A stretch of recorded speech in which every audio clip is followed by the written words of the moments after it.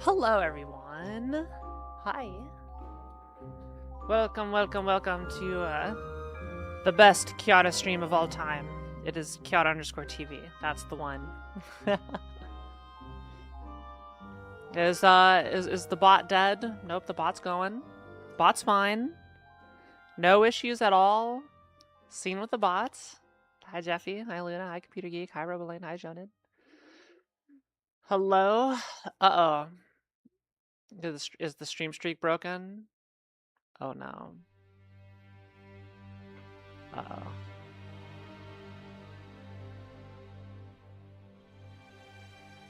What happened? Uh-oh. Let's go check it. God, still bugs of plenty.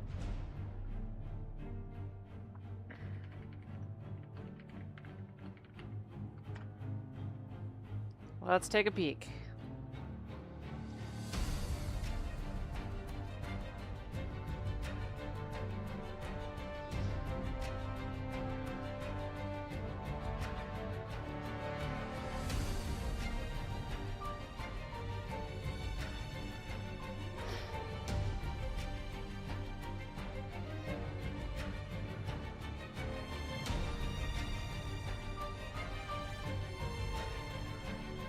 It's not even getting a log.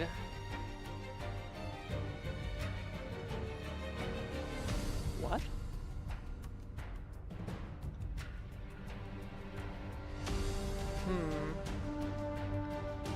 Let's see.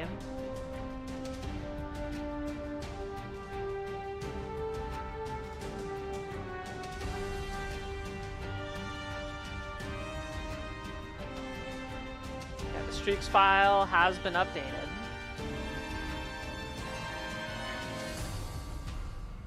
Somebody Bobby tabled the bot. Has it worked at all? Here, let's just reset it. Stop. Container disabled. Oh, it won't let me disable it. What? Shut down. Restart.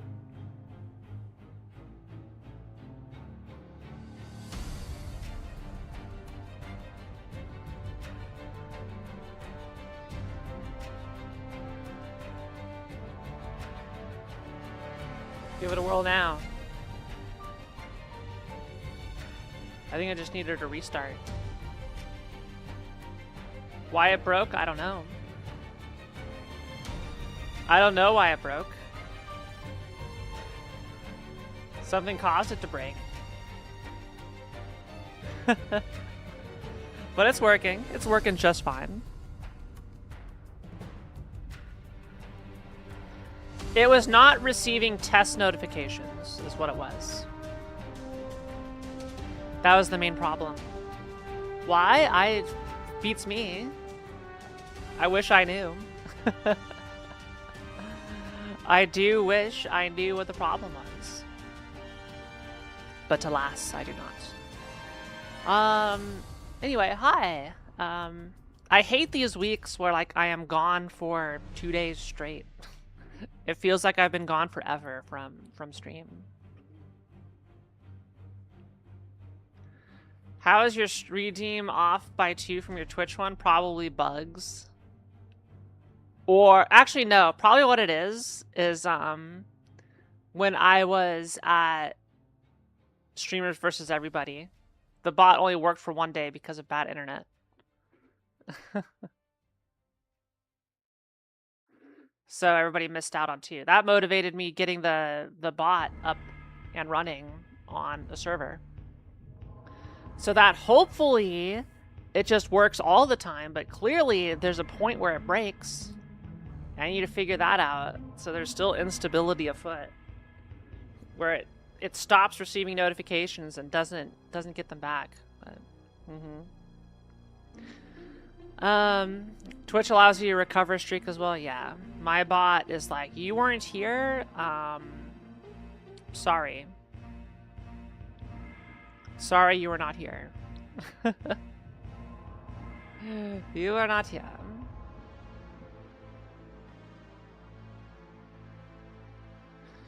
Because you need the new badge. What new badge? Don't let Twitch, oh no. Jonah, thank you for gifting 5 subs. Yo, Cool Beans got one. I do not know any of the other 4. So, that you must have hit some lurkers. You got a new sub gift badge? Okay, there you go. The number 1. Thank you, Jonah. Gift leader number 1. That's you? So yeah, I'm back. Good to see you. And This is a big off day. I got 3 off days this week. It's only a 4-stream week, and oh.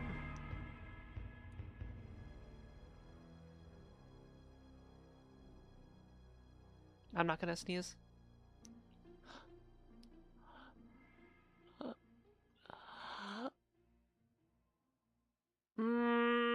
Blue balled nose by my nose. Heck. The worst. Yeah, I did not get the sneeze as I wanted. I'm not sleepy. I was trying to sneeze and my body did not let me sneeze, and it sucks. So yeah, I was gone for 2 days. On Tuesday was Game Masters, where I had to fill in and do a Rusty speedrun.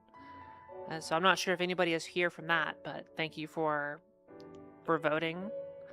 I'm disappointed how lurk heavy the GDQ chat is, but ultimately it's not my channel. So that's kind of GDQ's problem. It also doesn't help that we're at my slot is at the worst possible time imaginable for most of the world, I'll say. The first thing I do when I start streaming, like, as my main thing, and I quit my other jobs, is I am moving my stream start time up 4 hours. That is the #1 thing I'm gonna do. Because this time slot is terrible.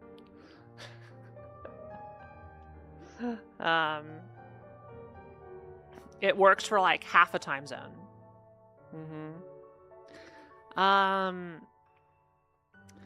So fun things that happened. Yeah, I did a derust of Link to the Past NMG Any% live for the show, because originally I had another showcase planned, but it didn't work out. So I was like, I'll just hop in and do a run. And people showed up and watched the stream, which is all that matters. So I considered it a success. My next show, we're actually going to be doing PUBG. With myself, Charles, Eddie, and Emmett. So I'm bringing the Super Metroid crew on to play PUBG for 3 hours. And I'm going to give us challenges to try and complete. So that's going to be super silly. Yeah.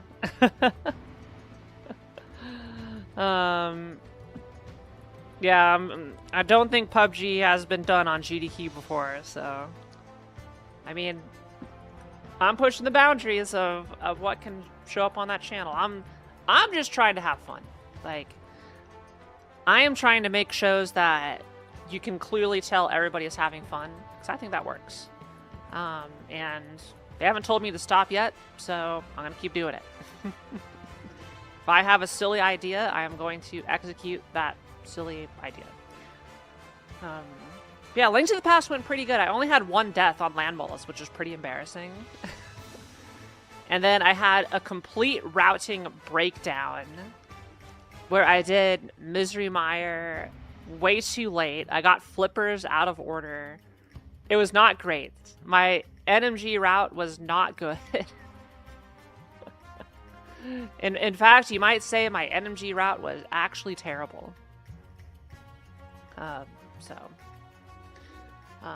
Where is everybody today? I wonder. Anyway. Yeah, that was fun. I finished sub 2 hours. I was thinking any of those speedruns would have been about 2 hours. I am glad Celeste did not get chosen, which, given it was the GDQ chat, I'm kind of surprised Celeste didn't get chosen, because GDQ loves Celeste more than, like, any other game ever created. So, like, I was pretty sure Celeste was going to win the poll, but it ended up coming in 3rd. But almost nobody voted in that poll. There were, like, 1,500 people watching, and the poll had, like, 20 people vote in it. The actual numbers for the votes were because you could vote with your channel points, but yeah, it's like, we have an engagement problem. This is like I say type 1 and all of this stuff. It's like, we need people to, like, you know, be active, paying attention to the show and doing stuff, so. Like, I want people voting. I want people to be active and actually a part of stuff. Because, like, oftentimes, when I do a stream for GDQ, like, the chat activity for 1,500 viewers is basically the same as my channel. With 1%. 1% of the viewers. So,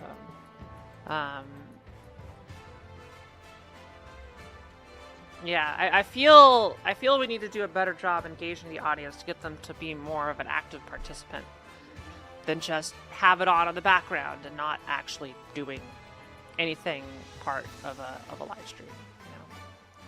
So I think the important part of a live stream is that people are there talking about it. You know, when you're not, that sucks. That really sucks. It's awful, horrendous. But, you know, GDQ is, like, my goal is to make entertaining shows. It's not to solve all the problems. So, you know, I'm just gonna do what I think is fun until they don't want me to have fun anymore. But I have not been canceled yet, so I'm doing something right for them. So I will do my best to make the shows fun and entertaining for all. Yeah, I think the PUBG show is going to be very silly. $1 for Kiara. Thank you, Kelgana. Yeah, I'm thinking I may have to sell out this month, since we're pretty low on the January incentive, and I'm kind of desperate. So, well, we'll see. When is the January 31st? Is that a Saturday? Well, January 31st, I'm not streaming. I have a special private movie screening. So January 30th is probably going to be my last stream, so I'll probably schedule a sellout stream for then. Sunday is going to be my partner celebration. Yeah, so I think I'm going to have to sell out. We'll see. January 30th is my last stream of January 2026, and then there'll never be a January 2026 ever again. Maybe when you clip out of context, Rose, maybe if you're paying attention, instead of having 8 stream tabs pulled up and constantly going between everybody. Okay. Maybe if you diverted all of your attention to me. Hang on, let me go pull up Fong's stream here. Ah, I see Roseberry is active currently in Fong's chat. Let's do this. I see how it is. Okay, 2 streams isn't 7. Alright, well these are 2 streams I know of, okay? Tell Fong I went into sub bomb and leave because I got a stream to do.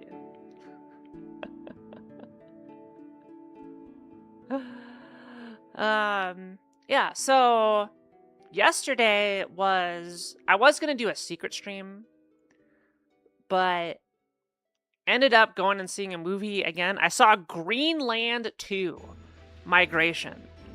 I did not see Greenland 1, but I have thoughts about this movie. I have thoughts about this movie, and this motivates me. I want to make videos of me talking about movies that I have seen, because I have lots I want to put out there for people.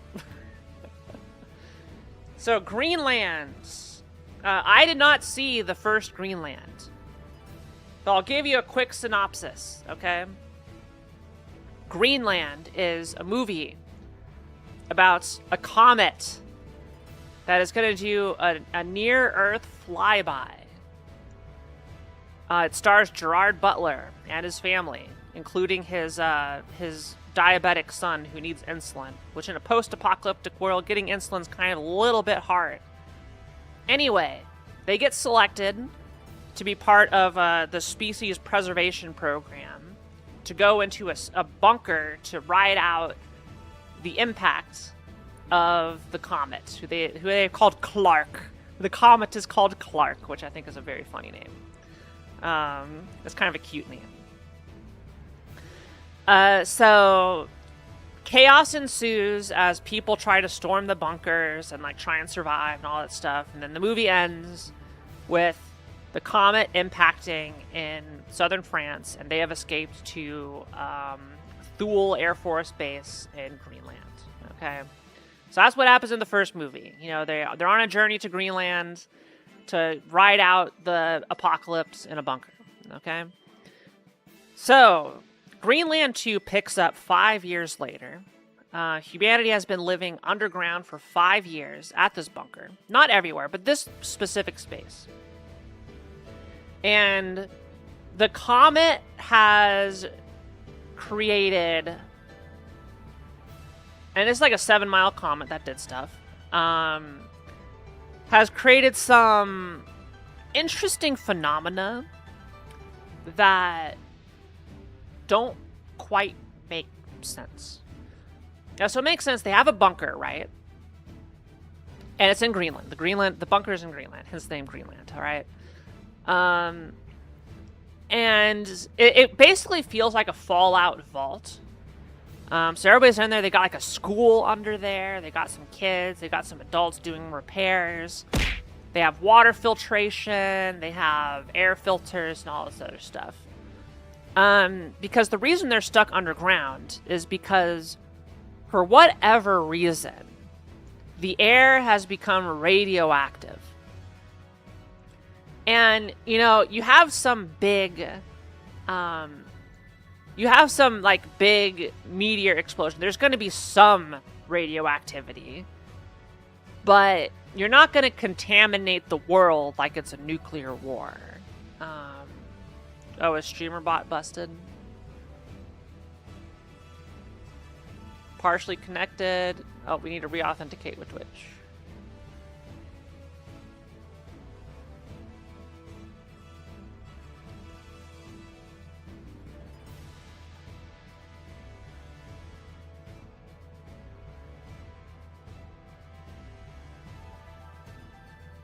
It lost Twitch authentication.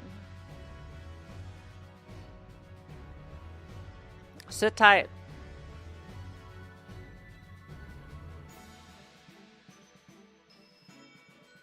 Hello, Styler Gear.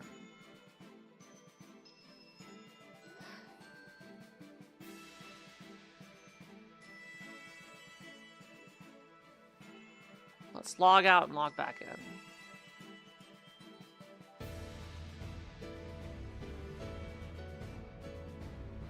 Okay, we should be good.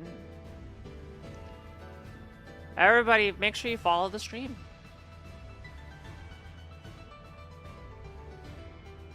Oh, nope, it disconnected. It's having trouble connecting to event sub.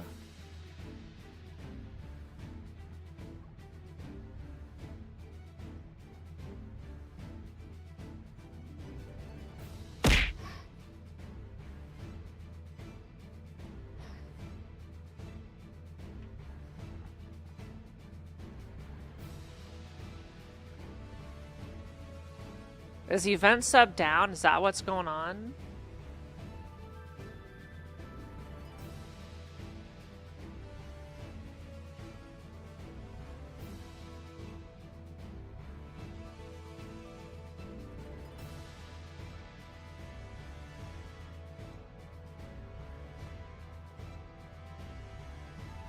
Alright, we're gonna update StreamerBot.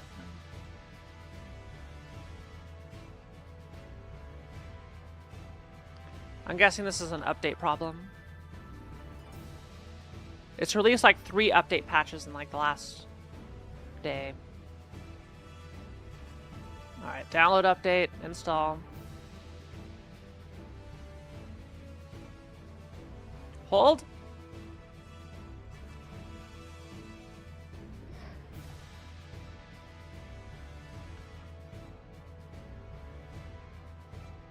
Token for Twitch has an incorrect number of scopes. Try authorizing again.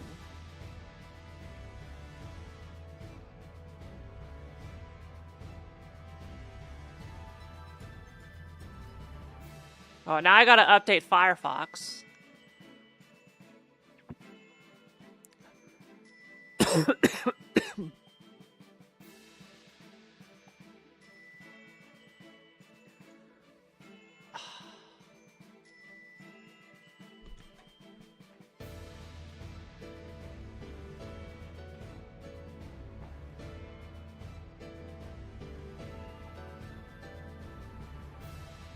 Enter my 2-factor code.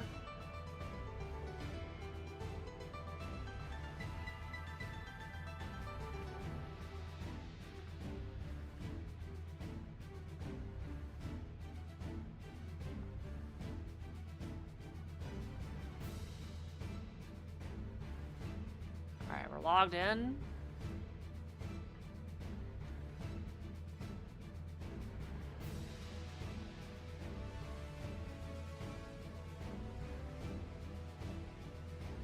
There we go. Alright. We're good.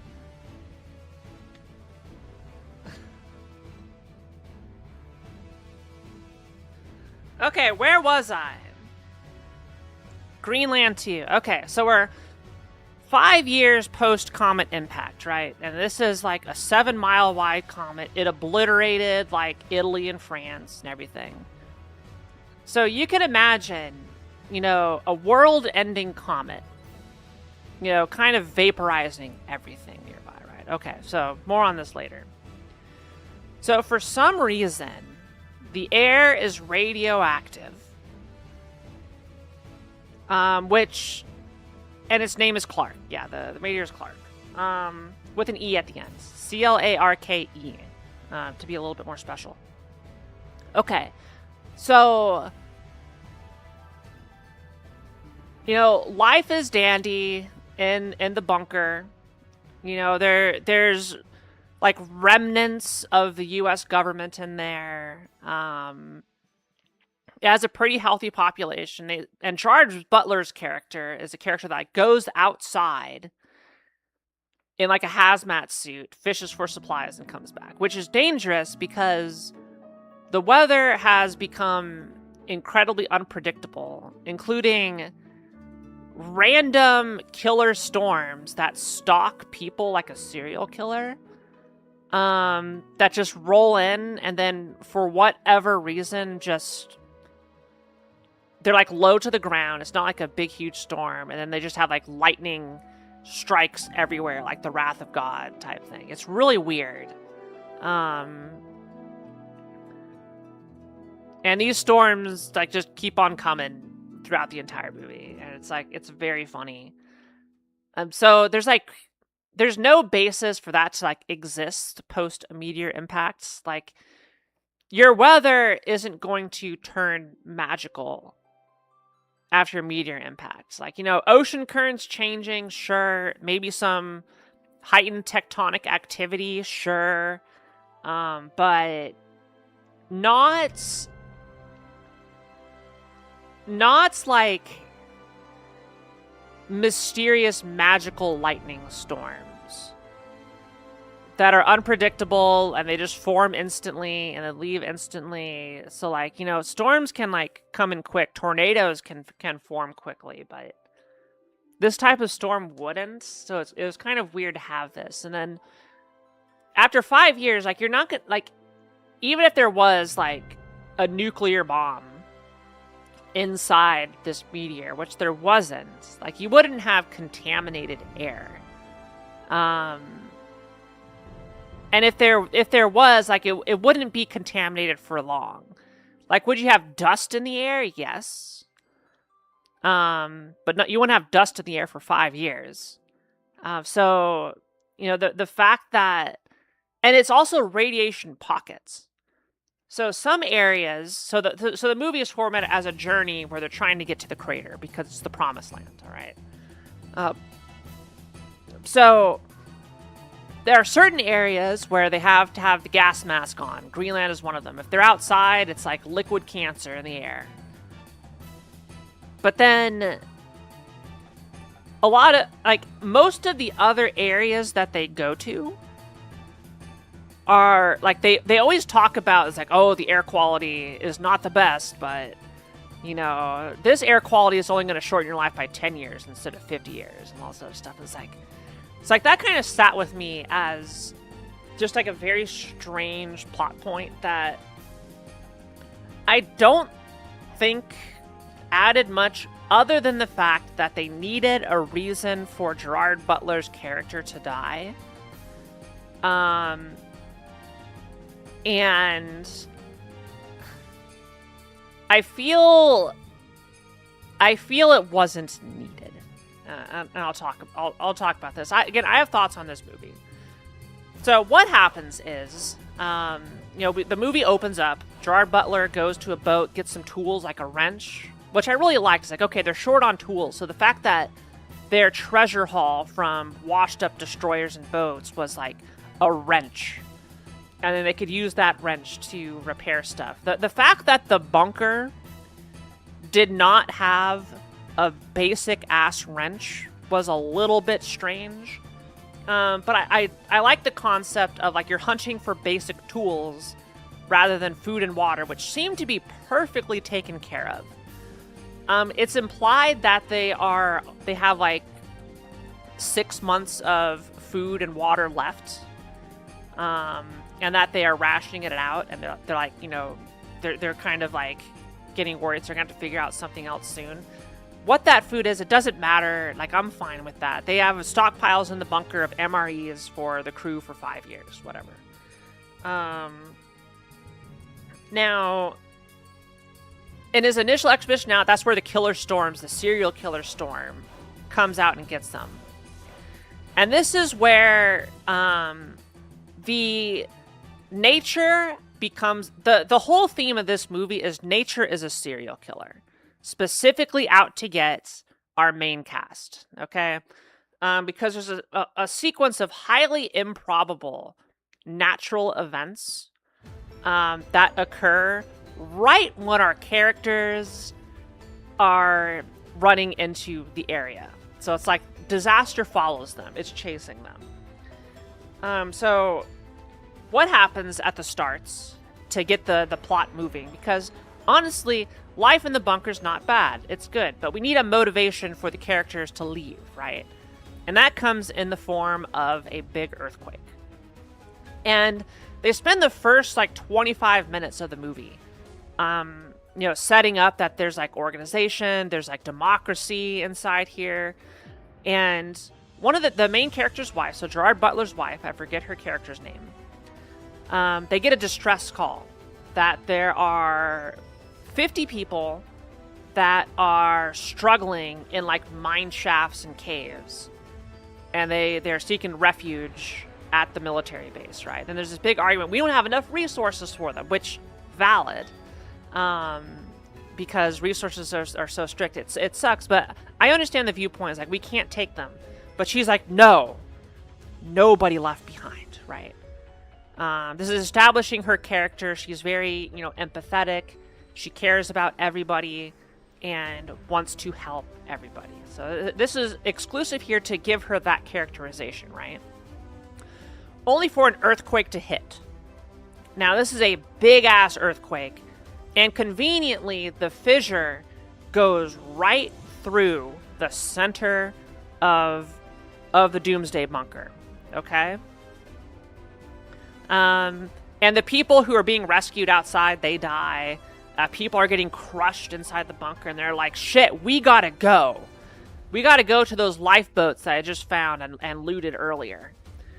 And at this point, it has quickly turned from I care about everybody to now I don't give a shit about anybody. We're getting out of here. Leave the wounded. And then I do like how you get people fighting for the gas masks, and the one person steals it off of Gerard Butler's face, and then they get inside a lifeboat, and there are more people outside. And the main character's like, we can't hold anymore. And she, along with the main character, are holding it in so nobody else can get into that lifeboat. So you have this very big heel turn of we're here to protect everybody, and then instantly it goes to every man for themselves, which maybe Maybe that's what they were going for. I don't know. So they get into a lifeboat, and then the tsunami wave comes in and kills everybody else. So basically 20 people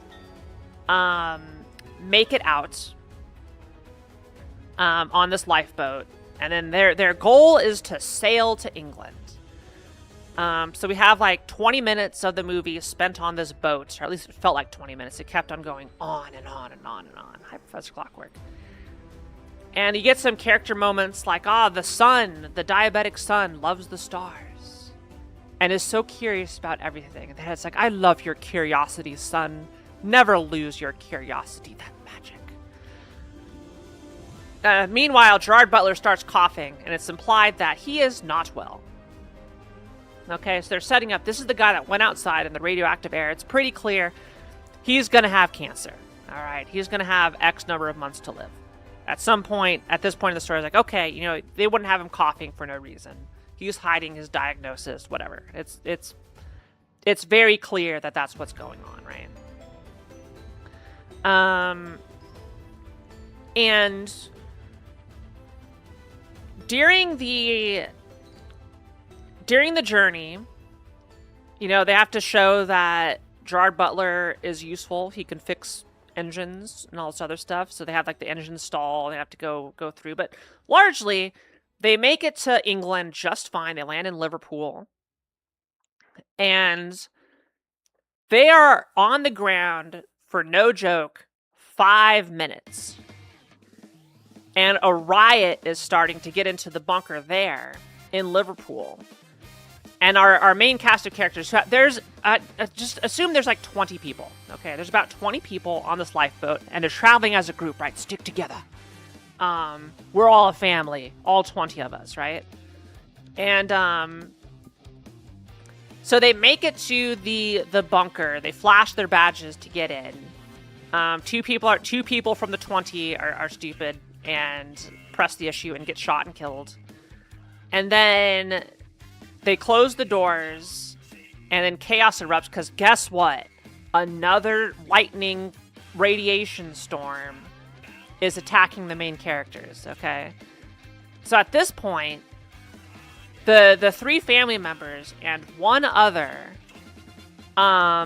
ditch everybody else and find some person with a van and basically is like, hey, can you take us to London? They basically found an Uber and drove out of there, and then everybody else was left for dead to die in the storm. And so this is now the second time that the characters who are established to be caring and want the best for everybody are just leaving everybody else for dead and not even remotely trying to help them. So it's like they're very selfish. And they drive, you have this whole thing of them outrunning the storm through the city and everything. And you're thinking, it's like, okay, so natural disasters, you throw 1 or 2 natural disasters into a movie as obstacles for the characters to go around. But this movie has, no joke, I think like 8 different natural disaster set pieces that just happen conveniently throughout the movie, because they can't go 2 seconds without having some sort of run-for-your-life moment. So we meet this character, and this is a very big theme of the movie. We meet this character who has the van, right? And then at some point, they stop to take a shit in the woods. And Gerard Butler's to his son was like, you did it, champ. And it was like, yeah, good work, child. In his Scottish accent. And gives like a big pat on the back. It's like, good job shitting, son. I was laughing at this. And then, lo and behold, you have a meteor storm. Because one thing they established earlier on in the movie, when they're on the boat looking up at the stars, is the comet broke up into several pieces, and there's like a ghost ring of all the fragments of the comets in orbit. And they're constantly, the smaller pieces coming in and pelting the Earth, okay? So there's still random meteors that happen, okay? Random impacts. Well, just as they're done wrapping up pooping in the woods, Gerard Butler feels the ground. And it's like, oh my god. By feeling the ground, I know a meteor storm is coming. Everybody, hold on. Hold on to trees. So they hold on to trees. And conveniently, not a single piece of the thousands of meteors that are coming in hit any of the trees that they're holding on to. But then it shows the Uber driver that they just met. He's not an Uber driver. I'm just calling him the Uber driver. This is after he spilled his backstory. He's running to his car because it's the only thing I have. And everyone's saying, no, don't stop. And then just a meteor directly lands on him and destroys the van. And I also laughed at this. It was supposed to be a traumatic moment.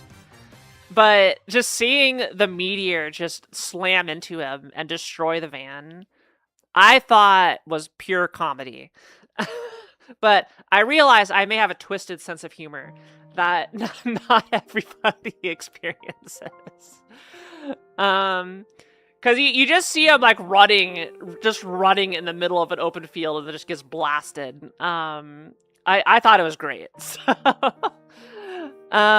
Anyway, they hold on. Miraculously, the woods offered more cover. Even though a meteor coming in, don't give no shit about any tree in the way. It's going to go through a tree like butter, okay? But they hid behind trees and it worked. Great. Anyway, they go loot the truck and then they just leave.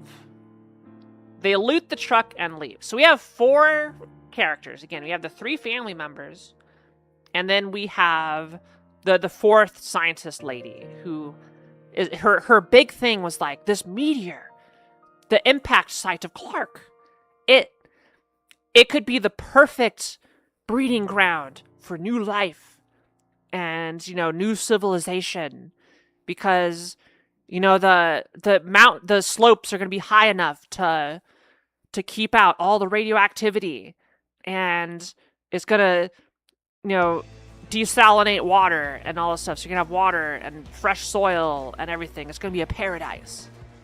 All right, the impact crater. So I'm not sure if you've seen any impact crater before, but usually it vaporizes everything in the vicinity, right?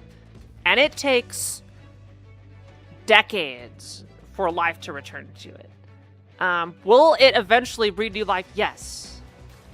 But not after 5 years. Okay, 5 years is still going to be a wasteland up there. Maybe you'll get some grass. If that. Because, again, the radiation that has plagued the world, that would have been the source of it. So you're kind of going to ground zero. And, yeah, you know, the radiation stuff still did not sit right with me. I did not like that aspect of the plot. I would have accepted if they said, oh, it hit somewhere where we had, you know, nuclear waste and launched into the atmosphere. It's like, okay, I'll give you that. But they didn't. It's just, no, the meteor caused the radiation. Don't worry about it. Anyway, that's not important, though. The whole reason the radiation plot point exists, as far as the context of the movie goes, the only thing that it causes is they needed to give Gerard Butler cancer. I'm yapping about Greenland 2 Migration, a middling disaster flick I just saw yesterday. And I had thoughts, and I'm sharing my thoughts. It involves massive spoilers, so if you don't care about Greenland 2 Migration, the movie, like, 2 people saw, because nobody has ever heard of it, without telling you about it now. Okay. Summary, Weather is a serial killer. It chases Gerard Butler, his wife, and his kid, his diabetic son, as they try to reach the promised land inside ground zero of the impact crater of comet that ended the world. Okay. Anyway, so a couple things happen at this point. So they make their way on foot to London, because they made it most of the way to London. Their goal was to reach London. And keep in mind, it's like this is a world that is hostile. Okay, people are barely surviving. There is scarce food. There's scarce water. The air is radioactive. There's looters everywhere. People want to kill you. All right. And we reach a family friend in London. Okay, so the goal is the wife character has a contact with someone who's kind of like an aunt or some former colleague. She's old, in London, and she is located at a hospital. And like she doesn't have much security on her hospital. She's got some like plastic up on the door as like a shield or something like that. But like they just knock the door and she walks in. And she is running a senior home. So she's got a Christmas tree, Christmas lights, bingo, and like the total whiplash going from absolute hell everywhere else to this seemingly peaceful retirement homes. Like, yeah, we got a working air filter. All is fine. We got plenty of water and food. Where are we getting it from? Don't worry about it. And she had a whole bunch of Alzheimer's patients who were so forgetful that every day they wake up thinking it's Christmas. That's why it's Christmas all the time. And then they get drinking, they go dancing. It's supposed to be like a lull. Like, okay, the characters have met they have been through a lot. So they needed a reprieve before continuing the second half of their journey, right? Because this happens about halfway in the movie. But it was another thing of like, wow, so like nothing bad has happened at this spot when bad stuff is happening literally every square inch everywhere else. And she's running her retirement home like nothing ever happened. And it was just really, really silly. And she also had a car. And I was like, yeah, you could take the car. Here, I filled it up for you with, you got a full tank of gas? Yeah, just take it. Well, you got more. So, like, the fact that this old woman had seemingly no issue doing any of this in the apocalypse, it kind of, like, it just takes me even further out of the movie than I already was. And they're like, okay, you need to go to Liverpool, or not Liverpool, into Dover, and then cross the English Channel to get to France. Because they're trying to get to southern France, where the Promised Land is. Okay? Alright, so we drive, and... See, the only way I can talk about this movie is talk about the plot, because it's so ridiculous. So we're driving in a car, and everybody's, like, playing fun driving games. Like, oh, you know, I spy with my little eye, something like this. And then the scientist lady, who's in the back seat, goes, I spy with my little eye, and then just gets domed. And again, it's another supposedly supposed to be traumatic moment, but I just, like, burst out laughing at this point because, like, I'm so out of the movie. Just like, I spy with my little, like, and she's dead, right? And so, okay, so this is what I honestly wished there was more of in the movie. They get attacked by raiders. And it's two dudes with guns. They kill scientist lady. And then now Gerard Butler has to fend off everybody else. And the wife gets a kill. They kill them. But there's a line that they say that says, pull over. This is our van now. It's like, okay. Sure. You're commandeering the van. You're taking the supplies. Great. They ended up dying. They looted them and then left. Okay. And they performed a nice burial for Scientist Lady. Where the kid asks, does heaven exist? Why are you saying a prayer for all this? What is all this? Says the atheist child or whatever. Anyway, it was super... The dialogue was just strange. And like Gerard Butler's performance was fine. It's just like the script wasn't it. Anyway, they survive the encounter and continue driving. They make it to Dover, and they're like, oh my god, the English Channel has run dry. The English Channel has run dry.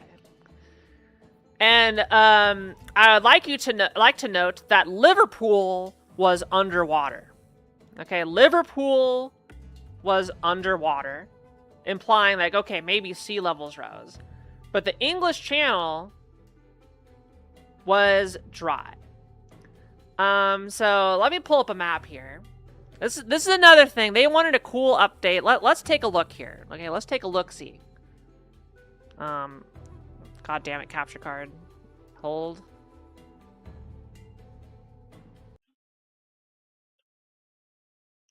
We're gonna have to consult geography, okay? Because I'm angry about this. Alright. Here is a map. Google map of England, okay? So, all this area, this is part of the continental shelf, right? And it drops off. So this is super, super deep. This is a little bit more shallow. Here's our English Channel. It runs in, connects to the ocean, all of that, etc., etc. Okay? So they went to Dover, right here. There's the famous Dover Cliffs, right? And this entire area was a wasteland. All of it. As far as the eye can see, there was no water anywhere. How this happened? Well, the only way this could have possibly happened is if there's a meteor impact right here that created a crater with walls so high it would block out the ocean from coming back in and filling it. Okay? But no, it was bone dry. There was a giant bottomless chasm in the middle. So maybe they think, oh, this giant chasm in the ground, that's where all the water went. And it's like, you got like an infinite source of water that's going to be flowing into this. It's going to fill up, okay? So they're here, and they're trying to go across the English Channel to get to Paris. All right, fine, great. The fact that it was dry also made me laugh. It's like, do they, like... I feel for this movie, they wanted the set piece more than they cared about any sense of, like, reasonable suspension of disbelief for why the world was in the state that it was. The water is draining to Mars? Yeah, exactly. Yeah, so there's this huge chasm. This is where our next environmental set piece is. So there's a chasm here, and then there's a little island in the middle of the chasm, and humans have created a makeshift rope bridge that crosses. So you have like a rope bridge that crosses to the central island, and then you have a whole bunch of ladders that connect to the other side of the chasm, right? So lo and behold, our characters get there. There have been hundreds of people crossing this, right? And as soon as our characters start crossing and get to the middle, most precarious location, guess what happens? A massive earthquake strikes. And now they have to rush across the makeshift ladders to get there before the whole thing collapses. Great.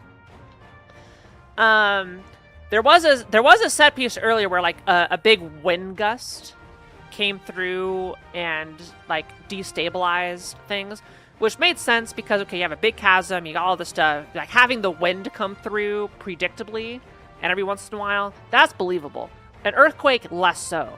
They made it seem like this meteor impact destabilized the entire planet's plate tectonics, so that earthquakes were just happening all the time, specifically when our characters were in the most precarious location possible. Okay, anyway, they make it across, everybody else dies, and they just move on. They have to hoof it, and they make it down here.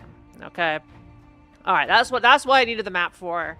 So the fact that the English Channel was bone dry was just nonsensical and silly, and like, I'm okay suspending my disbelief in stuff, but like, I would have loved if like a little bit of effort was put into this. But no effort was put into any of the set pieces. It's just like, we want this to look good. We do not care about how it happened. We just want it. Anyway, we make it to France. And by sheer coincidence, they run into one person. The one friendly person that they have encountered outside of the Uber driver earlier in the movie, okay? And they're like, we have nothing to trade. And I was like, you have something to trade? Company. He wanted company, all right? And he takes this, so this random guy finds them once they get to France, takes them back to his house, and he's got like a greenhouse, he's got power, solar panels, water filtrate. They always say, every single place, like, yeah, we got an air filter.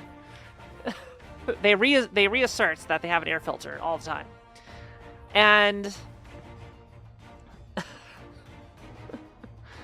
and they bring him in, and this guy just so happens, coincidentally, to be an expert in a conflict that is happening at the crater for control of it. There's like, you know, east and west, east versus west, battles going on. The French are part of one side. Some generic East Asian group is on the other side. They're battling. I was like, you want to go to the crater? It was like, it's a war zone. Your only way through there is this pass. And he presents like a perfectly detailed map of military movements. And I was like, oh, this is the only pass that you can make it through. Luckily, my brother is the general in charge of this specific pass.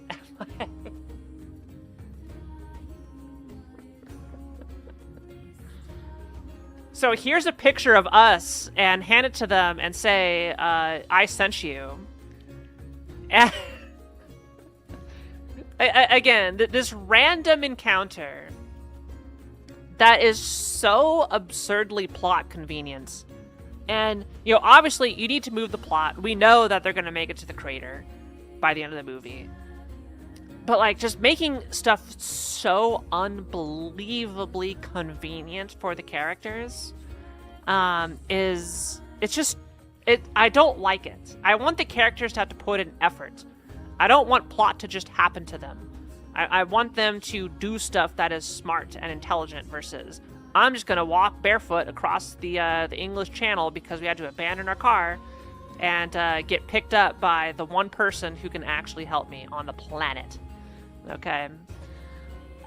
So they have a nice, lovely dinner, and then he's like, "Take my daughter with you." And he says, like, "Okay, we'll take my daughter, or we'll take your daughter." So they pick up another person. Great. Which was also very silly. Yeah, they had a nice home-cooked meal.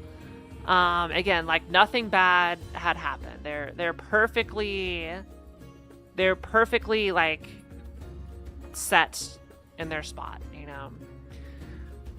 Anyway, the movie continues, and they take another car. This is car number 3. So the guy's like, "Here, take my car. I filled it up with a full tank of gas and supplies." And they drive and drive and drive again. And wouldn't you know it, they get jumped by the military. This time it wasn't things, so they had to get out of their car and abandon their car. And they talked to the military guys, and it was like, "Oh, you know, we're looking for, you know, Commander, Commandant's, whatever, I don't know. Whatever his name is. Call him Jules. We're looking for Jules or something." Yeah, and there's like, "Oh, it's a war zone over through that patch. Are you sure you want to go?" And they're like, "Okay." When has the military ever, in any sense of the word, taken 3 randos with them into a war zone to escort them to a place? When? Okay, let's not talk about fantasy world, okay? So like, okay, They made room on the bus, and they got him on the truck, and they went out. And they arrive at the pass. This is a pass that goes to the crater. Okay, so we are now right next to the crater, chat. It's been 5 years since the impact, right? We're right next to it, where new mountain ranges have formed. Okay, that's how much, like, because the girl from France is like, that mountain wasn't here before. We're close. So we are on the outside of the crater. It is a lush forest. I'm like, in 5 years? In 5 years, you have... This site should have been a wasteland from that impact. There should have been no vegetation for hundreds of miles. But no, it is a lush forest. And we get to the base, and then the army person who is escorting the three, it is an active war zone, trench warfare, bullets flying everywhere, grenades flying, explosions. And I was like, all right, you want to see the commandant? Well, we got to go up here, okay? Or whatever. I don't know. And he's guiding them through the war zone. These three civilians that nobody knows about. And they're bending over backward to get them to the crater because it's like, I had a dream that the crater was the promised land or whatever.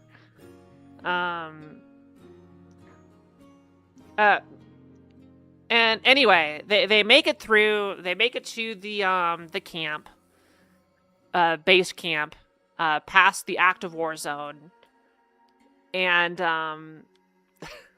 this is also where it just gets super. It continues to get silly, and just more and more unbelievable. So at this point, Gerard Butler's character has confessed he has 6 weeks to live because he started coughing up blood. So it's like, all right, you know. The entire point radiation exists in this universe is to give Gerard Butler cancer so he can have this heartfelt moment with his family that he's going to die, and he's going to die after a certain amount of time, and then dealing with that grief. Okay, I'm fine with that. I'm good with that. If that's why you want radiation, great. I'm fine with that being your radiation reasoning. I don't need to. It doesn't need to make scientific sense. If that's what you wanted to do to kill Gerard Butler off by the end of the movie, great. That's fine.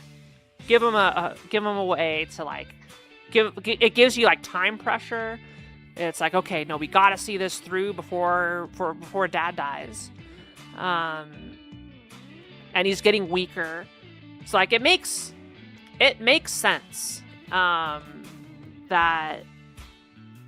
would happen. So we find out that the friend of the guy who rescued us in France, that general is now dead.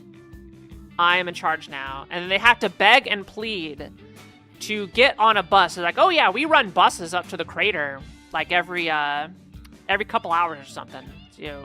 And they had to beg and plead to get on the next bus out. Okay?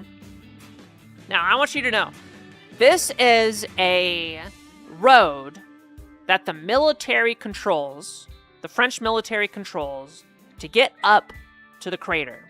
Okay, they have like a little paved road and everything. Well, not paved. It's kind of like a dirt road, an ash road. And they're driving the bus up. Okay. And once again, two marauders come in and attack the bus. And they say, everybody out, this is our bus now. It was an exact word for word, I swear to God, it was an exact word for word repeat of what the two marauders said earlier on in the movie. It's like, this is our car now, get out. Now, keep in mind, this bus is driven by the military. They have weapons, and the guy just walks out unprotected and just gets domed. And, like, basically, they take the bus like it's nothing. And they're like, okay, everybody off. So they killed the two guys, but they had the heart not to kill everybody else. They just let them leave, even though they could have killed everybody. And then at this point, Gerard Butler gets the courage to do a heroic thing. All right, Gerard Butler is going to attack and take out the one of the terrorists. And as he starts to scuffle, once everybody is off on the one guy, and then the crowd of like 25 people on the bus just swarm the other dude.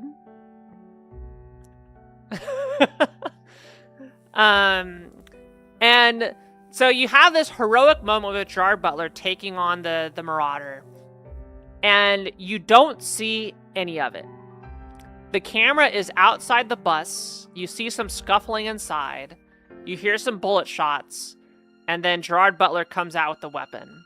And oh no, chat, I hate to break it to you, Gerard Butler has been shot.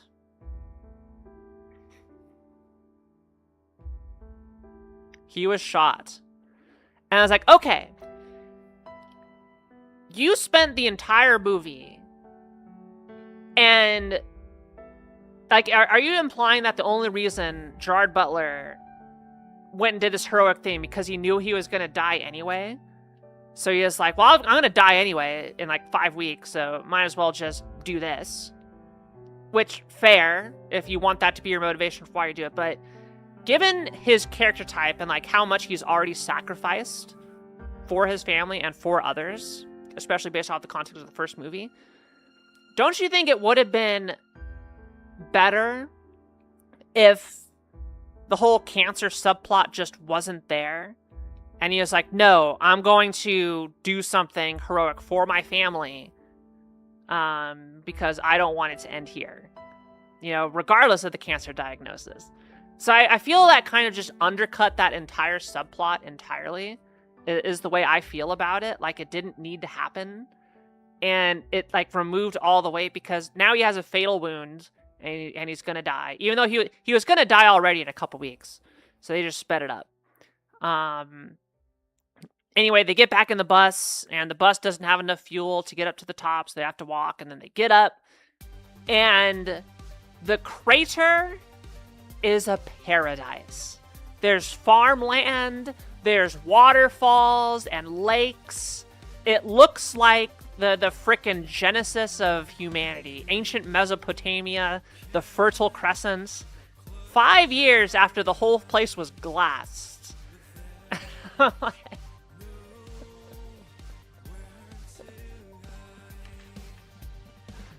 Who stole the fuel? Like the military was I was like, I don't know. They should have talked to the random grandma who ran the Alzheimer's hospital in London, who had an unlimited supply of fuel.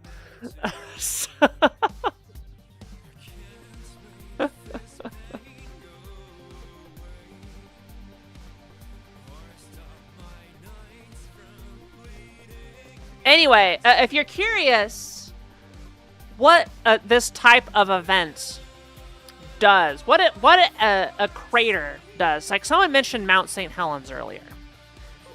Mount St. Helens blew in 1980.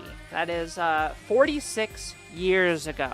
Okay, so we're gonna go back to our map here, and look at this.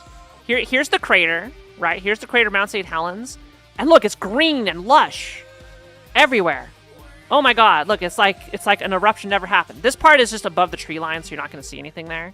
But look at that, everywhere. It's green, right? 46 years later. No, this is the south side of the mountain. This is the north side of the mountain. This is where the explosion actually busted out. See, I did the bait and switch. I planned to do this. This is still, 46 years later, mostly a wasteland.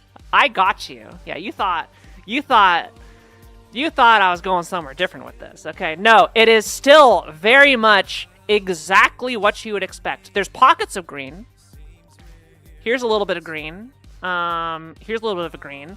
But you can see, this is where it blasted out, right?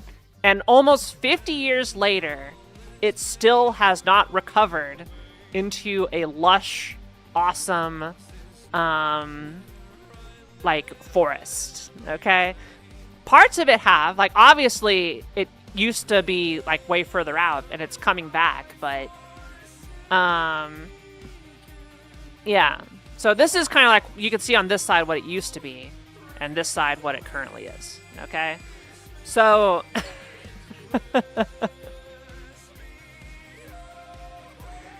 yeah, so this is what you would expect. Okay, so now this was a volcanic eruption. All right. The movie, it was a 7-mile asteroid. The same size asteroid that ended the dinosaurs 65 million years ago, okay? And in the crater is 5 years later is a lush green paradise. And not only that, the walls up to the crater were also lush and green. They weren't trees because it was high up, but it was like full of grass and it was pretty. Like if they said it was 100 years, I'll give them 100 years. 5 years? Nuh-uh. Nuh-uh. Absolutely not. Like the most stereotypical picturesque like paradise you can imagine is what this place was depicted as. Granted, it was just like a CG landscape, but and Gerard Butler dies on the crater looking in. Like there's also unexplained. So you're at a crater, right?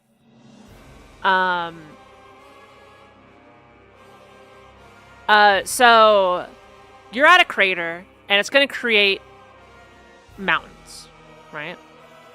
It's going to create like basically a circular mountain range around you. Just the edges of the crater, the rim of the crater is going to elevate up, right? And I'm using this crater as an example. This is a volcano, so it's not exactly the same. I'm not going to go find like a big meteor crater elsewhere. This is where we're already at.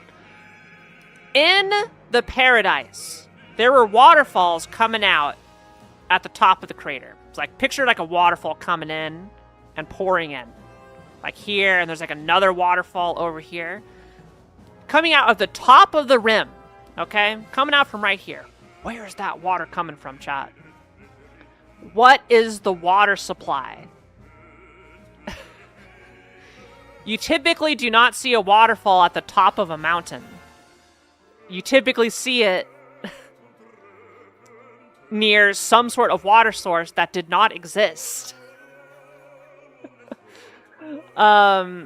So that was another thing I was just laughing about, and like, you know, I'm okay like suspending my disbelief for silly stuff, but the movie took itself extremely seriously. So I'm gonna give it like a serious look through, and like, you may think these are just like minor little things, and that's where the English channel went. Yeah, if it was like any singular one, I would have just like hand waved as like, whatever, this is a popcorn flick, turn off your brain, watch nature attack man like a serial killer, stalking them throughout the entire journey. But like it asked too much of me. I had to suspend my belief so much. I was like floating 10 miles in orbit, okay? 200 miles up. That's how high my belief was suspended for this. So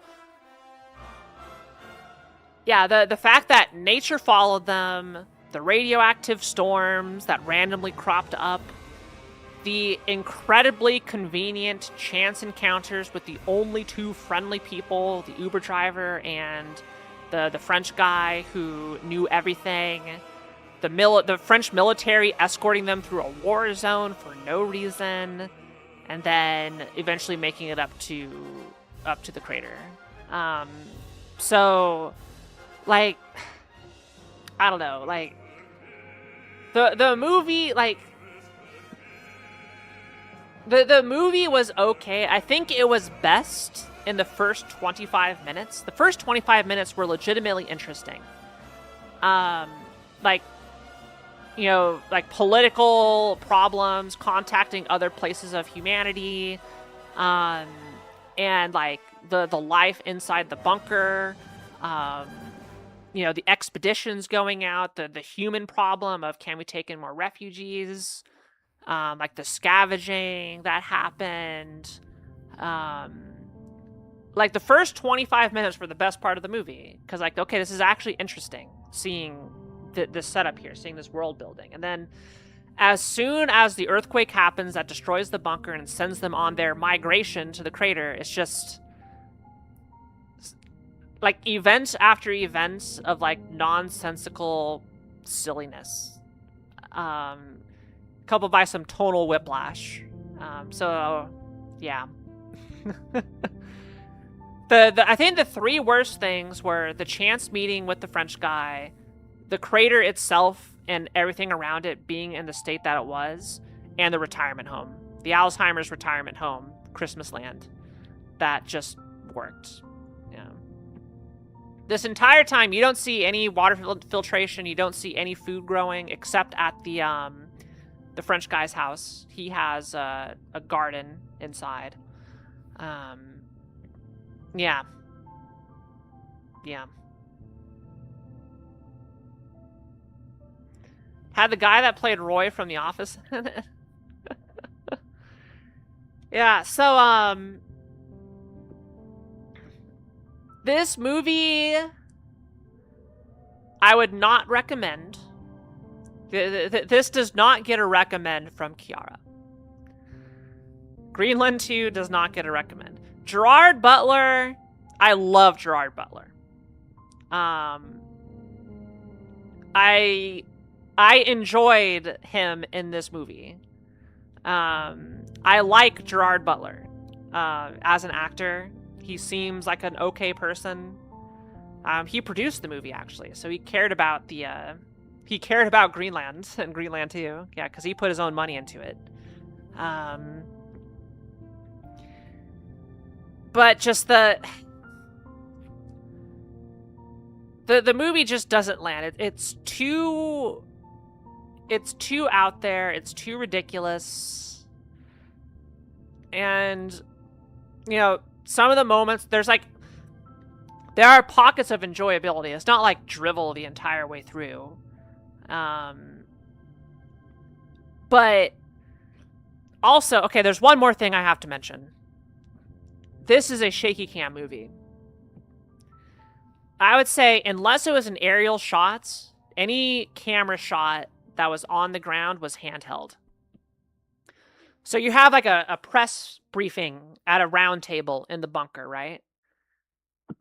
And it's a handheld camera shot moving around. Okay. Now, it's not as egregious as like the Bourne Identity or something like that. Like, they're not actively, like, physically shaking the camera all the time. But this movie did not have budget for a tripod. Or a dolly system. Is what I will say.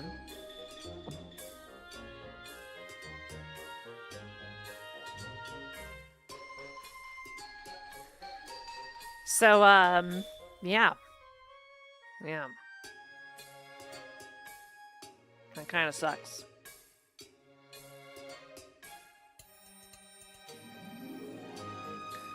And I really wish they didn't do that.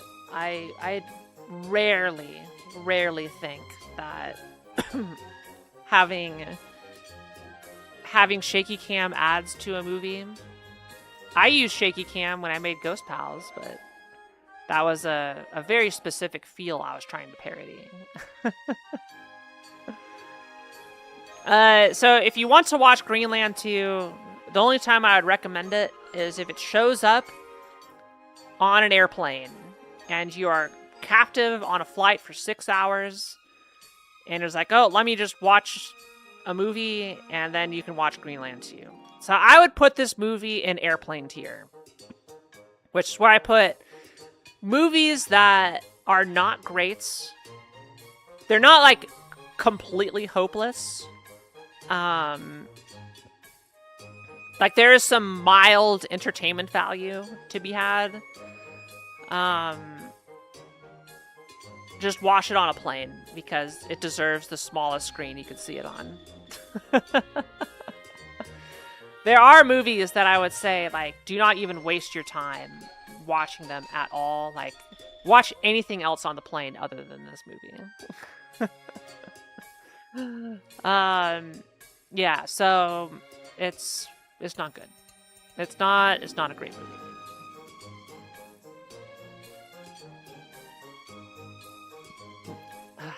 Yeah. The Drained English channel was something else.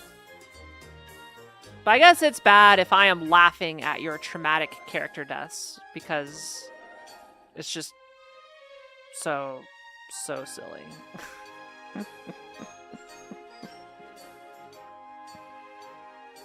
Oh my goodness.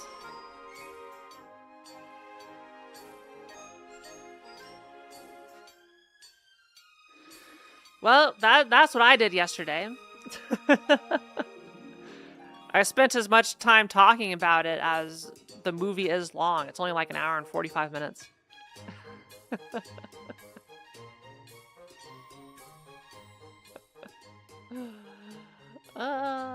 Yeah. I would love to, like, do, like, movie videos where, like, I get footage of,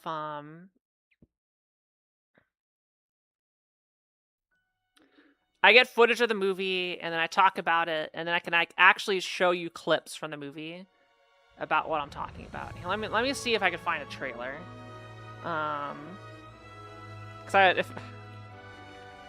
Alright, let's see. Greenland 2 trailer. Let me try and not get US politics stuff.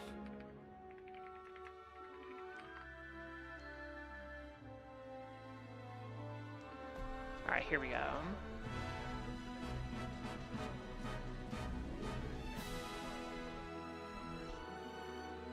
Okay, good. This is good. This is good. Alright. I'm gonna watch the trailer with no audio, okay? So that way you can see exactly what I'm talking about. Alright, so here is the comet entering the atmosphere. Alright, here it is. Here it is. Boom! Look at this shit. There's Greenland. Alright. Look at that impact. Alright? Look at this. 5 years later, this is a lush green paradise, okay?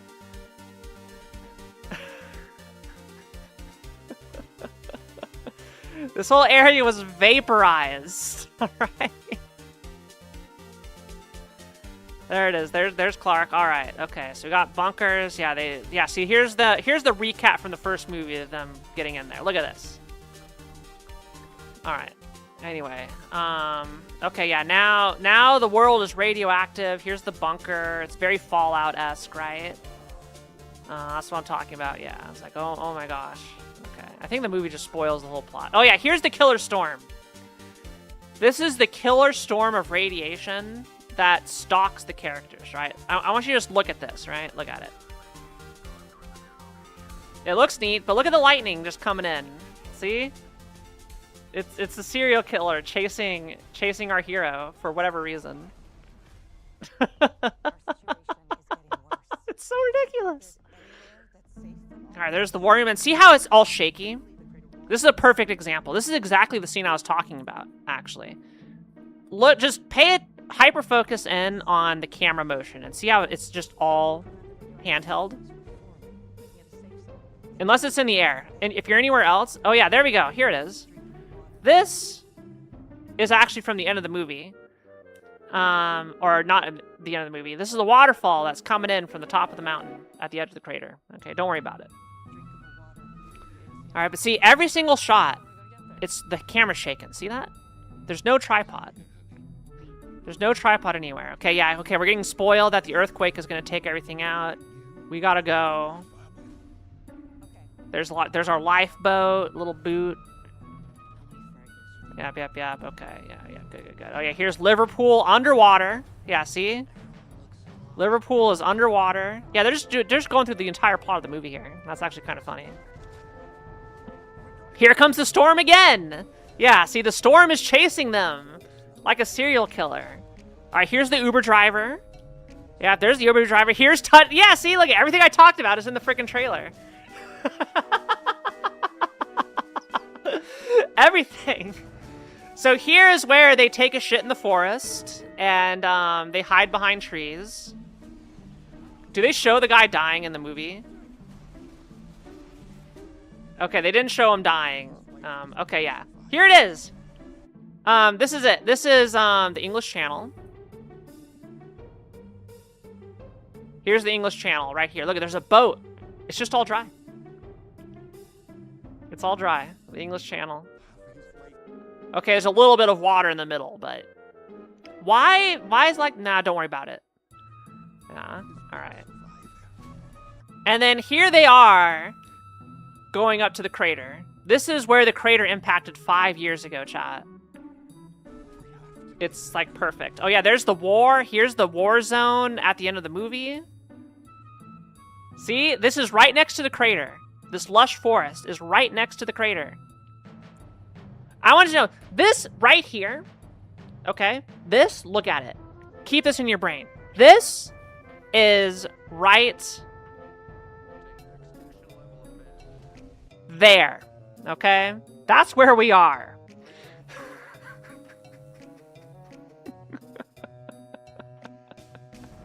So this, 5 years later, oh yeah, here's the bridge. Oh yeah, this is the English Channel. Oh yeah, here's the bridge I was talking about. Literally every set piece is in the trailer. Yeah, there it is, right here. So an earthquake hits, this whole thing crumbles down, and yeah. Yeah, there it is. Oh my god, yep, see it? Even in the trailer, it shows them all dying. Okay, great. There's the tsunami at the beginning that kills everybody. Yeah. Is there any set piece this trailer does not talk about? There's him saying he's got cancer. Coming soon, yeah. But yeah, right here, that huge world-ending impact crater looks like this.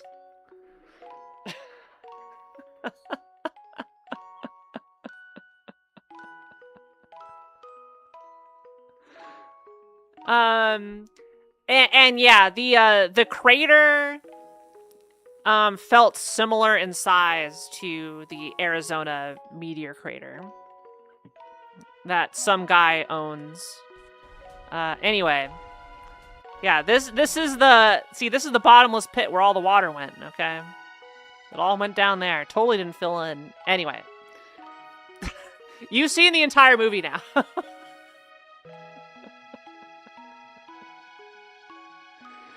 You have seen literally the entire movie. The only thing it didn't spoil was them riding the bus and getting maraudered, and then them riding the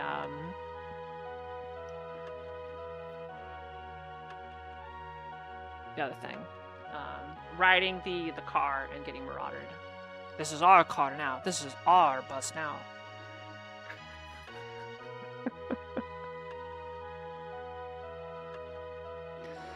So about 50 to 100 years of growth on soil they carried in, apparently? Yeah.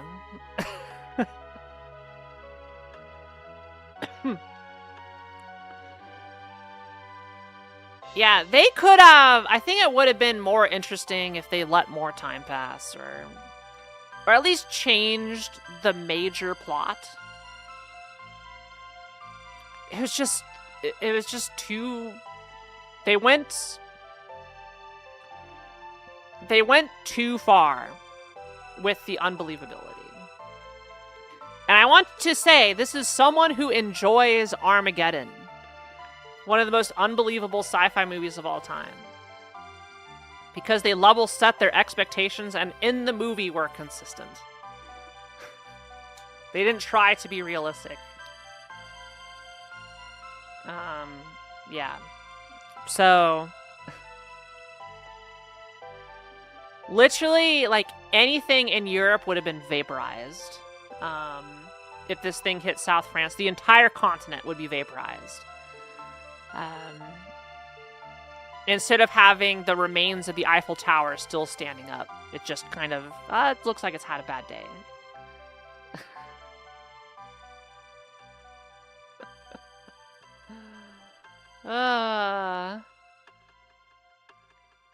Are we just forgetting about the core? What about The Core? The Core is like the best B movie of all time. What are you talking about? That movie's great. I mean, it's terrible, but it's great. They created their own fake science and followed their own fake science. I liked it. Yeah.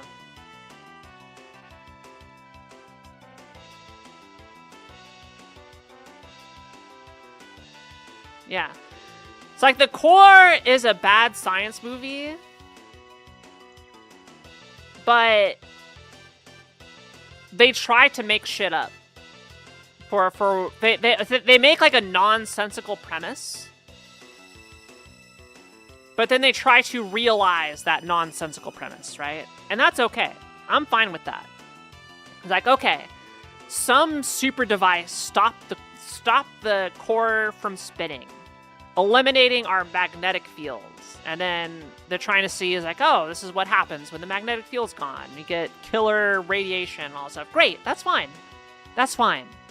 That's like the result of Earth not having a magnetic sphere and then solar radiation cooking you is in the realm of believability. Now, the actual instant that would have stopped the core from spinning is nonsensical, but like, who cares? They just says like, oh, this magical weapon did it. Whatever, right? It's fine.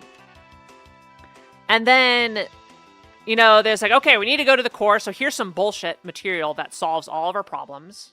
Whatever. Like, I don't care. Like, that's fine.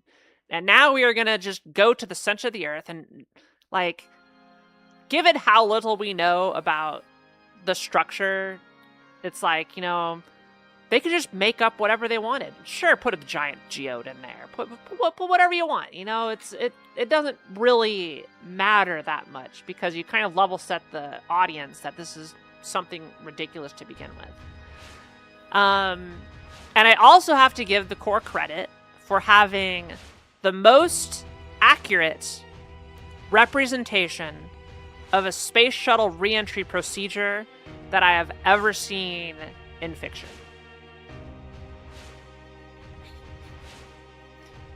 With the exception of its glide slope being really narrow.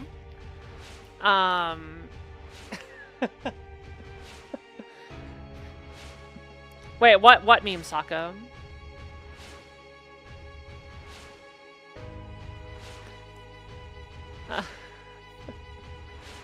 But yeah, outside of the shuttle flying over Dodger Stadium and having a very like slight glide slope, that thing falls like a rock. The actual like re-entering the atmosphere where it starts upside down, it does the flip. They talked to shuttle engineers on how that sequence should have gone. And I really appreciate that. The Twister House, the one that spins over, is like, we gotta go through! That one?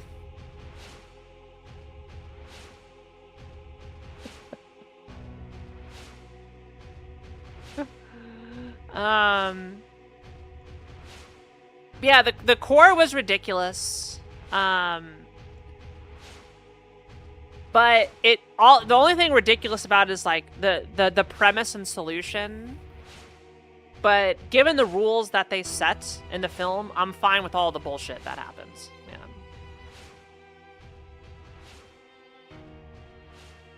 Oh yeah, the barn. Yeah.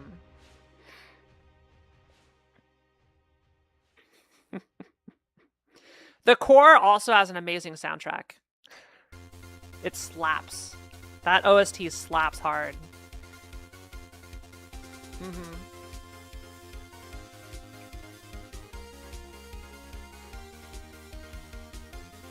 The whales!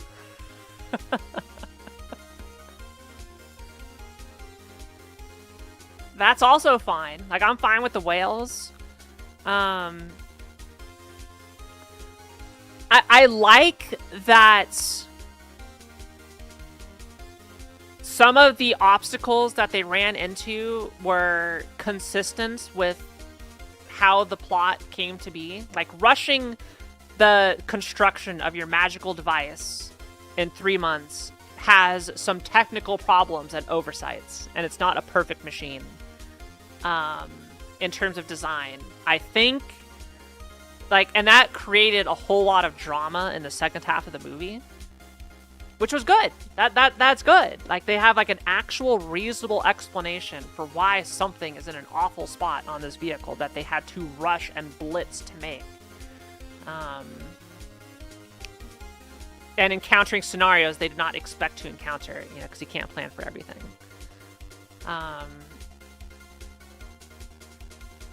Yeah.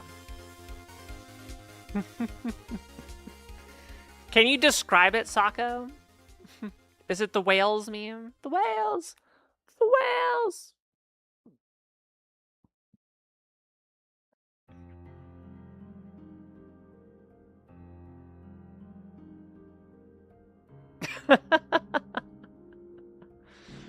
Yeah, I'm curious what meme Sako is referring to. I'm not familiar with it, whatever it is. Because I don't know what triggered the memory.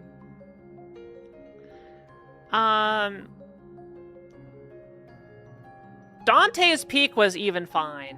Like, it's a shitty disaster movie. But, like, okay, you're at a volcano. The volcano's gonna explode. It explodes. And you gotta deal with the explosion. It's like, okay, great. Stuff gets hot. Lava shows up. Whatever. That's fine. The movie is still not good. But at least it's trying, right? It's trying to be self-consistent.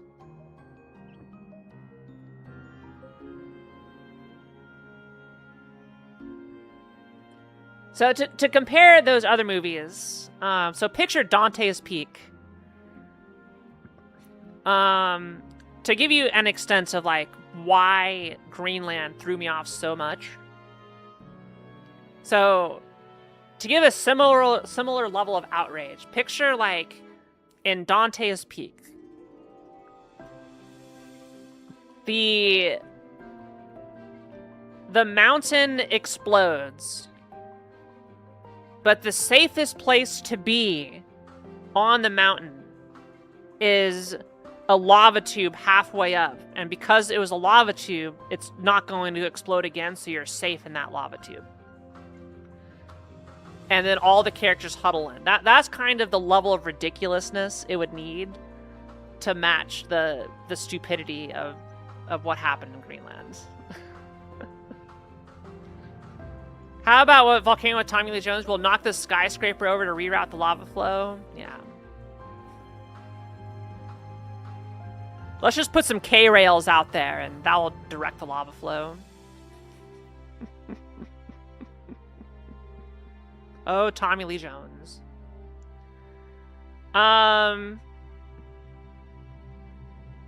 Yeah.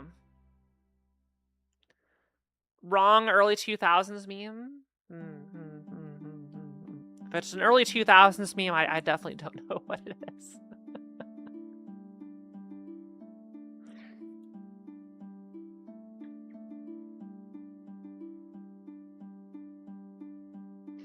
You DM'd it to me? Okay, let's see. If it's a movie, I may know a movie.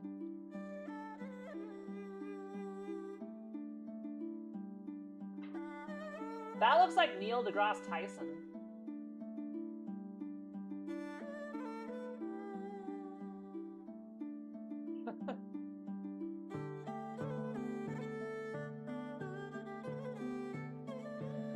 I think that's Neil deGrasse Tyson in that in that image.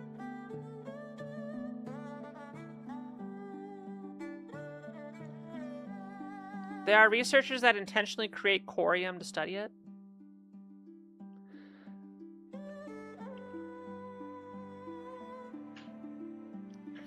Oh, where the guy goes with his wrench and then the wrench melts and then he gets flushed with lava and burns to death. Yeah.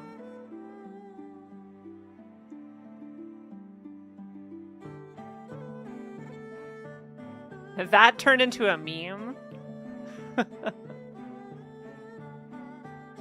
Should have a space in the Discord to educate Kiara on millennial memes. Delicious elephant foot corium.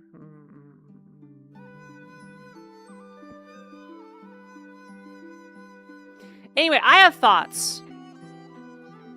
And like, I do want to stress, like, I am not a stickler where a movie has to be, like, it's a movie. You can play with reality.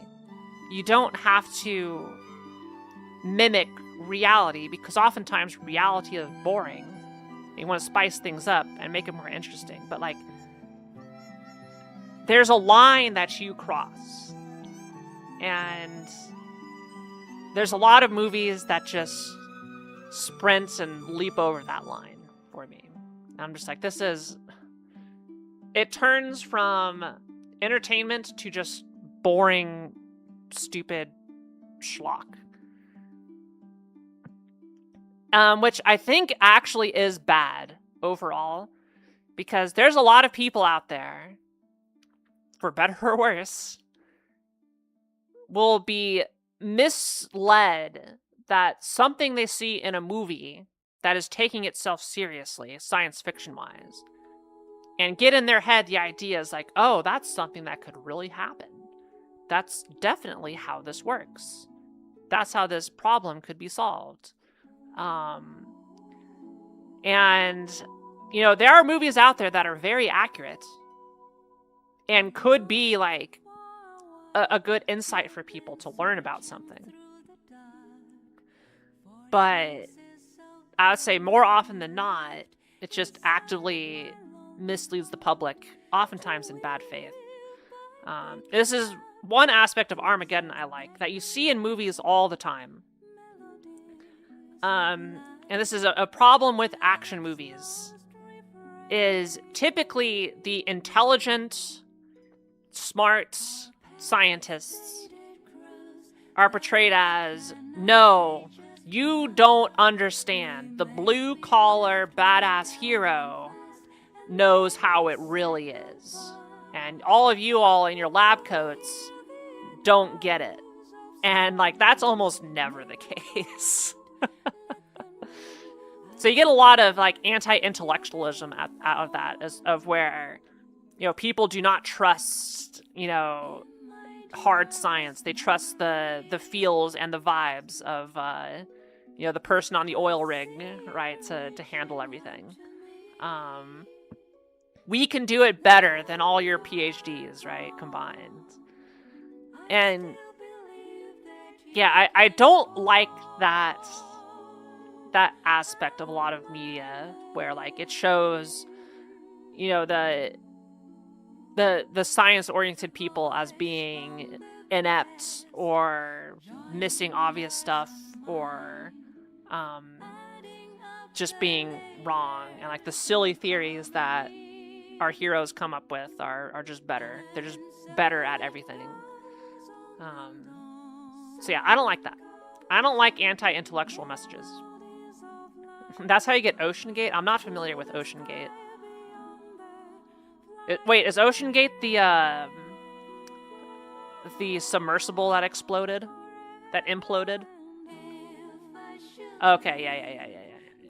The Titanic submarine, yeah.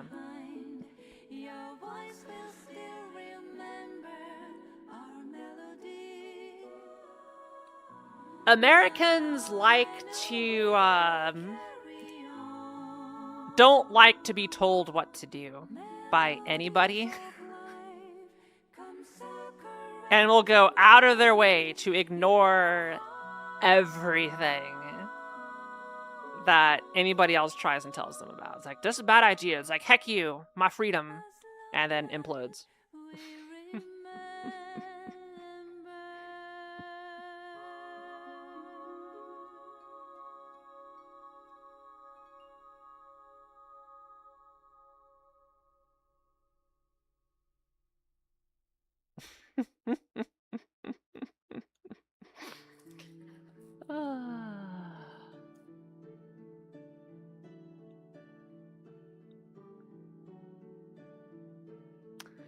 Oh, films. We are a stubborn people. Yes. I am stubborn. But I will oh my god, my voice. I will not hesitate to defer to experts, okay? I will never hesitate to defer to experts on any matter.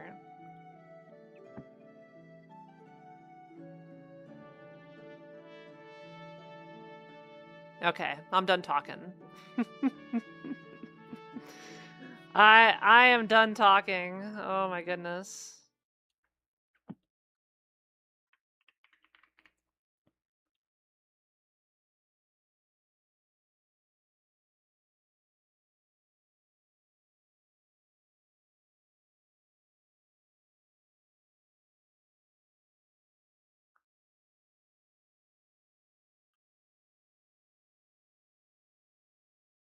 Let's boot up Steam, boot up Elden Ring.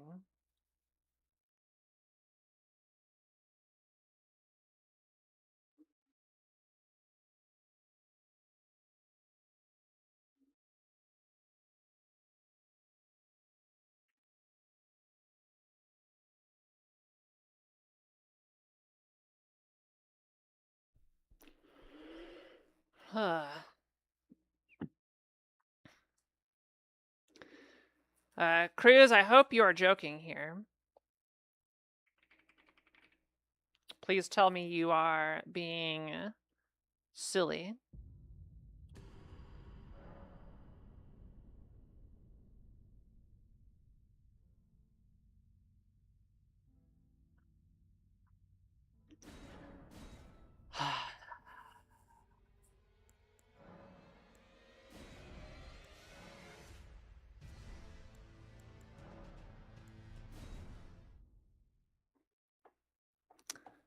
I think so.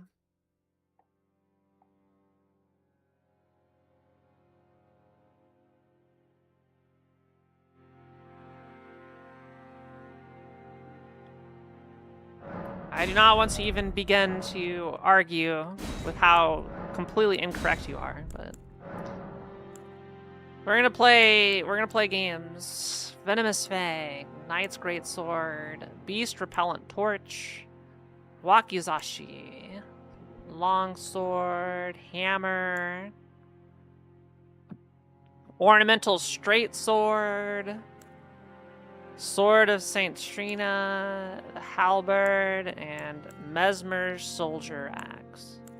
Let's try the Sword of St. Trina right now. Got Timberless, Large Glintstone Scrap, Deathroot. Glacial Soldier Ashes, Mimic's Veil. Boiled Prawn, Blessing of Marika. Raises Faith. I'll take the Twin Blade Thamison. Let's go.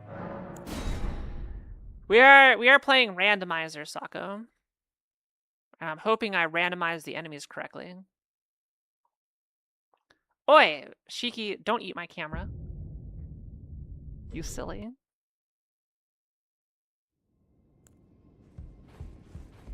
I got no pants. We're barefoot mode.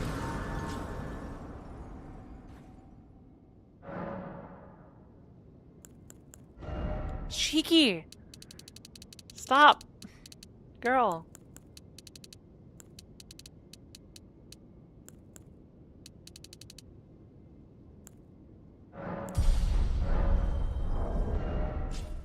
Alright.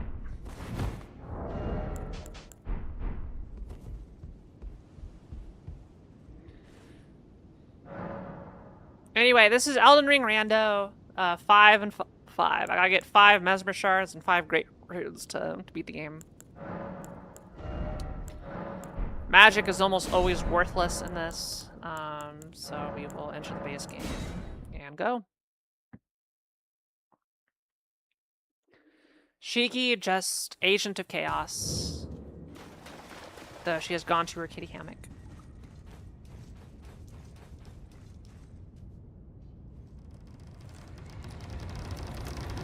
I don't know what multiple boss spawns means. I am playing it where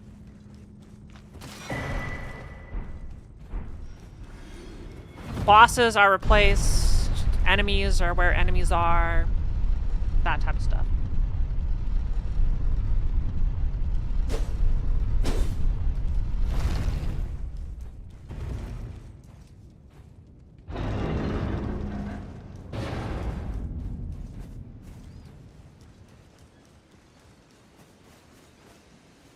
Also, I think I need to close out of something.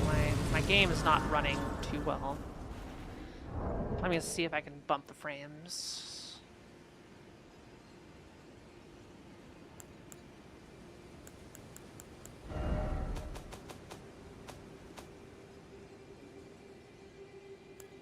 Oh, ray tracing is on. That's why.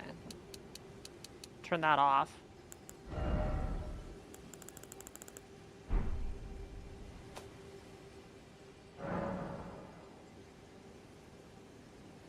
Also close out of view. Okay, that's much better. Hello, hello, hello.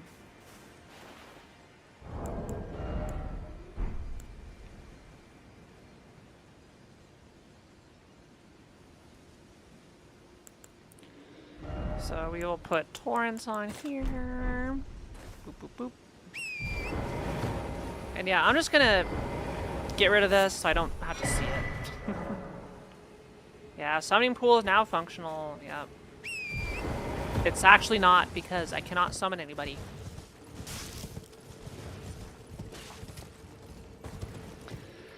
So yeah, I don't know what double boss stuff is.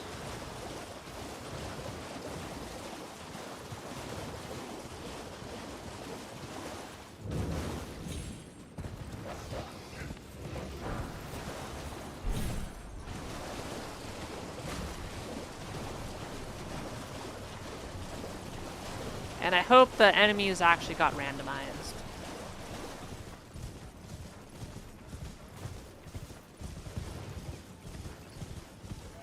You bet it modifies bosses? I'm sure it does. I'm sure it does, but in what way? Skeletal mask.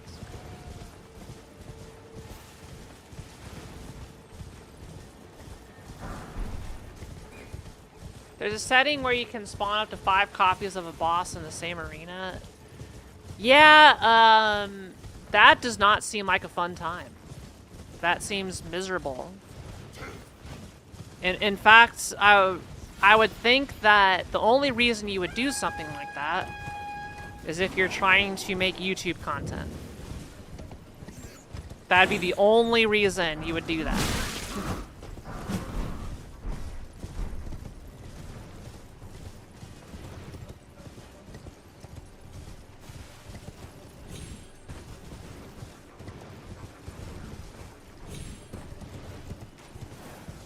Yeah. I would tell Aggie to go do it, but I'm sure he's probably already done every awful thing. I am not a fan of challenge run content usually. Mainly because I hate how it's presented. And it's usually just like not fun.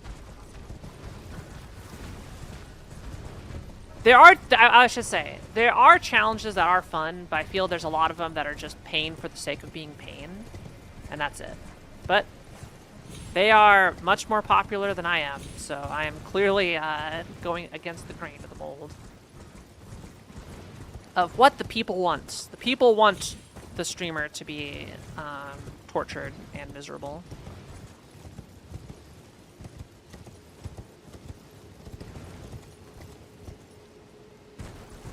The people want the suffering.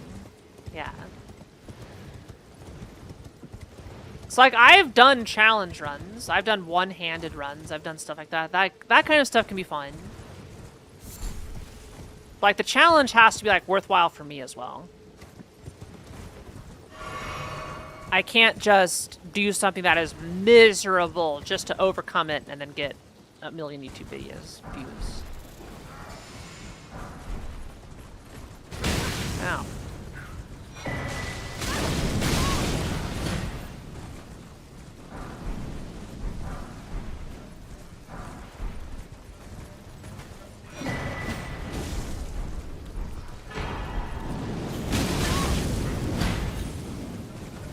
Ah! Yeah, challenge run, Sako, is just like... You play a game, and you either mod it, or restrict yourself in such a way to make it very difficult, and then you try and beat it. As an example, a challenge run can be, I'm going to beat Elden Ring with one hand on my controller. Or, I'm going to beat Sekiro with a dance pad. That could be a challenge run. Also, you can have randomizers where it's like, I made permadeath randomizer where if I die or take any damage, one hit KO, so I gotta go through this perfectly. Or I made every single boss in Elden Ring Consort Radahn. Can I win? And it's just you fighting Consort Radahn for 10,000 years, because Consort Radahn is every single enemy everywhere. That type of stuff.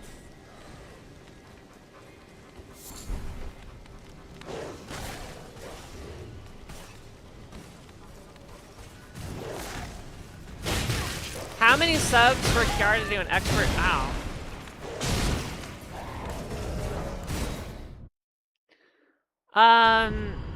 Like right now, Kelgana? Like literally right this second?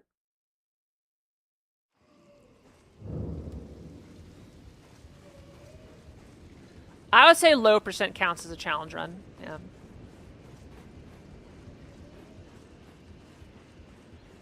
I'll do it for 500 subs.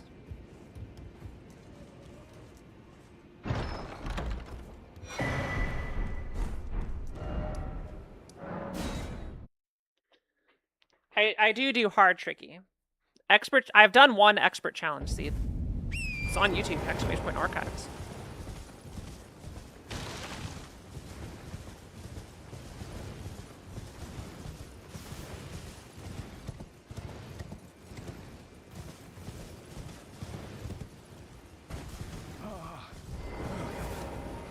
Well, you please. I'm angry.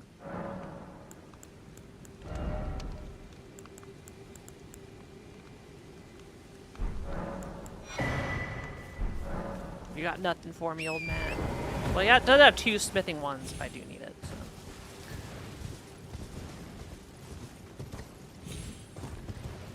But yeah, well, I already did expert challenge as part of September, so I already did that incentive.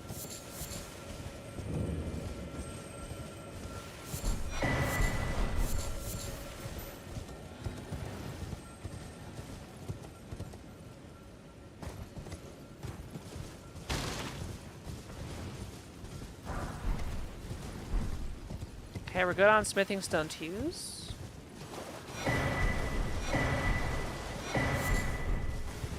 Yo, Viridian Amber Medallion is kind of big.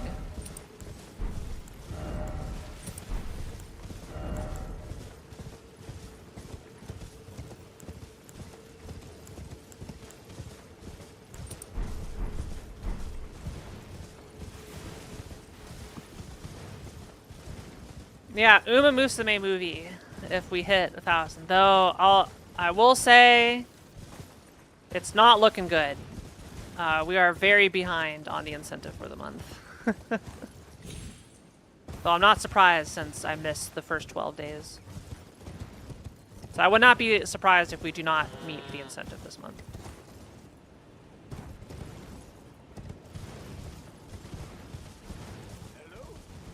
Because we're at 338. Yeah, that's a lot of money to get in a couple days.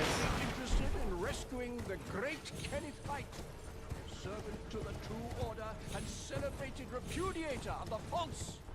Oh, Ertri, grant me succor.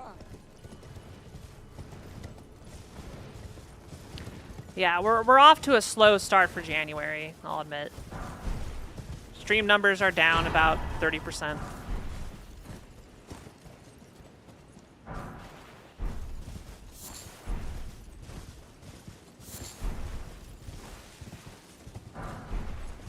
So I think a lot of people have moved on from Kiara.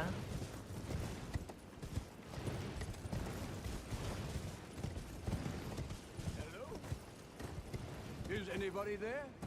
Someone who might be interested in rescuing the great Kennyfight, servant to the true order and celebrated repudiator.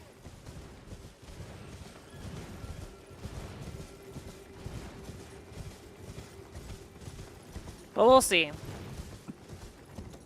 We'll see where 2026 takes us.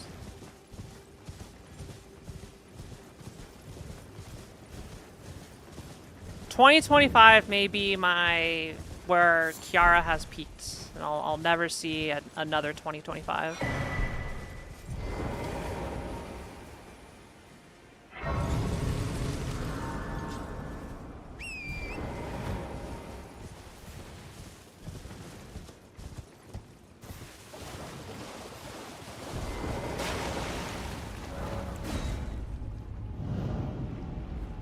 Yeah.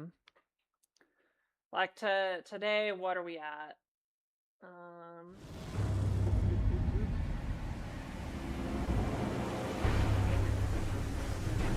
We're in the low 40s for viewers. That's really bad. But I'm still gonna stream because I want to. Yeah, try not to get too depressed at it.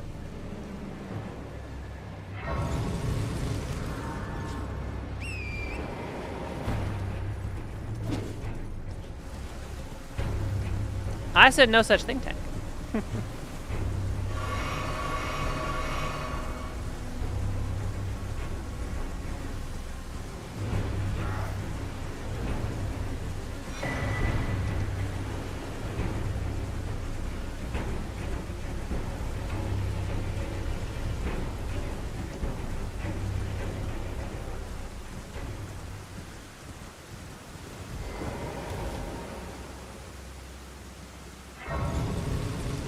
I believe what I agreed to was I was not going to say I was not popular or a small streamer.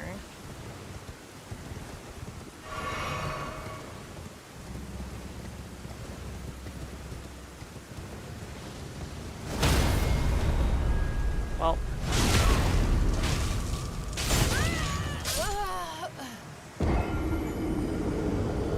I think that was the only thing I committed to.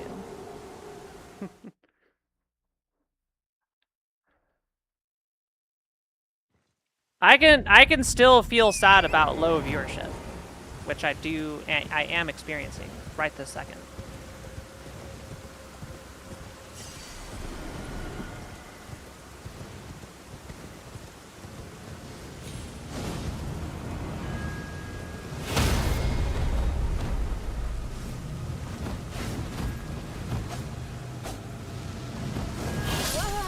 How am I gonna get by this guy?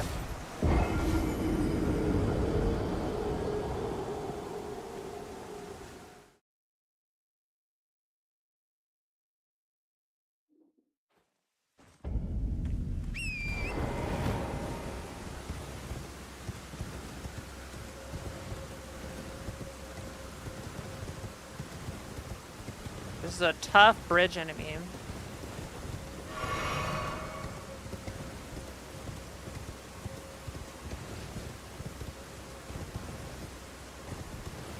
Oh, did I dodge aggro? I think I dodged aggro.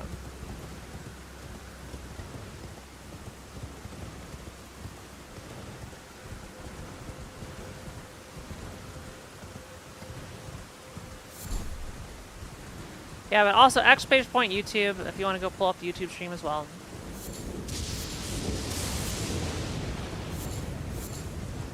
We're playing Elden Ring.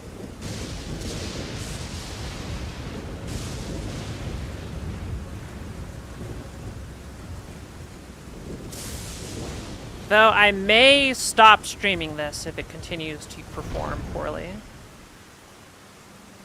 So this may be the last time we do this.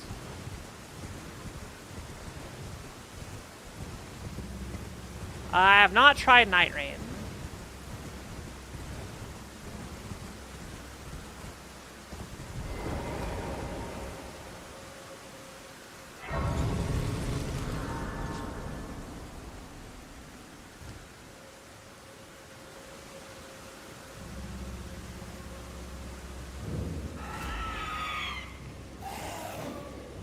But I need to stream stuff that people are actually gonna watch. So if people are not really watching the Elden Ring, I'm not gonna stream Night Rain.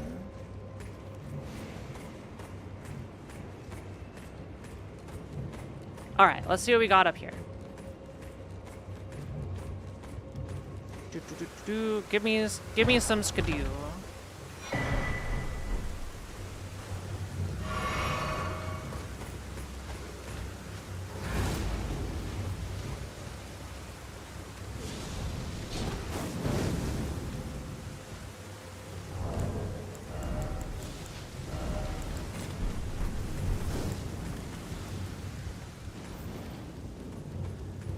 I still really like this opening route.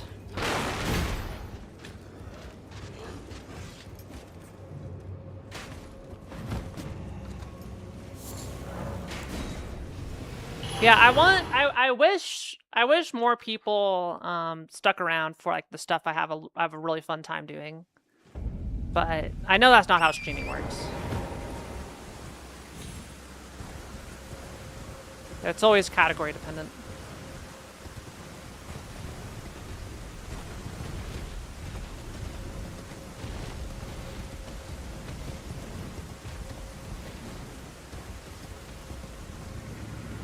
Yeah, I'm feeling bad for January so far.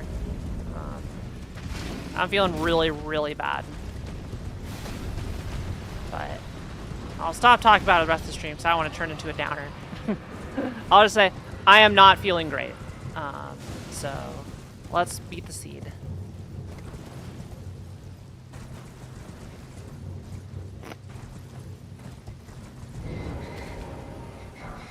Yo, somber form.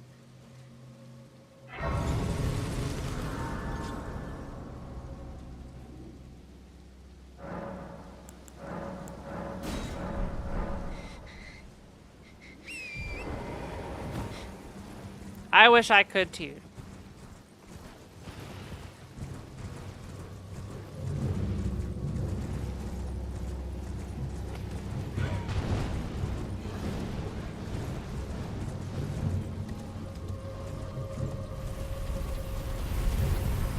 Nah, it's unrelated to that. There is no general platform trend excuse.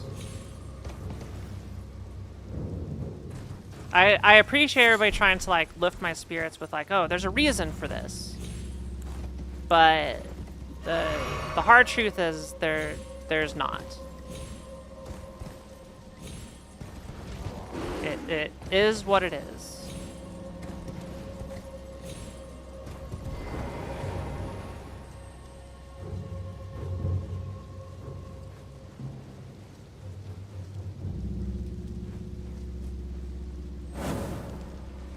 Oh my goodness, that is that's a big boy.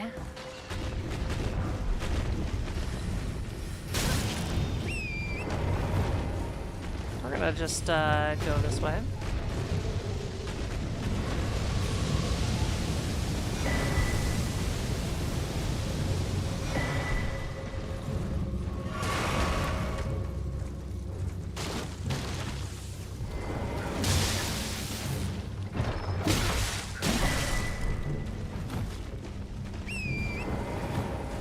Yo, the well depths here.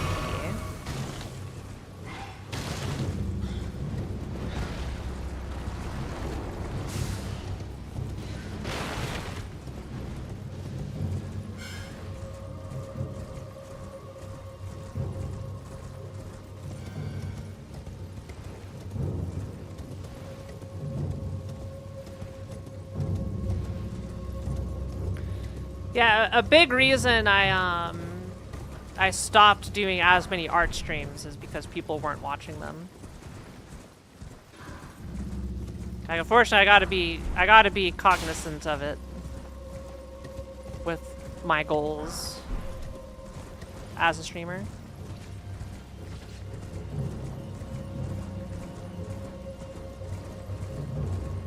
See ya, tank. Yeah, I'll shut up. No one likes it when I talk this way, so.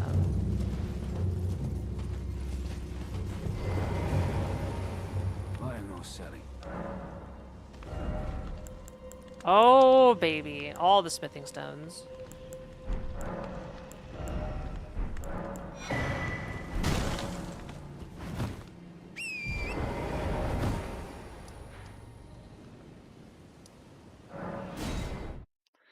Alright, chat, if you catch me talking down to myself live on stream, please yell at me, and I'll gift a sub.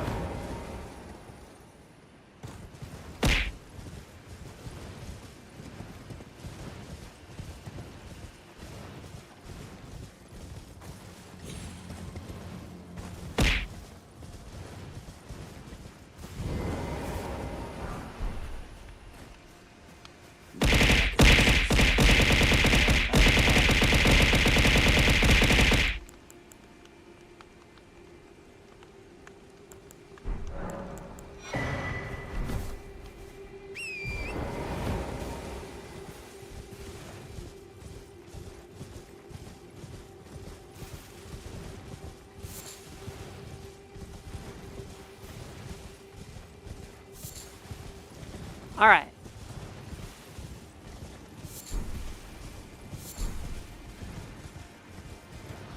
We have not gotten easy smithing stone ones. If I have to, I can go buy some. But hoping I don't really have to.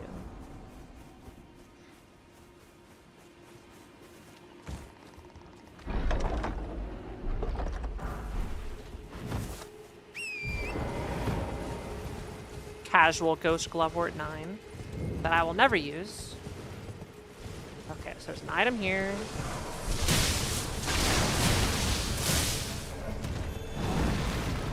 Here. Okay, there's my ones.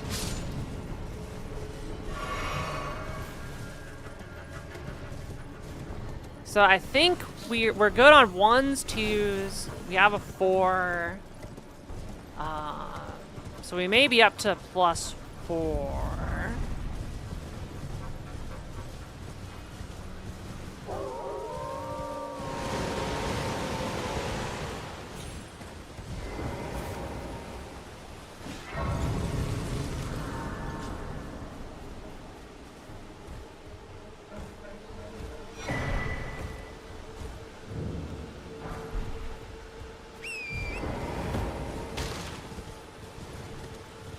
But we'll do this other graveyard.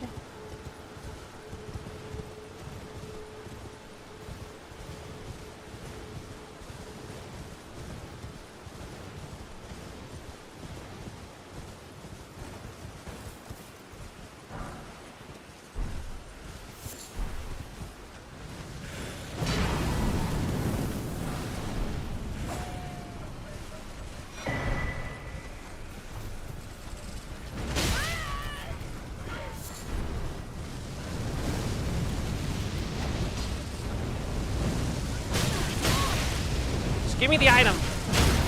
Damn it. Those birds suck.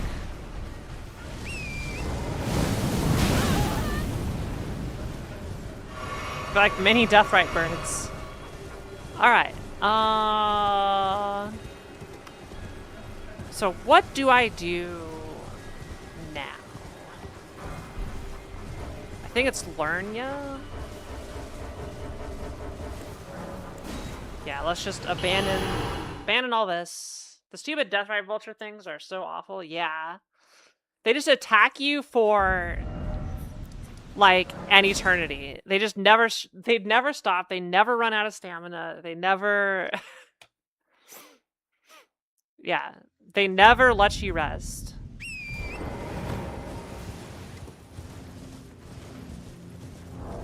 All right, let's check my stone situation. Okay, yeah, we're good for 1, 2. Yeah, we need one more smithing stone 3, and I could buy that. So we're looking pretty solid here for at least the early upgrades.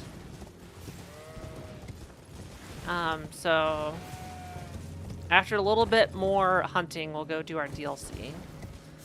And I am going to try and do DLC stuff first before I do any boss. We're going to try out, like, seeing if this route works out with, like, getting me a ridiculous weapon early on. Because I think it might.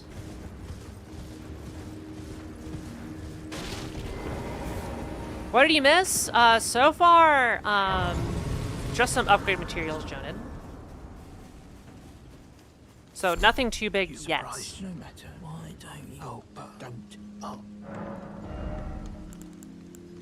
Okay, there's more smithing stone 3s. Yeah, so we're good on upgrades to plus 12. So we're equivalent to, let's see, it's 2.5. So it goes +1 to +3, 3, 5. Wait, no, it goes 7. So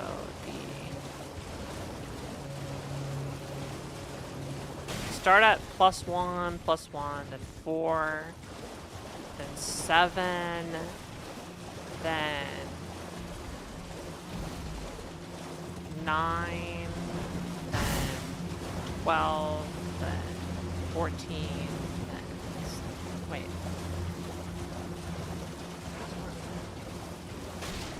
It's like a +10 is equivalent to a +4. No, so I need a 13 in order to get to +5.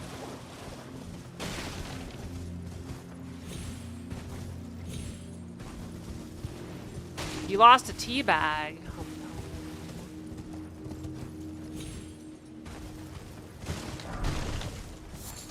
We got the ring. Is it the one ring that rules them all?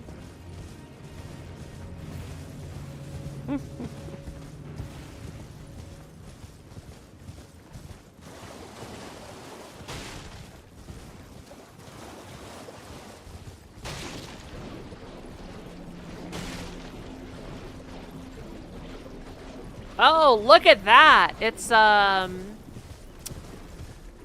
one of those, you know, the what's his face? You know the one. You know them well. The ones that are past the Lake of Rot. Estelle, yeah. Mr. Frodo, where the hell are we? We're in the lands between, Sam.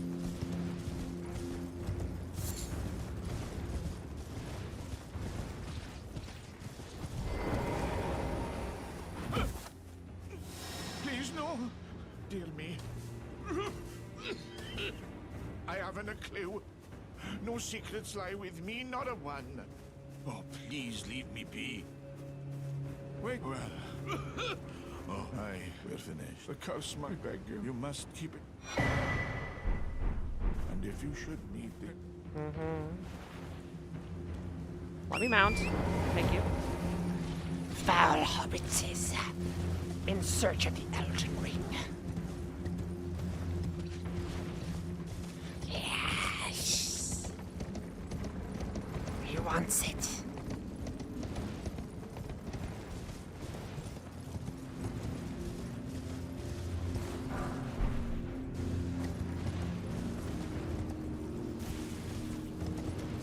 You saw them for the first time, Rose. Wow. Outside of some poorly aged CG, what did you think? They're widely considered some of the best movies of all time, so I'd be surprised if you did not enjoy them.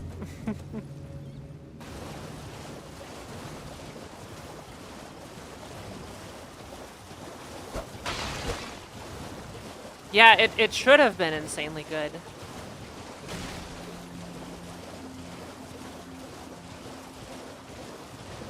They're just wonderfully put together movies. Great score, great acting, great cinematography. A couple 2000s isms, like the fake slow motion, low frame rate bullshit. But yeah, very good.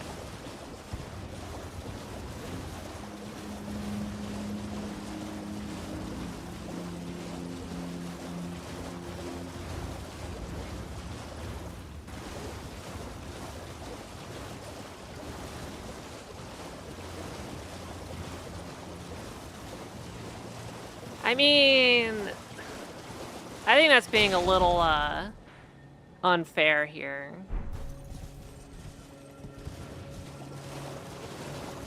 Because the movies collectively, all three of them, are about like 9.5 hours.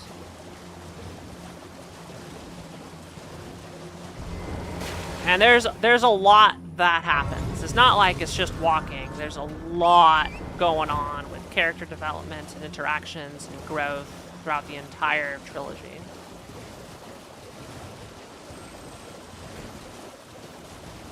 Okay, the extended editions are going to be like 11 hours long. 12 hours.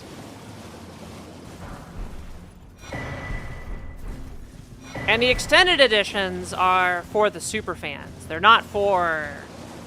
There's a reason the movies ended up shorter.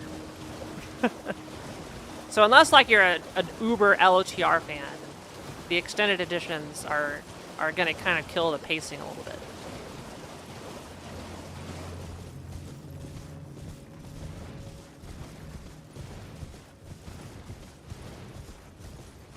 It's a journey. It's a 3-movie journey, and a lot happens on that journey. So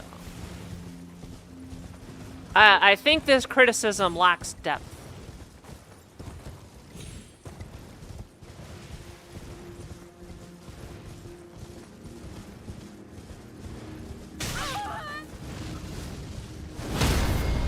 Another one.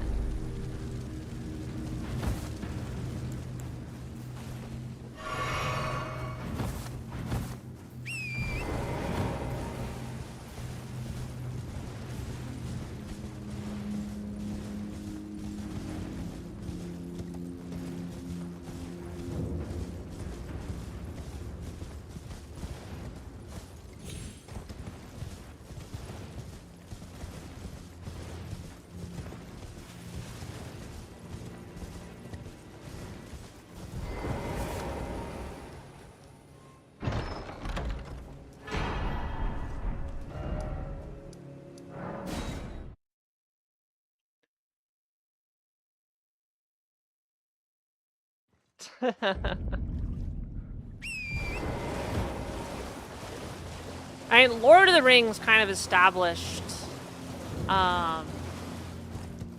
basic Western fantasy. Like, pretty much everything is based out of stuff that was popularized in The Lord of the Rings.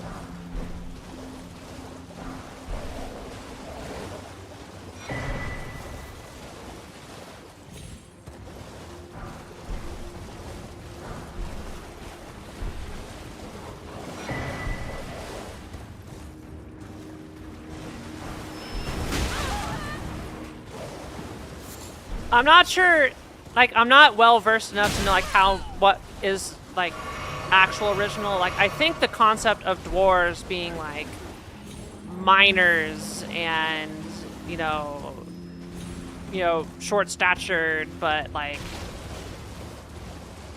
wielding axes and all that, and then elves being tall and slender and fair hair and immortal. I'm not sure if LHR was the first to do that.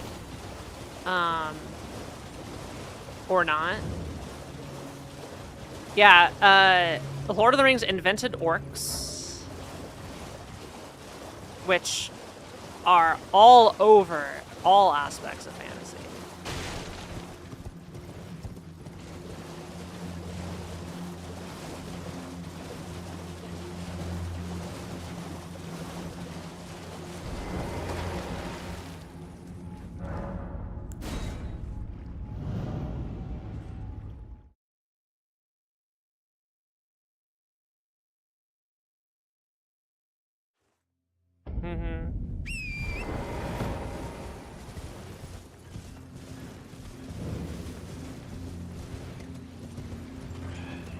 myself found it, I've read the books. I found it pretty difficult to get through the books for me. There's a lot of world building in the books. My goodness. They went a little hard. And there are a handful of things that are interesting choices. Like, they're good books for, yeah. Yeah. I read them in middle school. Well, I presume. Oh, I am an old story, perhaps.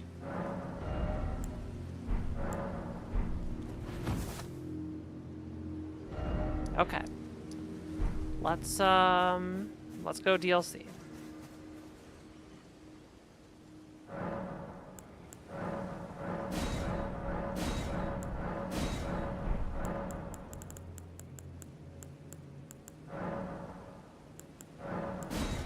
Yeah, I don't want a history lesson. I want a story. I enjoy my fair share of world building, but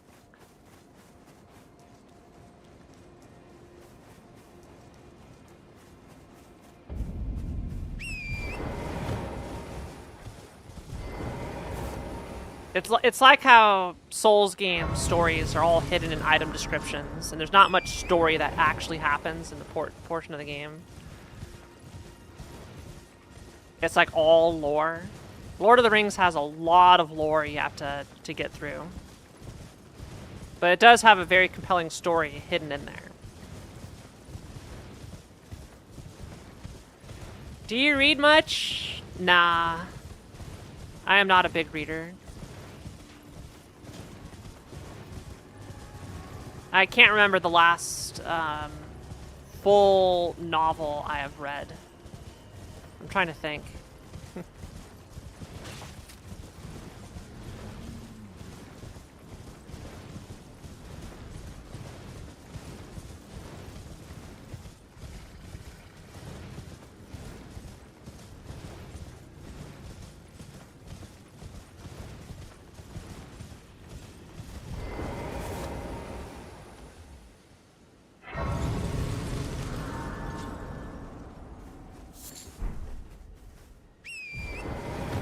I think the last book I read was Angels and Demons by Dan Brown.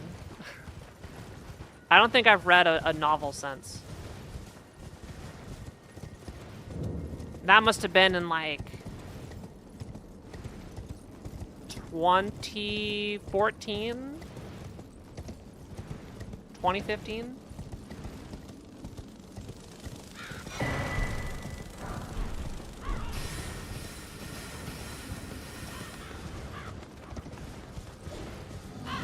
I have a complicated relationship with literature because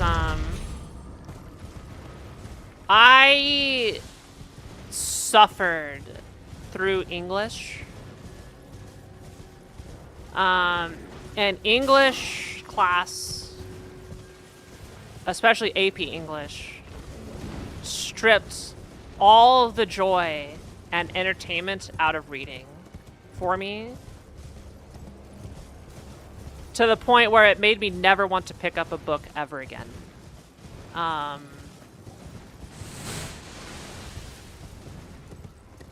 I did eventually pick up some books, but like usually I just stick to film. But yeah, I cannot begin to describe how miserable my English courses were. Like there literally was no joy left.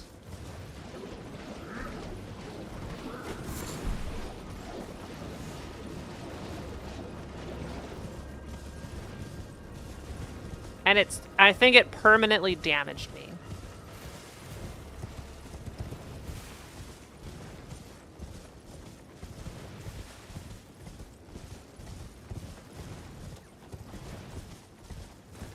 Any of the books I read in English class, so I could tell you all what I read in English class. We did Wuthering Heights, which is actually getting a movie coming out soon. Jane Eyre, a lot of John Steinbeck stuff, Grapes of Wrath, Of Mice and Men. There's a whole bunch of stuff. Let's see, what else do I have? I read The Lord of the Rings for English.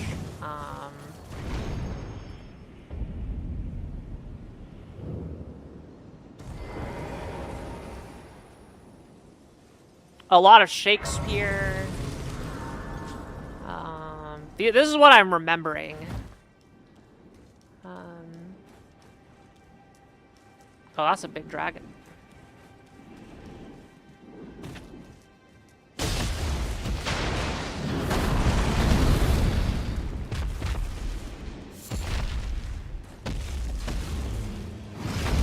Oh yeah, we did 1984. Animal Farm. Brave New World. So we did the, you know, the fascism future. It's like a lot of like the George Orwell stuff. I had War of the Worlds. Yeah, literally 1984.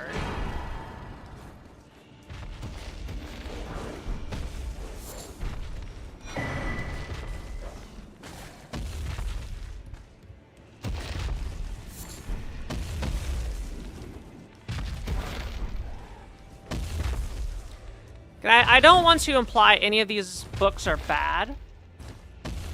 Like, they are classics for a reason. I understand the importance of these books and why they have stood the test of time, why they're, like, recommended reading for everybody to go read. Especially nowadays, like, reading 1984 is like, I wish more people read that book.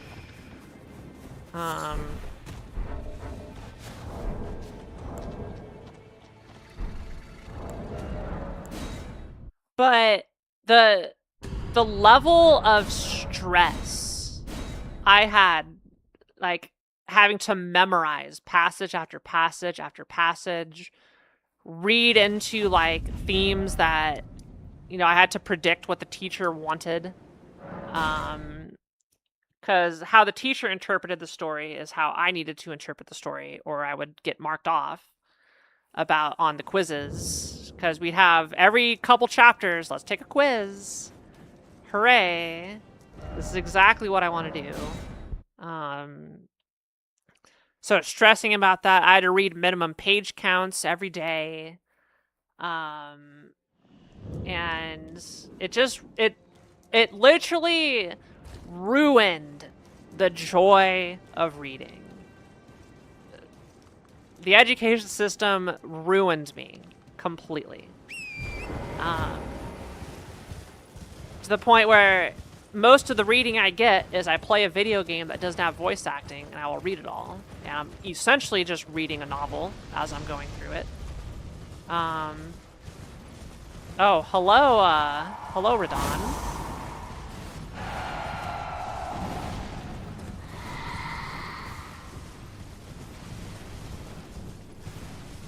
Oh yeah, I read Dracula, Frankenstein. Yeah, this is reminding me of a couple things as you bring up stuff.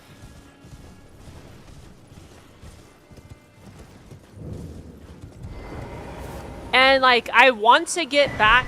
I want to overcome this and like read for fun again. The closest I've gotten is like reading manga for Japanese practice. But like every single time like I come to like opening up a book, I just can't. Like it's like PTSD almost. I read Lord of the Flies. Yeah, Lord of the Flies was one. There's a lot of like dark material that we all have to watch or do. Ah, I'm dead. I'm saying that's the closest I've gotten to like reading stuff. Yeah, like it sucks. I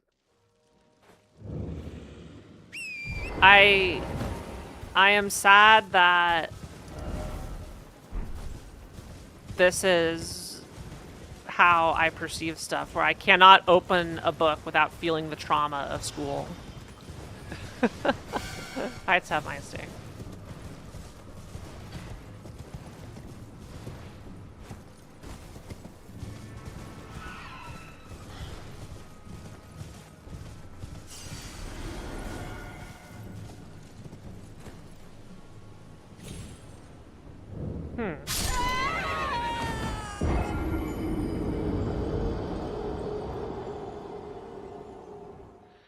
Oh yeah, I read The Dark Tower, the first book by Stephen King.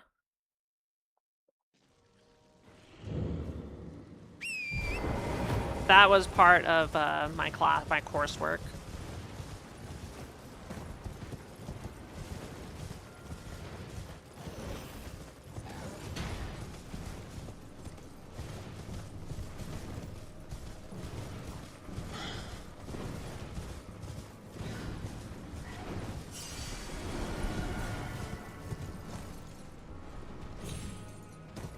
Okay, we got it.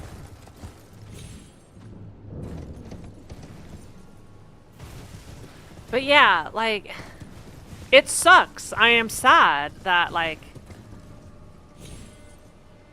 Oh no! Oh, I'm fine. And trying to, like, overcome this. It's, like, I can't. I just, like, every single time I open up a book,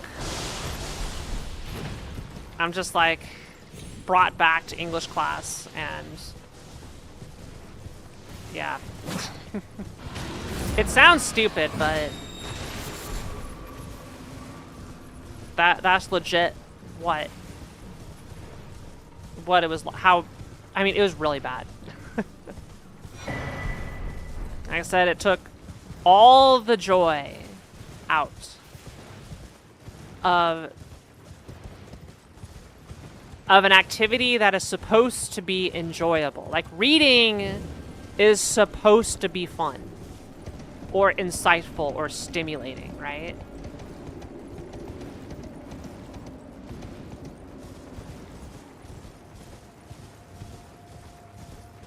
Like, you're supposed to want to read. Like, that. This is something you look forward to.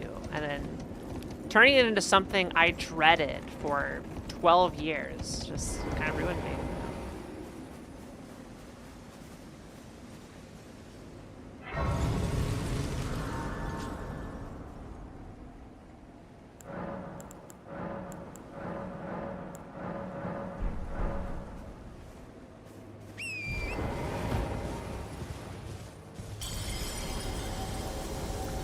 I still wake up in cold sweats that I missed a deadline for a class, like... And this is like something most people experience. School is heckin' traumatizing.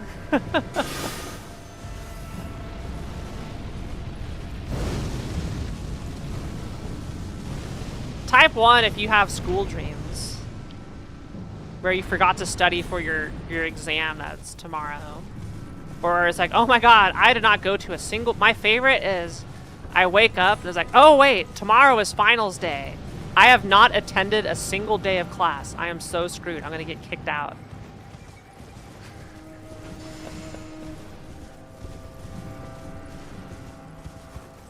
I have that happen probably once every couple months.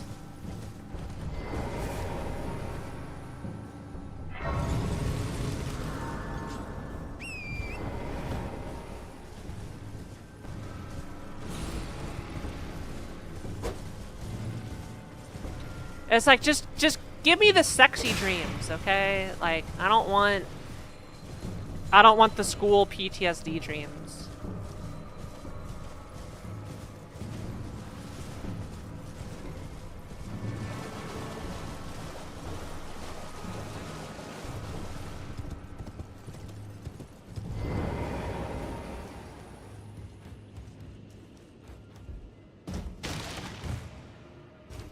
Rose was born in 2005.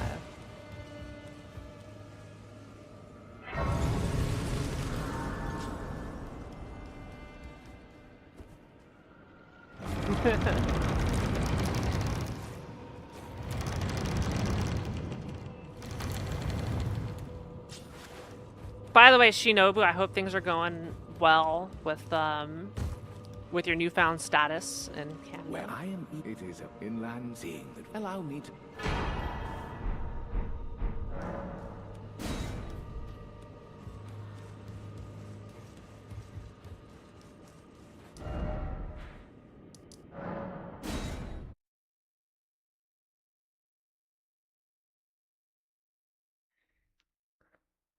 Clearly, I need more people from YouTube Shorts.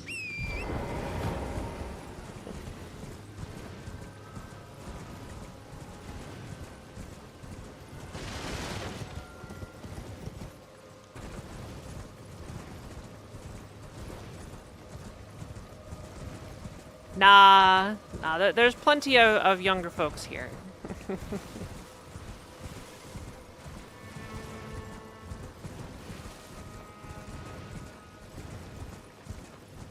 I have a wide range of demographics of awesome people.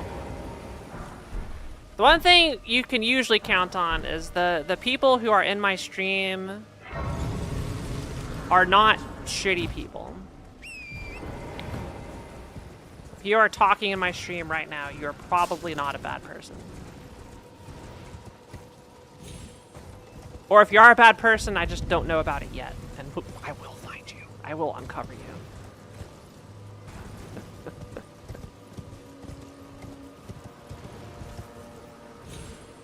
No!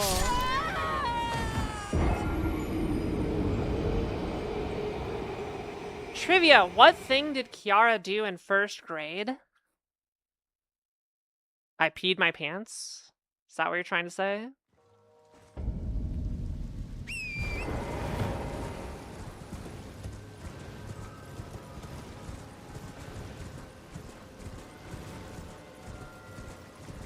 Yeah, that was a whole thing. I blame my teacher for that, yeah.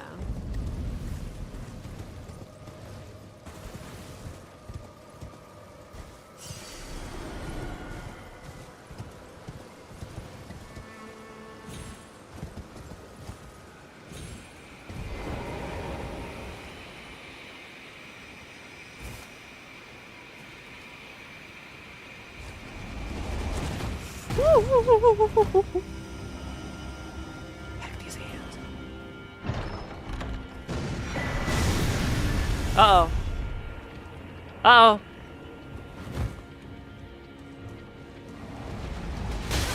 Whoa!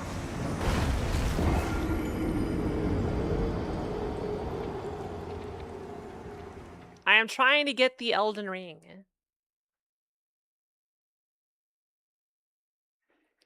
I will not give you my graduation date. Yeah, I got fingered. On this episode of Kiara Gets Fingered.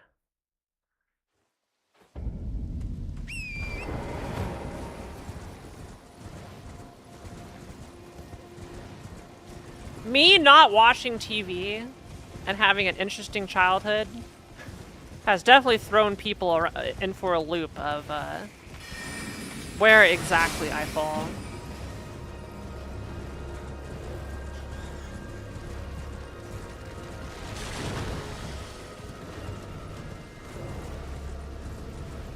I am at least 18.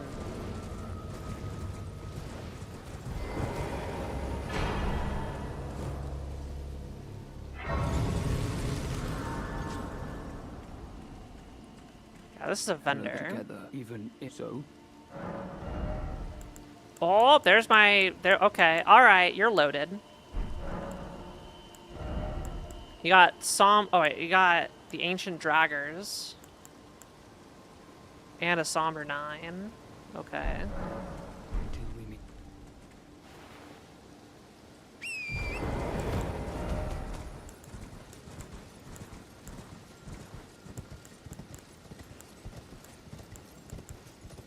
Let's see, +4 would give me to a +13. So I still need Smithing Stone 5s, yeah. Or a Somber 5. But we're getting close to having a max weapon. Barrel! Coming in with a raid. Hello, Barrel. Join us. We're talking about school PTSD and the dreams where you wake up in a cold sweat because you forgot to do something for school that you haven't been going to forever. Raiders, here.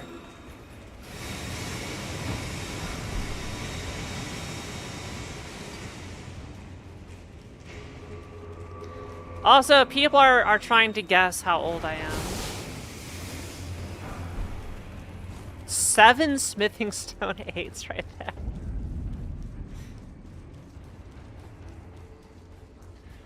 Zooter sucks. Oh yeah, how are you doing in the qualifiers?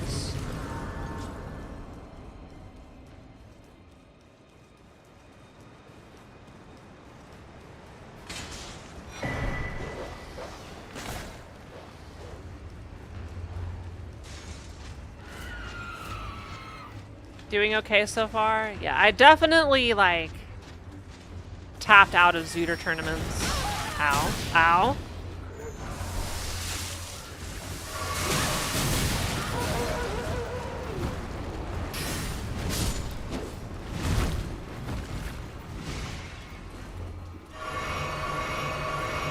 Oh, please. Thank you.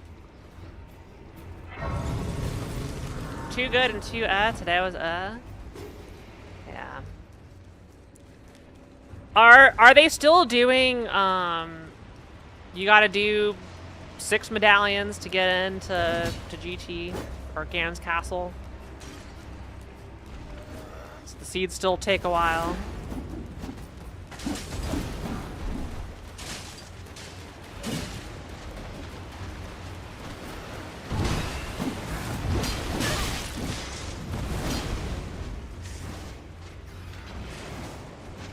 It's 6 medallions for Ganon's Bosky? Okay.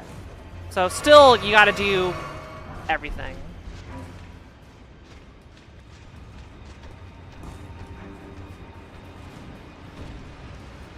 Bridges, so Bridges, was it 5, 6? Oh mother.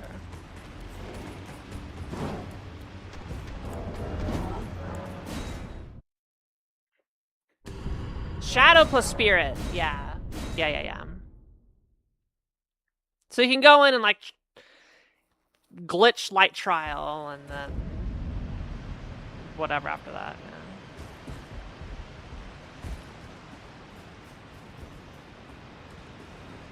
I think that was my big complaints about the tournaments, and why I kind of, like, stopped worrying about it, is the seeds are just too long. They take too much time.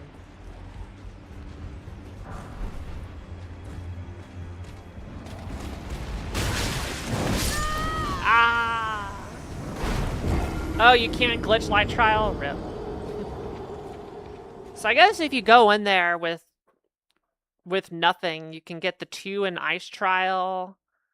If you have Hook Shot, you can get 1 in Shadow Trial. And then if you have Fire Arrows, you can get... Oh, actually, no, you can just go in and get 1 in Forest, right? It's just there. It's just available.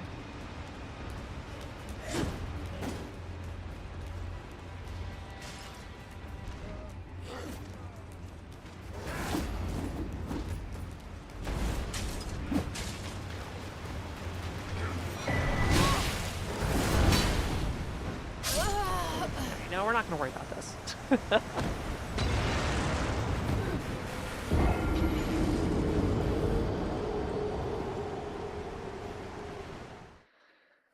Yeah. So the Zooter tournaments really have not changed much at all since I stopped doing them, because it seems to be exactly the same rule set. I've had my fun. I enjoyed it. Yeah. Let's go to Round Table Hold.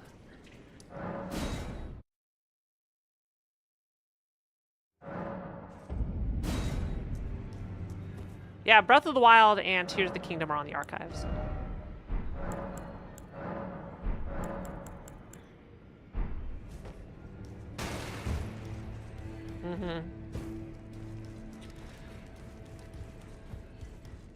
I'm talking about, like, how do the seeds themselves play? Are we still... We still have to go set Scarecrow song. We still gotta go do a whole bunch of tedious stuff.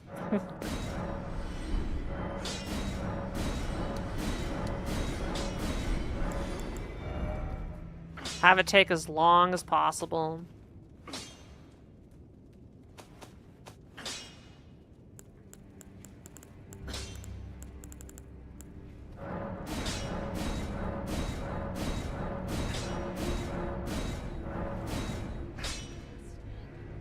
I need to go buy another smithing stone 3. Yeah, it's just like, it's too long. It's too long. But obviously, I am not the target audience for the tournaments. I understand that. I don't play Zooters anymore, so why would they care about me?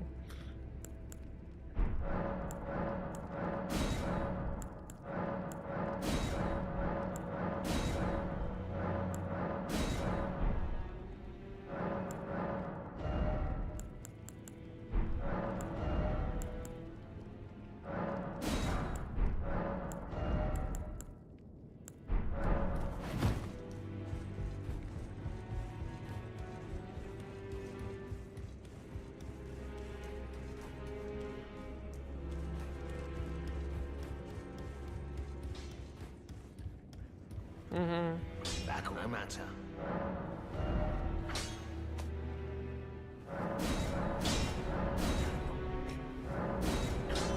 Okay, we're up to smithing stone 5s.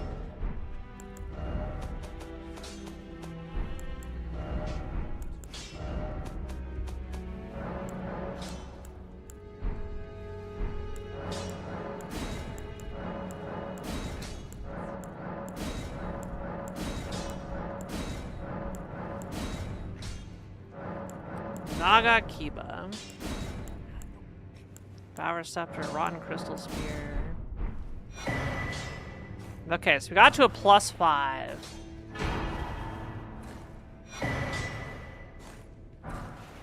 I'm not sure if I got a Somber 6.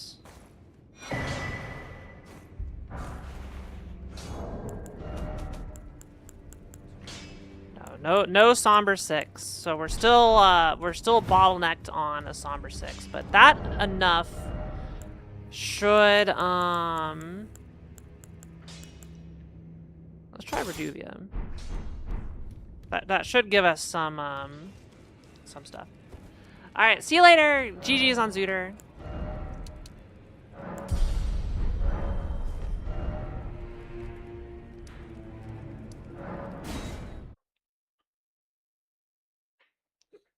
Eating good.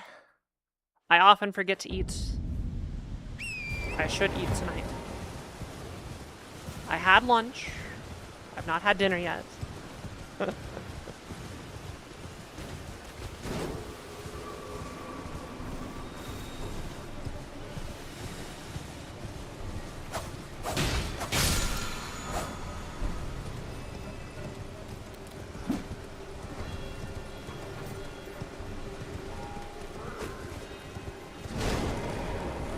So if I get 2 more +6s and I'm still lacking like smithing stone 5s, what I'm gonna do is I'm gonna go to Celia Crystal Tunnel and get my 5s, so I can go to +10.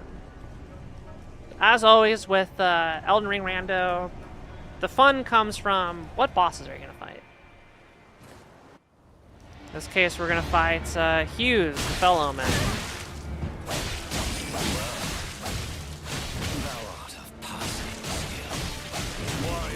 Must truly run thy veins. All right. That wasn't too bad now, was it? Tarnished, smoldering with thy meager flame. Cower in fear of the night. The hands of the fell omen shall brook thee.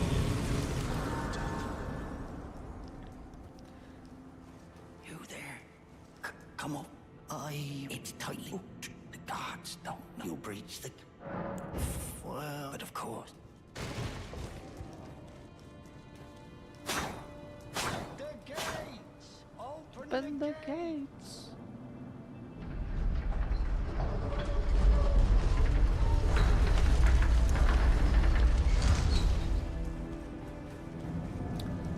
Oh, we got a giant.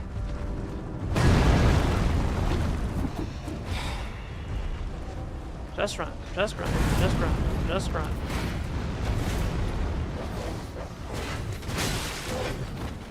Okay, Spearman.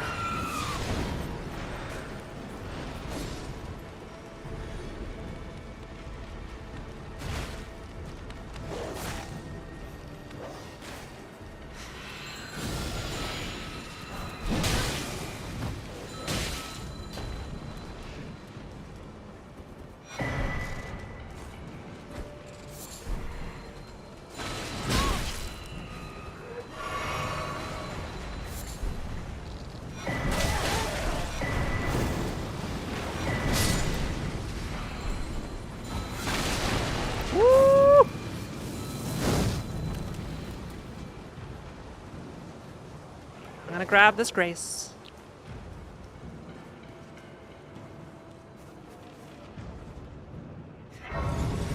I think one of my favorite things about these games is like you get hit by an arrow and it just sticks in you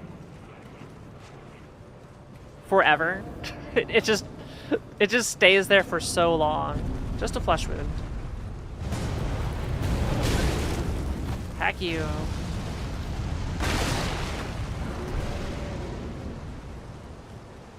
They're so unreasonably large. I love that.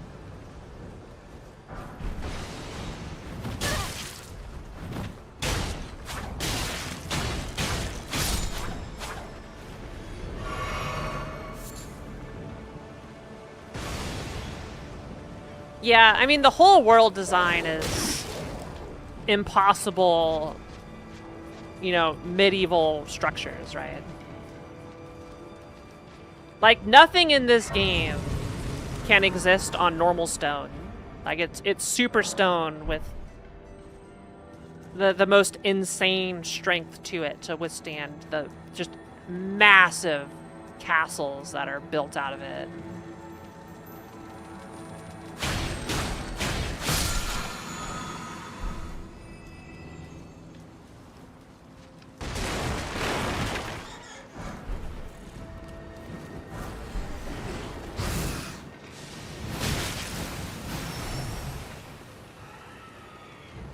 Like, most of this stuff should have been collapsing under its own weight, you know?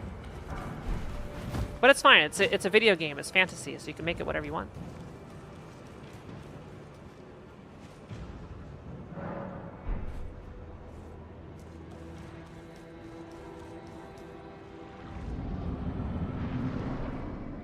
All right. Oh, it's a Tibia Mariner, the Grafted.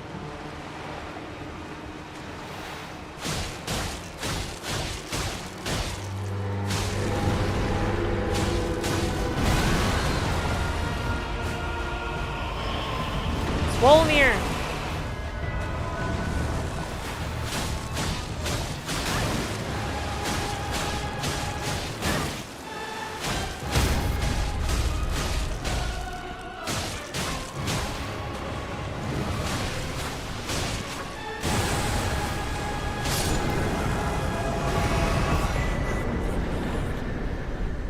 Oh, 3 Skidoo.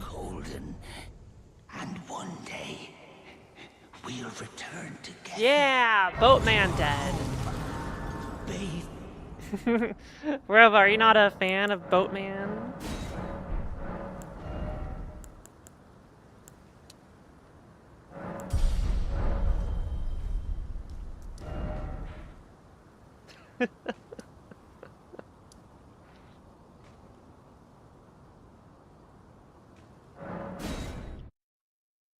He sucks together.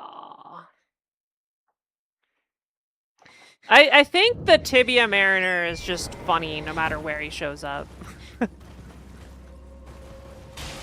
It's just it's just a silly boss.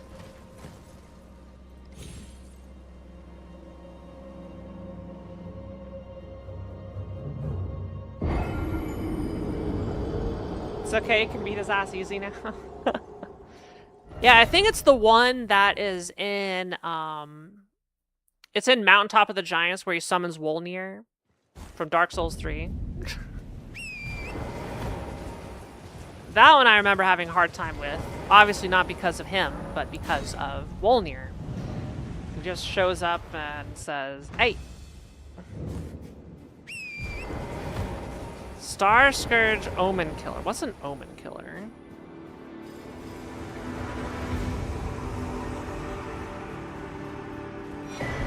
I don't know who this is.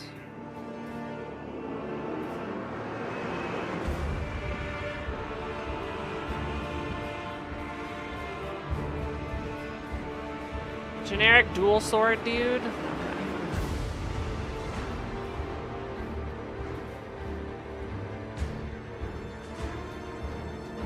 I want to summon more people.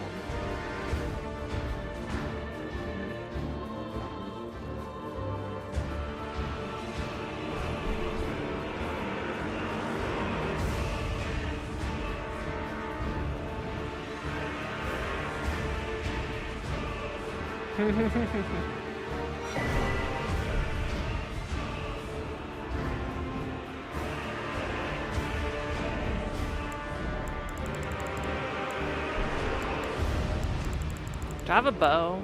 No bows. Next time I get a bow, I want to try it and see how much damage a bow does.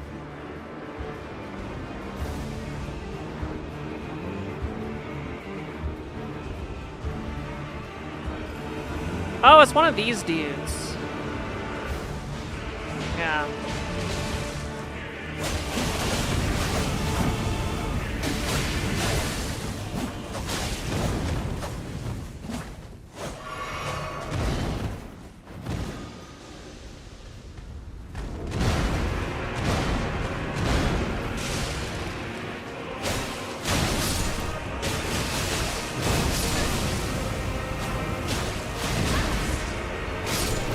Alright, we got him. And we got a whole ton of golden seed. Very good. Into the underground we go. I've never used this dagger before, but for enemies that bleed, it's pretty good.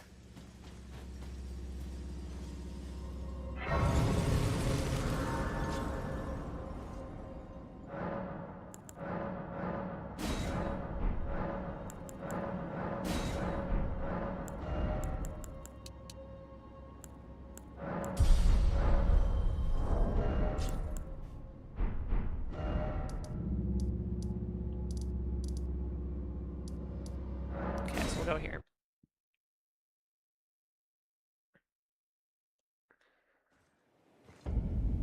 Yeah.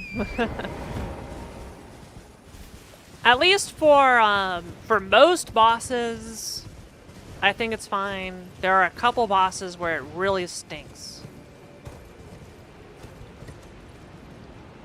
Like Consort Radon, but Consort Radon just sucks in every sense of the word.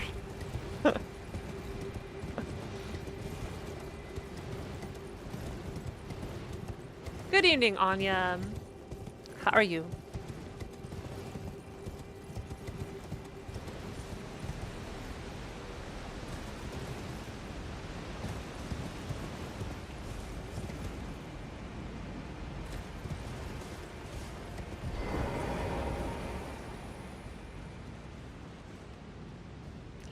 Full-blown breakfast for dinner.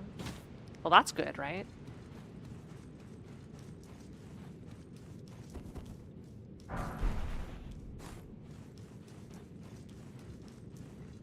Waffles, bacon, hash browns, all homemade.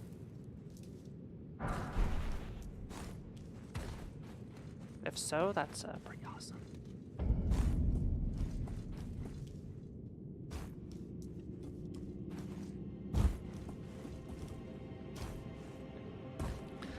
Does anybody else have this problem where you go buy lettuce in the store and it's like a big 2-pound bag of lettuce and it's like, sell by current date, whatever the current date is. It's like, what do you mean sell by current date? I'm not going to be able to eat this before it goes bad. Give me something that expires a little bit later.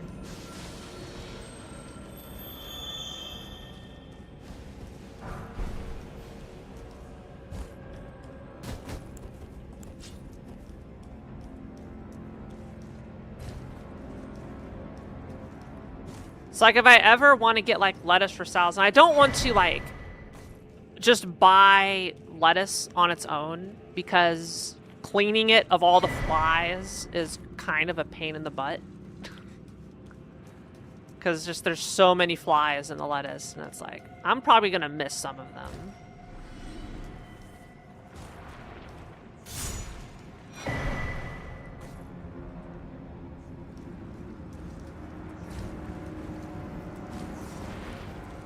I did raw lettuce once, and it took me like an hour to clean it. And I'd wash it, and I would still get bugs coming out of it. It was ridiculous. It's like, this is way too much effort.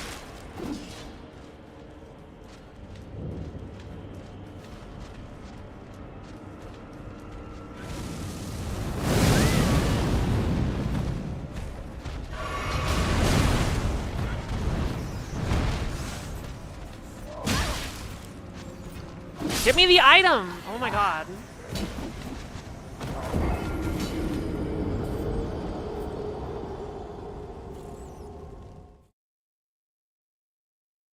Yeah, if you do not have, like, if you're not married and have, like, 3 kids, good luck going through all this food. I had nothing but salad for 5 days, and I still wasn't able to get it through it before it went bad.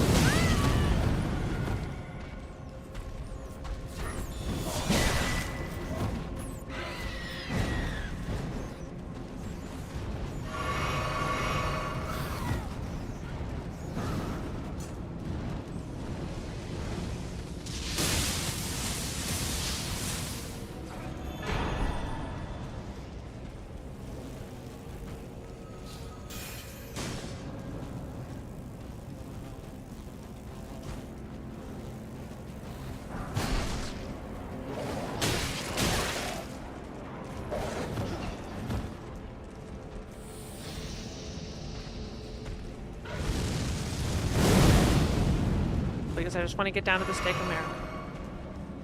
Please, let me do this.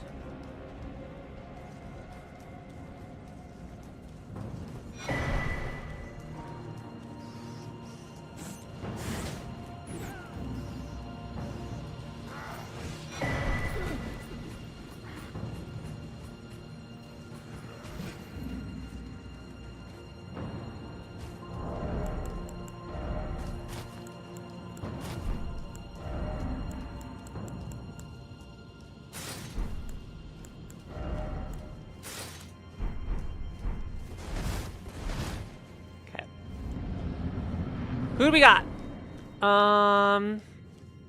No. Shit.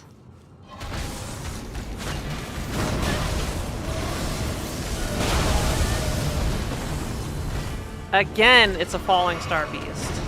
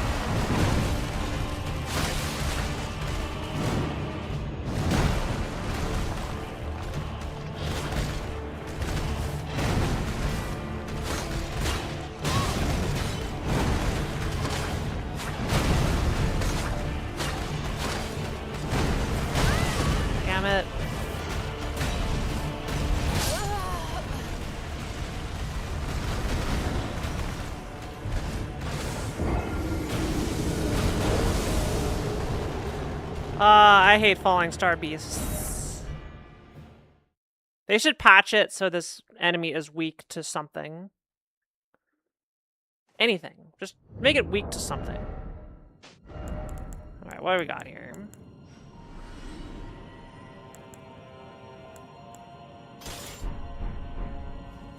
Let's try the Blasphemous Blade.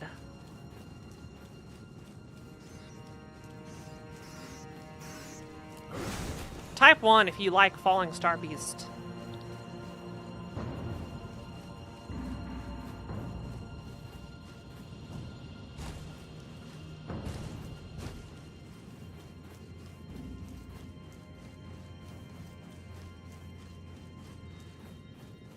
A singular person enjoys this boss.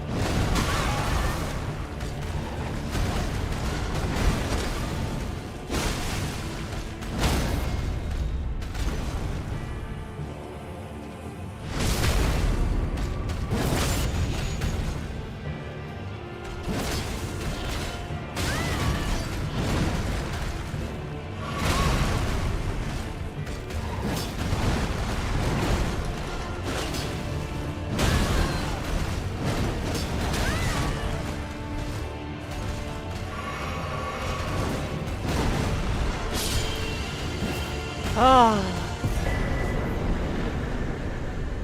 My goodness. Alright, where are my souls?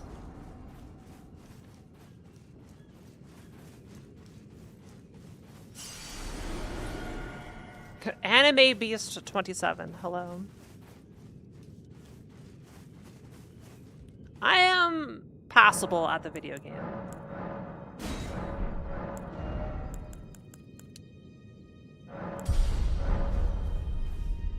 But thanks for the GGs, everyone.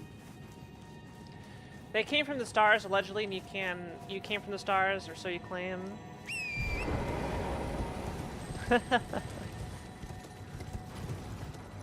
I live in the stars. I didn't come from the stars. I came from Earth.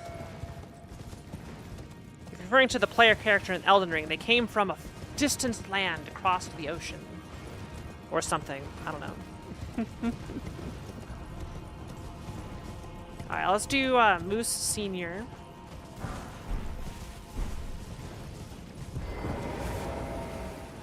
See if I remember where all these torches are. Boy, you just stay down.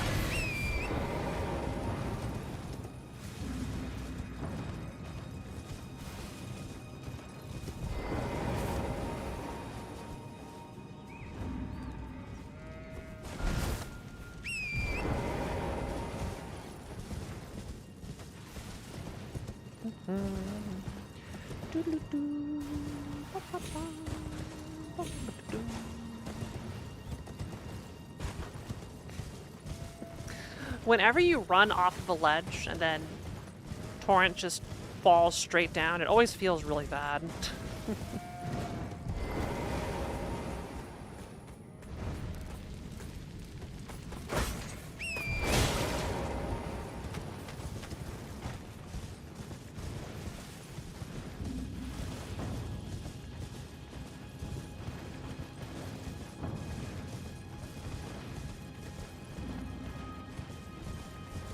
Yeah, Torrent feels like I'm controlling a Donkey Kong Country 1 Randy.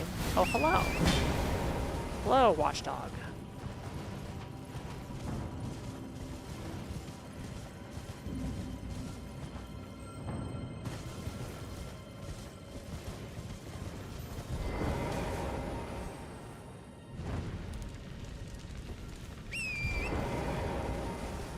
And I think it's only Moose Sr. who is a Remembrance boss. I'm not sure if Moose Jr. is a Remembrance boss.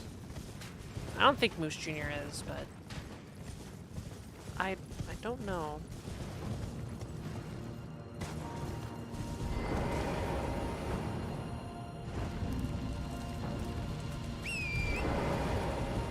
Power gathers somewhere in foreign remains. Why are you going so slow, Torrent?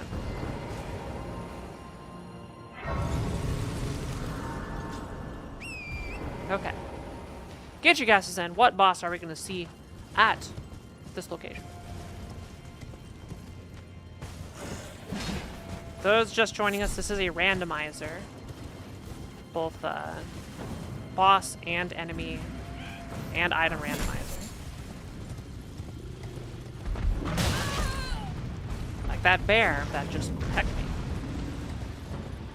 Double Crystallin's Radon. Hopefully it's not a bear. Whoo! That bear wanted my ass. So badly.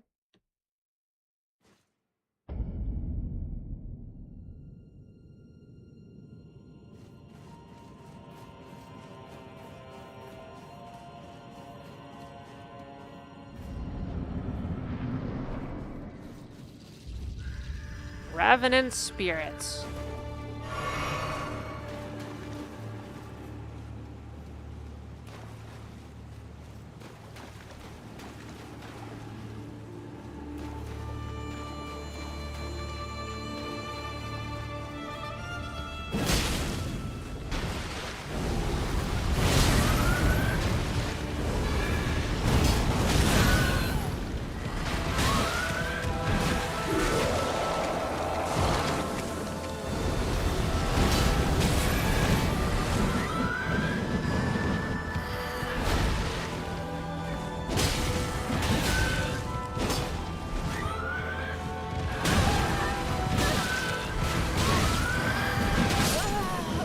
I hate these things. I don't know how to fight them. At least I don't know how to fight them yet. They seem to have, like, never-ending combos. And I can't tell when they're done because they always just... I think it literally just has never-ending combos. It can just attack you forever.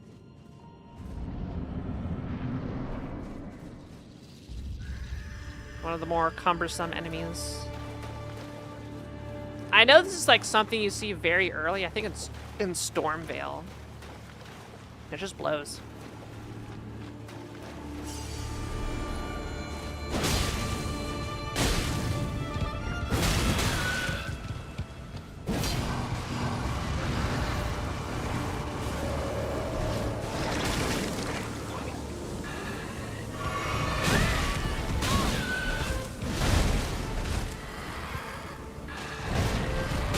Here it is.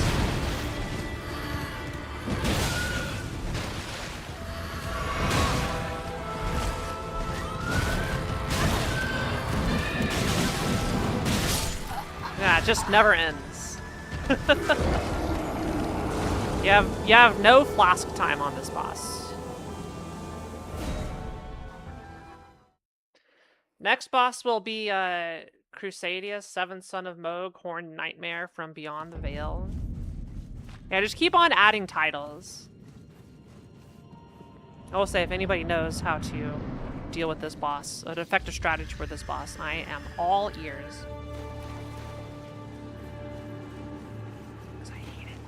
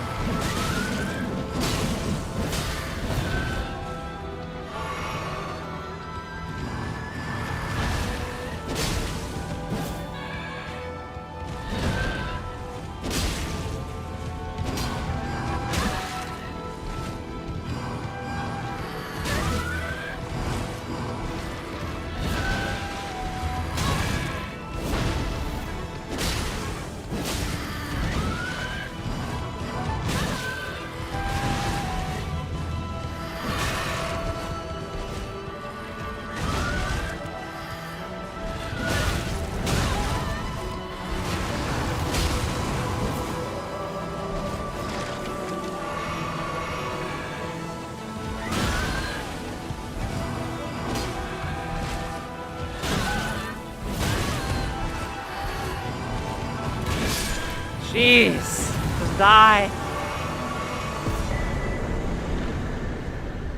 Okay, I don't think that one's the Remembrance boss. That's just a 3 runer. I think the Baby Moose is better. We should go do Baby Moose.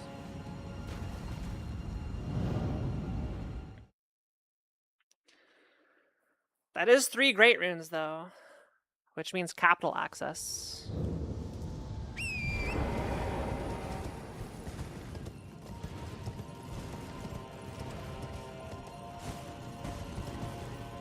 Alright, let's do Baby Moose before we move on. So I want to see if this is a 6 check boss versus a 3 check boss.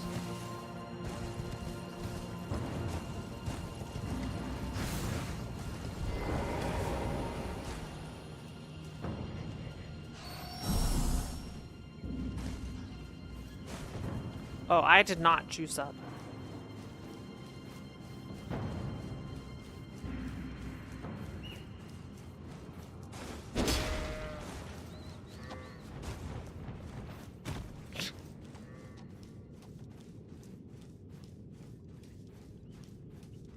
Any juicers?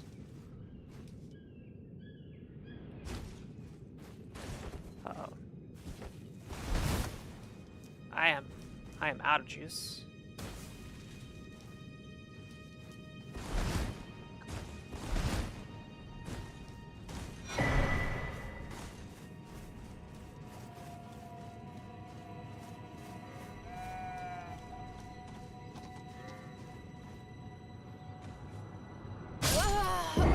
Ah, I missed the ledge. I needed the juice.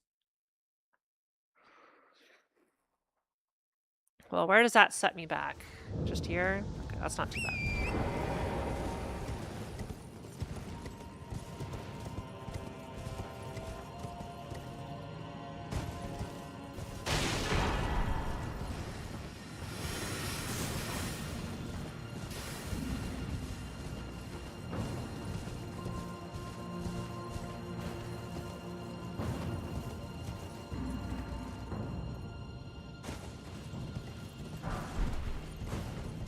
Another somber 7.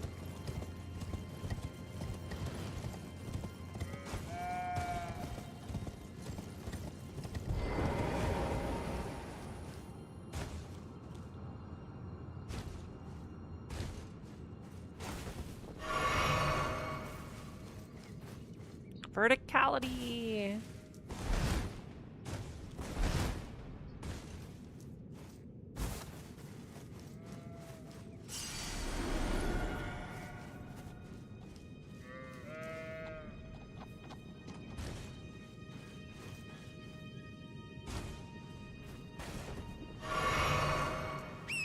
Okay, yeah, I remember. You just go straight across. That's all you gotta do. And then it dumps you at the far end where the elevator is to go up to... I think it's the Kaled elevator or something. I don't know, it's right here.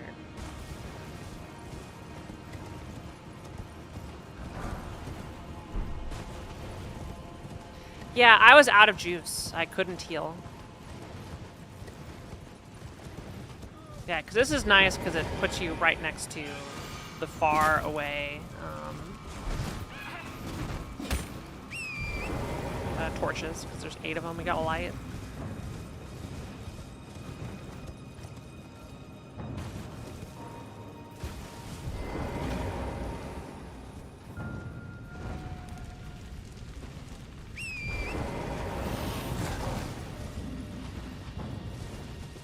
Okay, all good. Welcome, UD.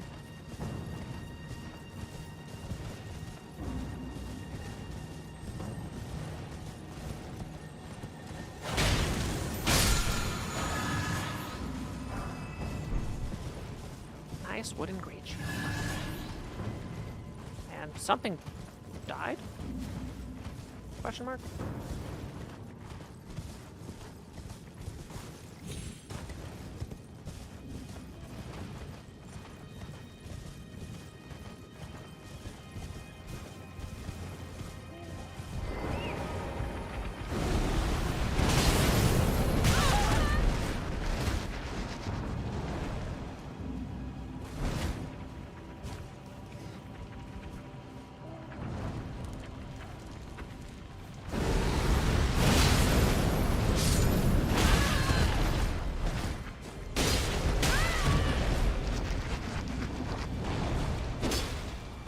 God, that was such a long,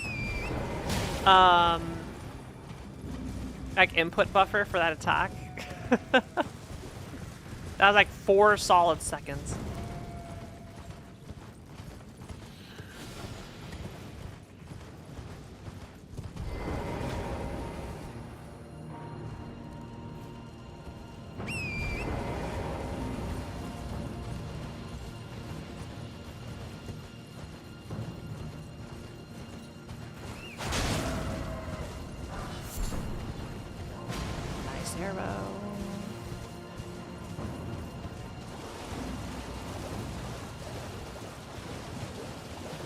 Be number 5.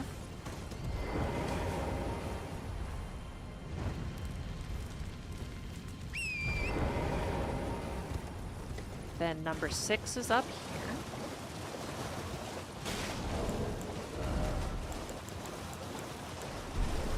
We're still short on 5 and 6. Oh, Remembrance of the Dragon Lord. I think that's a Placidu Sax. Something. The one in the storm in Baramazla. You can we have to time travel to get to him.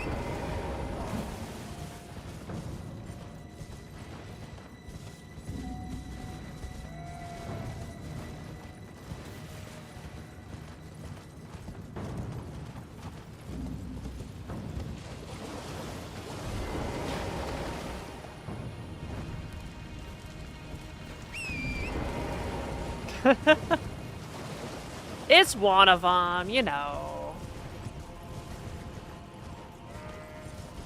Alright, where is number 8? There's always one I'm missing.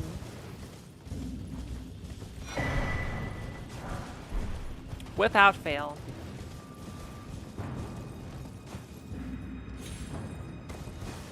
Down there.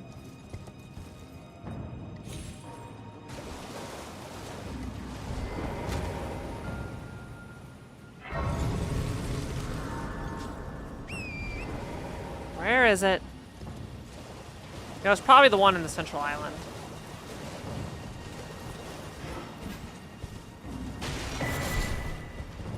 No, I got the Central Island.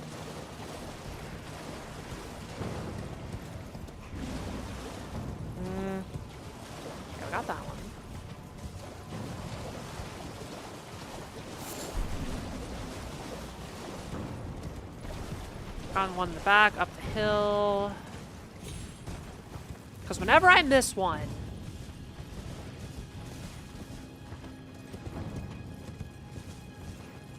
I'll always remember that one, and I'll forget something else.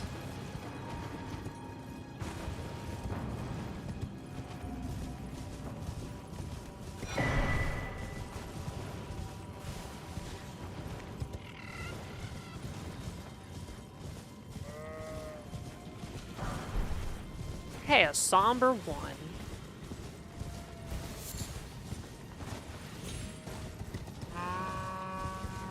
Ah, there it is. It's that one. Okay. How did I miss that one?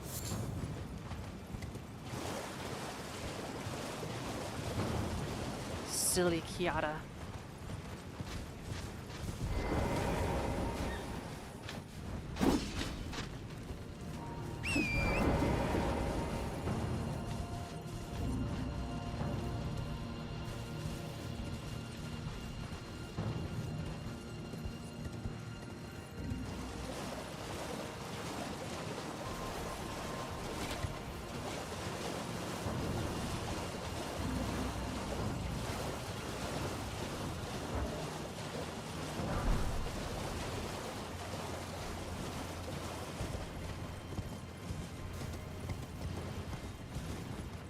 Alright, so this one should have 6 items on it.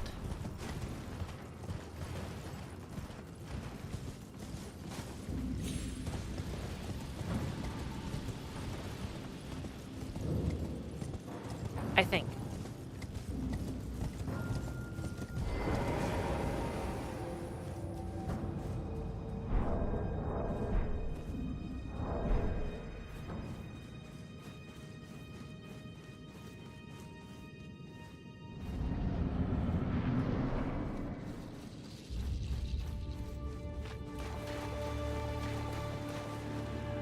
What are you? Severius? Do you do anything scary?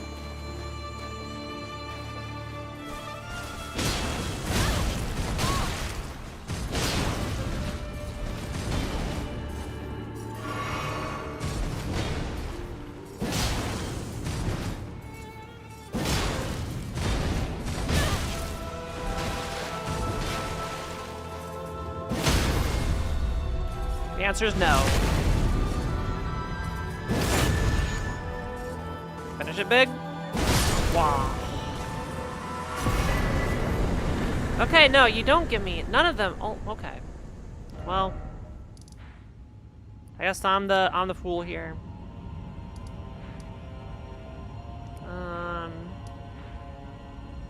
Is Ancestral Woods what I want? No, there's Mimic Tier, Sulphur Riverbank. Yeah, I think I do want Ancestral Woods. It's gonna take me to Dual Gargoyles. That's just a dude. Just a dude.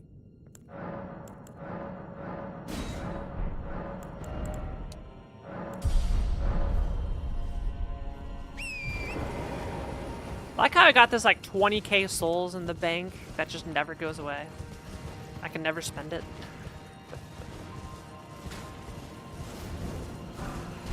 Oh! Smithing Stone 5, X1. So I need 2 more.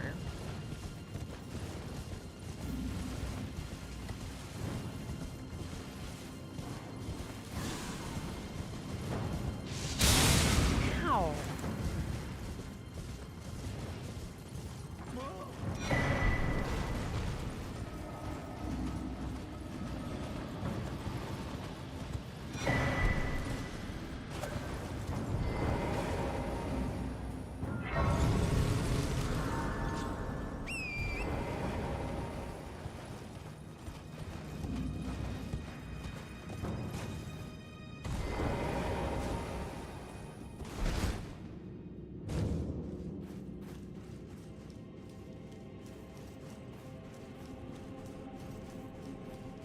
Hello, foul beast.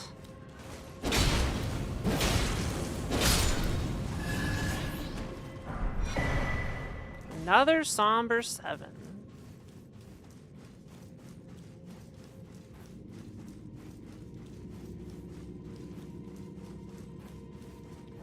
I have a somber 8? I do. And I could buy a 9 and a 10. And we have a +5, so literally a somber 6 will get us there. And I believe if I find 2 more smithing stone 5s, I can give us a somber 6.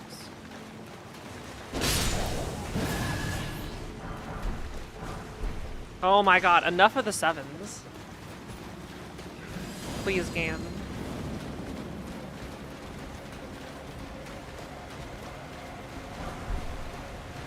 Holy grease.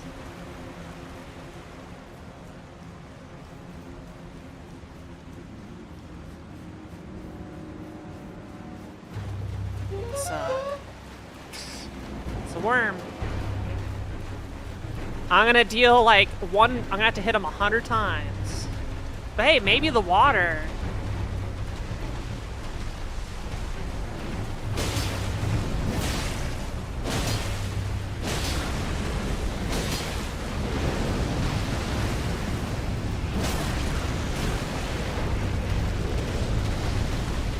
Okay, buddy.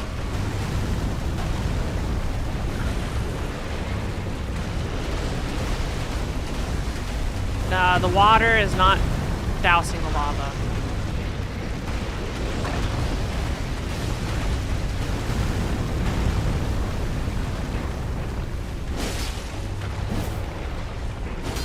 Huh?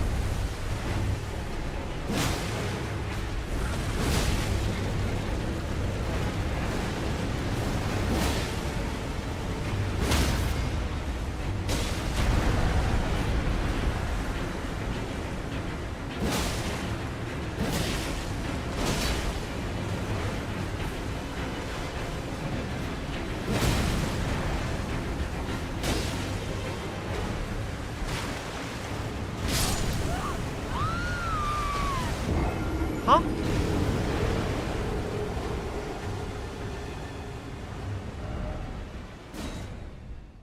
Okay.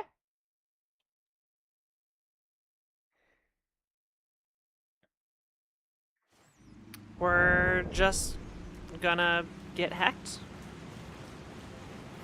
That wasn't even a big steppy. That was like barely anything.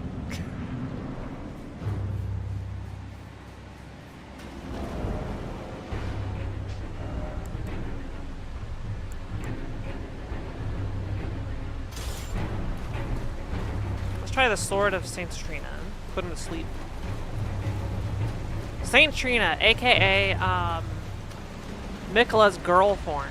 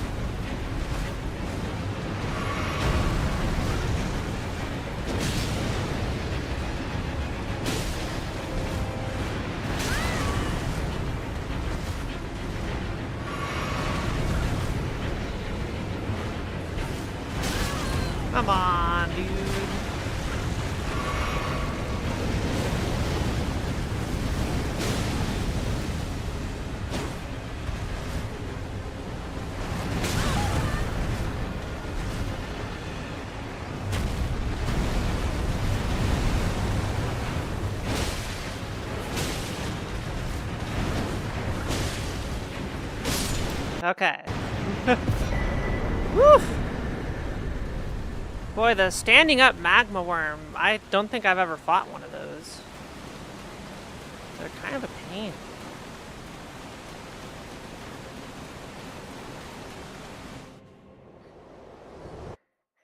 Alright. Fingers crossed I could get some smithing stone 5s here. If not, I'm heading to Celia Tunnel before I do be as champion.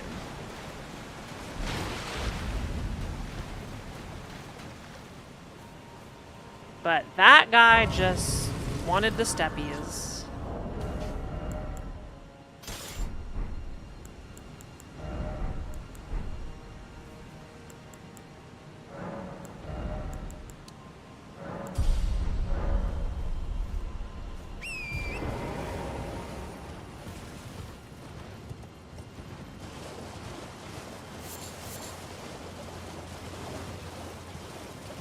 Come on. Come on, smithing 5s. Don't make me go to Celia Crystal Tunnel. Don't make me do it.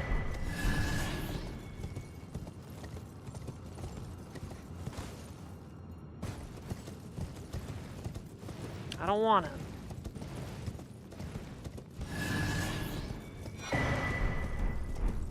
Okay, there we go. We got a somber smithing stone 6. Prayers answered.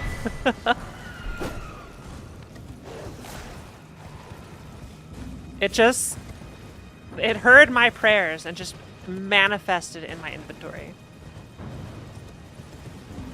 From the enemies that just die in this area for whatever reason.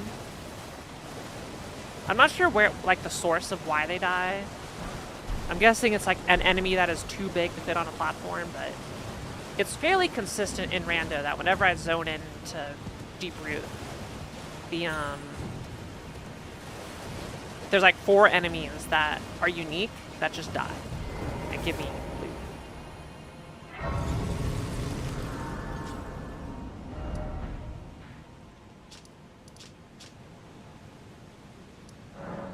Alright, let's get our plus 10.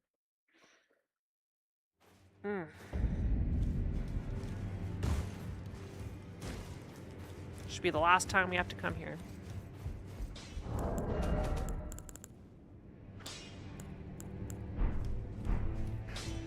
Those are the challenge, find them well.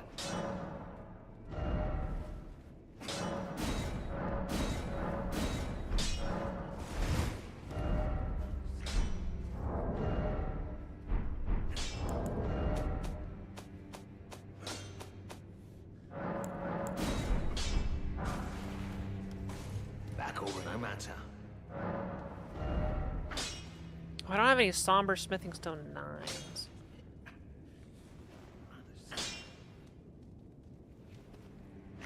Oh wait, no, we're good.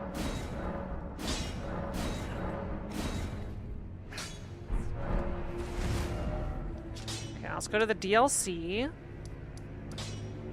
which, right here. We need to talk to Moore. And then Moore is going to set us up.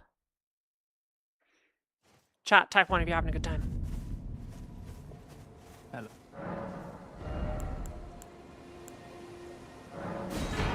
Till we meet again.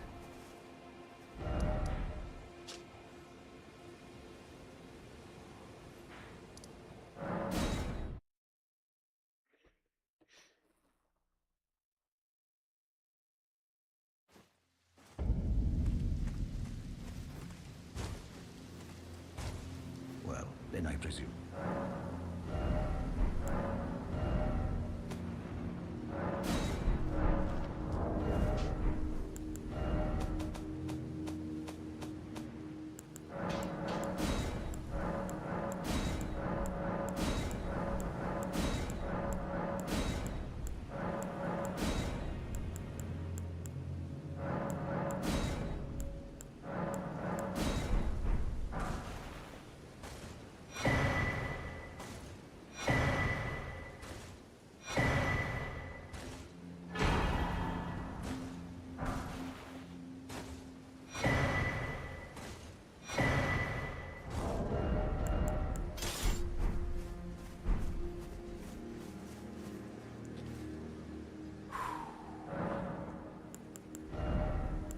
What spells do I have?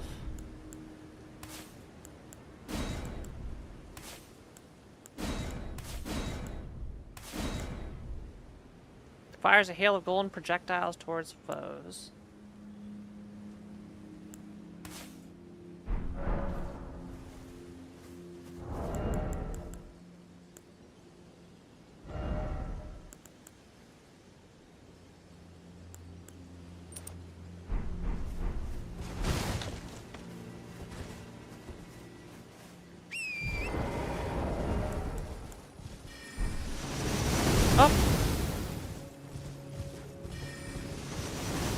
You're playing DQ2?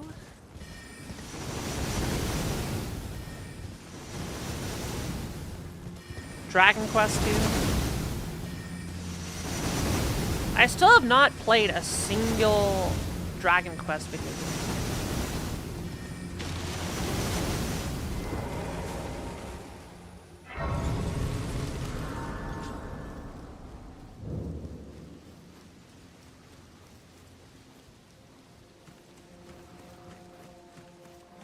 Are they?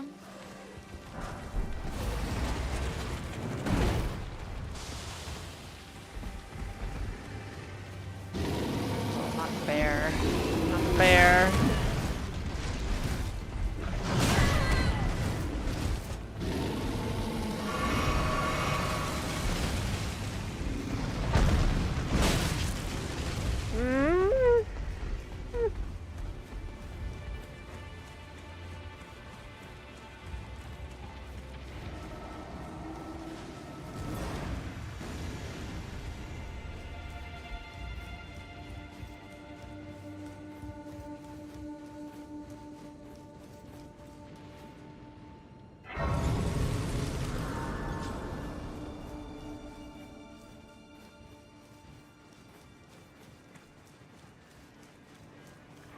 Have they made any Dragon Quest games since the MMO?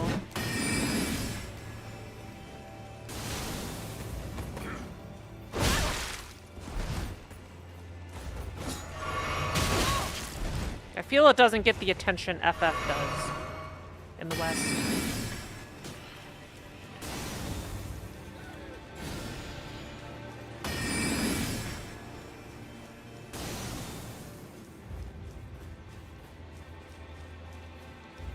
Ten was the MMO.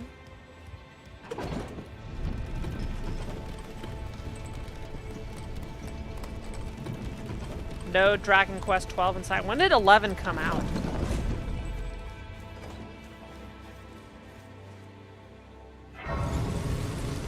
It was a while ago, right?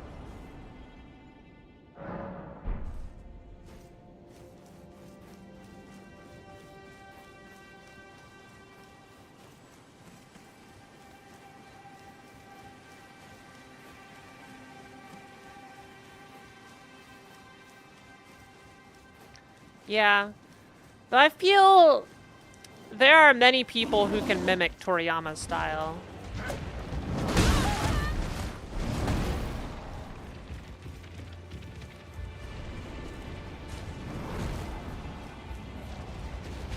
Square has been having a rough couple years. They had FF7 Rebirth underperform. Uh-oh.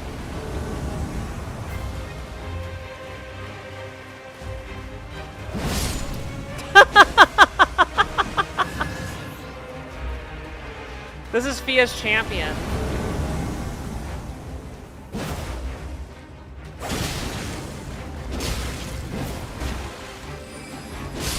Gotta fight them one at a time, then all three together.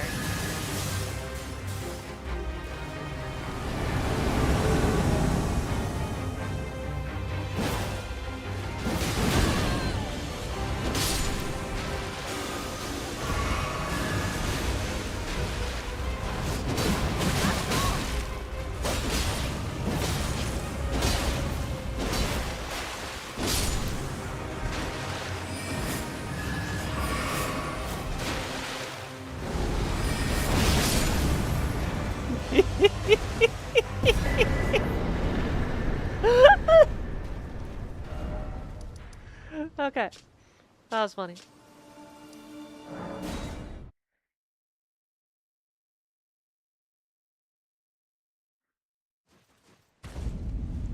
Yeah, but I think FF7 Rebirth underperformed. Then you also had like Final Fantasy 16, which sounded like it underperformed.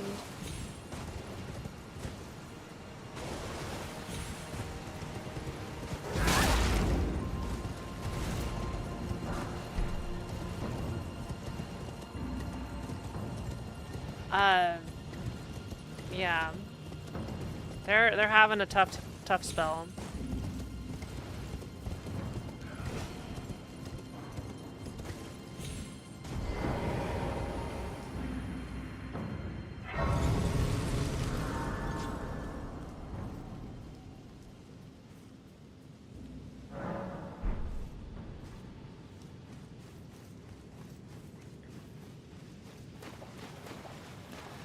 But I feel Final Fantasy needs to evolve a different way.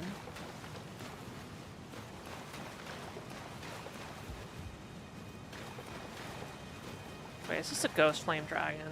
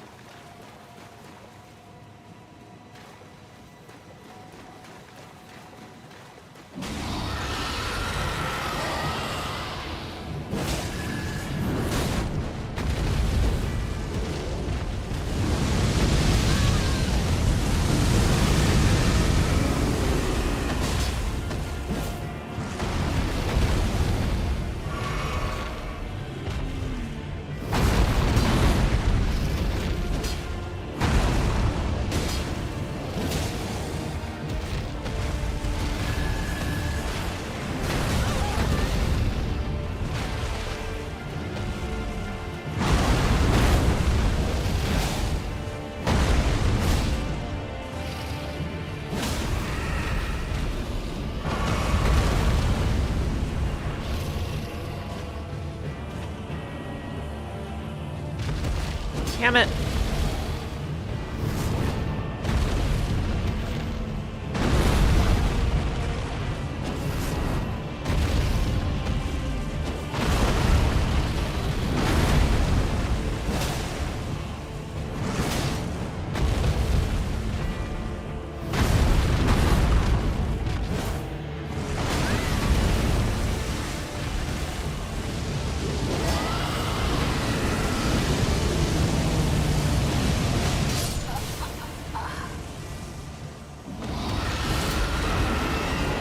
I don't think Ghost Flame Dragons are weak to anything. Or are they weak to Holy? I need a quick check. Are Ghost Flame Dragons weak to anything?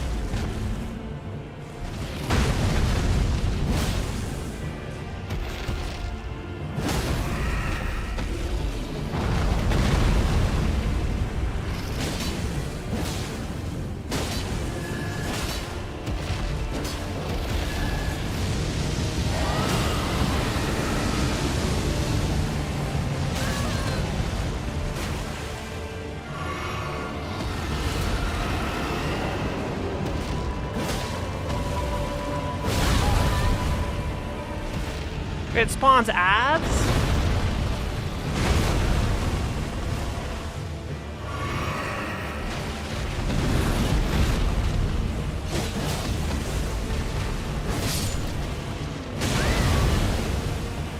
That's bullshit.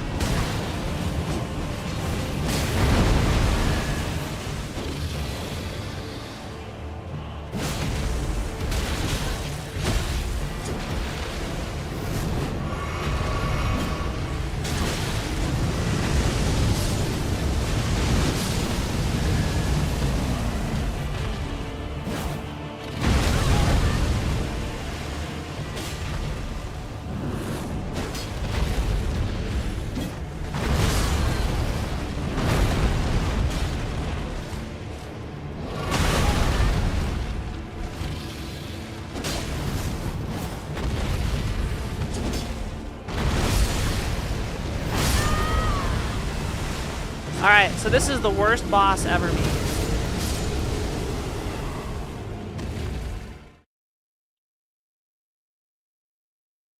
What are these weak to?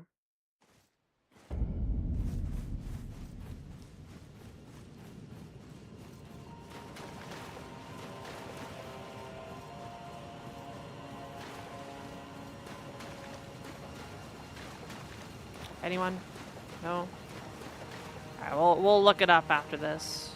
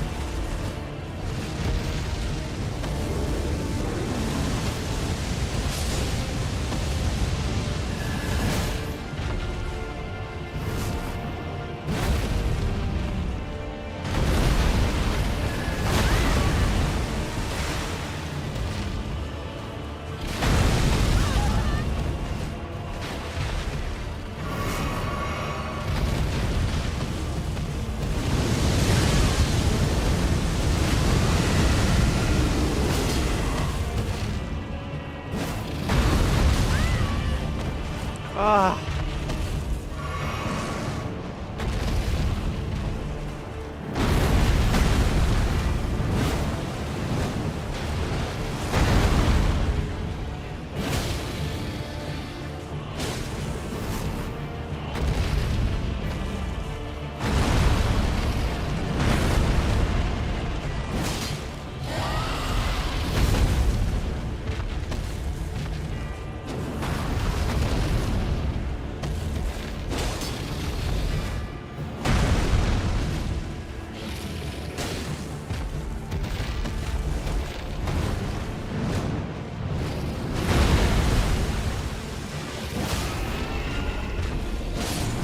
Yeah.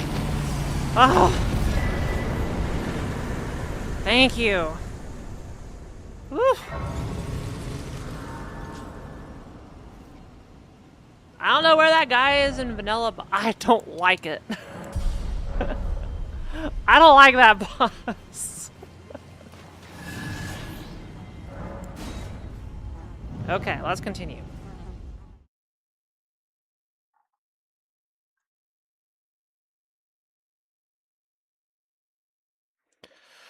Woo! I deserve a snack after that. I deserve snackies.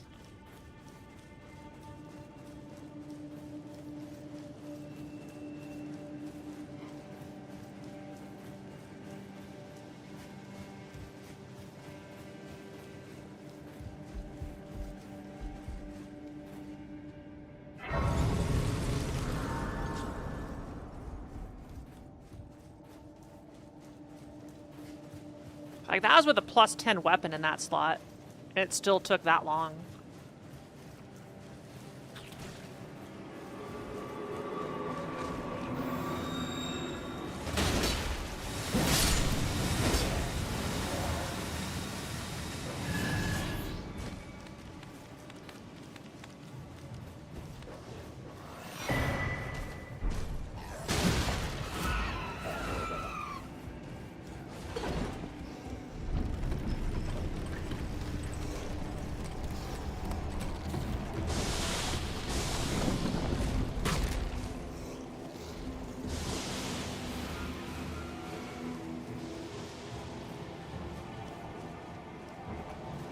I think I went the wrong way.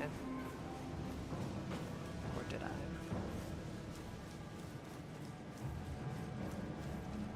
No, we're okay.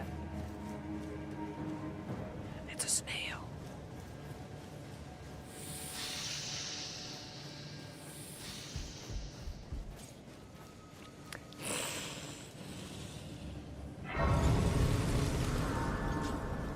I am running low on sour belts. But nobody buy me any because I probably should not be eating as many as I have been. They're very addicting. I'm addicted to sugar.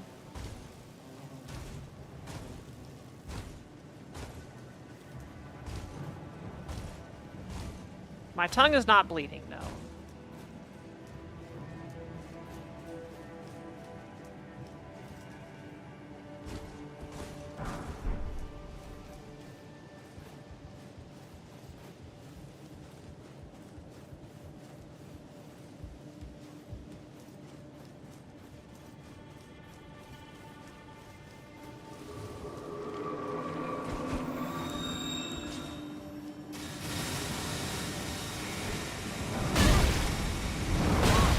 Heck, these hands.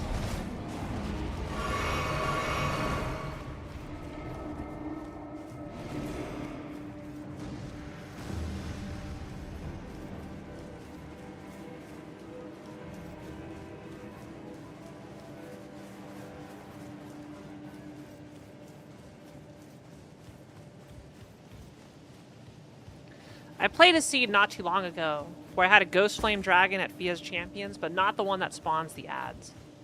There's one that spawns ads and one that doesn't.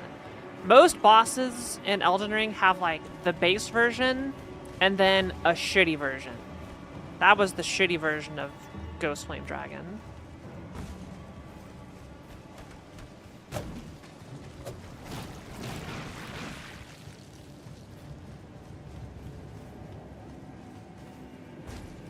Now, I will say, if this is a double maiden fight, then I'm questioning life.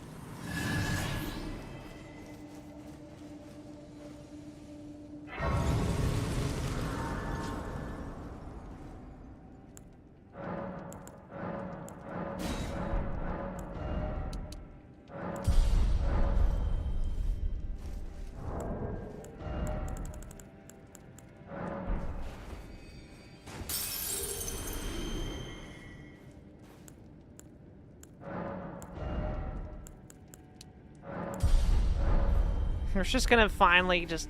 I'm sick of carrying a level's worth of runes around. Ugh.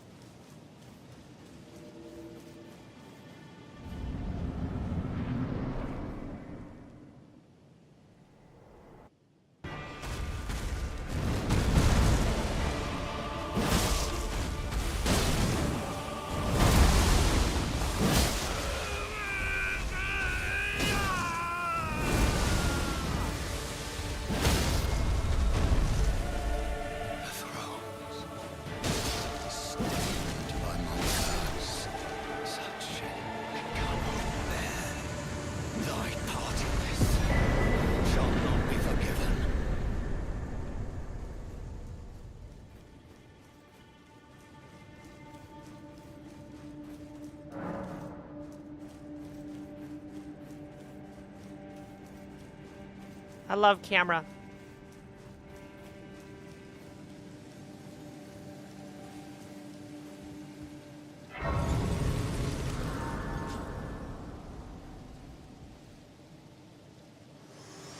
Come, Melina.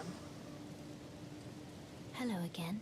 Allow me, you are unprevented. The thorns are husk the only way and become my purpose. So I'd like to the flame then and guide.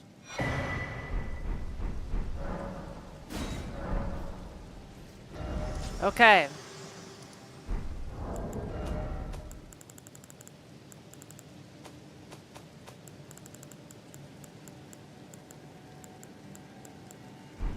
We cannot make it to the mountains. So we have a choice to make. Do we go to Australia? Let's go to Australia. It's been a while since I've gone to Australia. But I have earned myself a break. I'm gonna go grab myself a snack.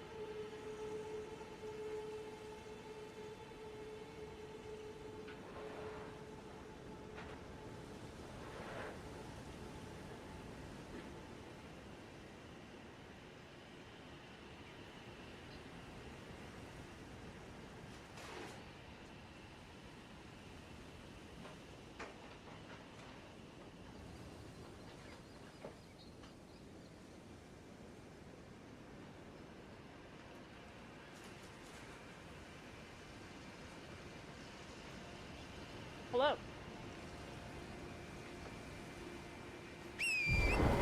It's Australia time. Any Australians in chat? No? Okay. They're here in spirit.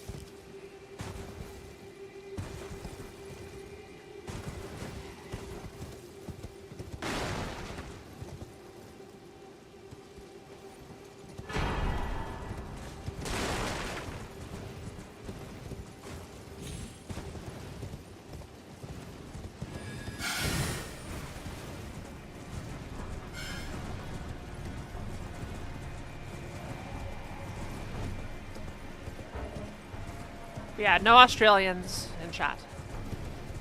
Hi, Cito.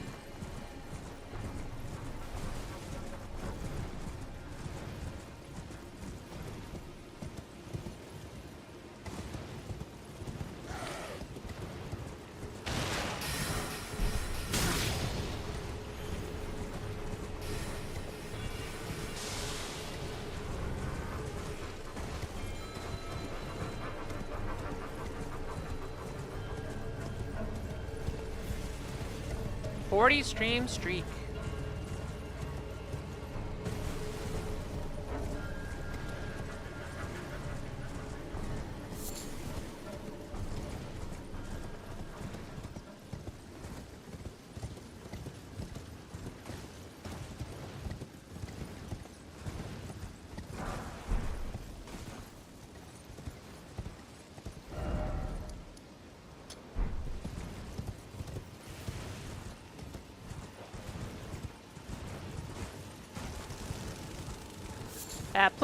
Please don't talk about viewership. I hit it. I don't want to know them.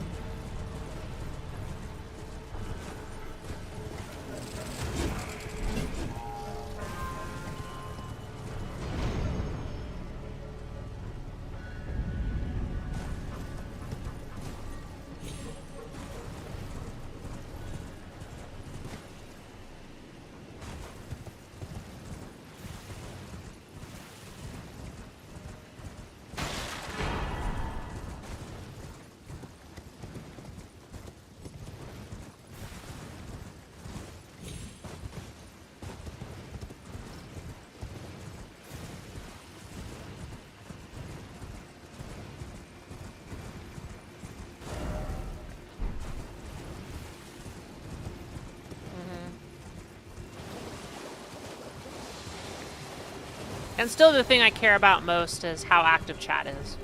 How many unique people are talking in chat and having a good time.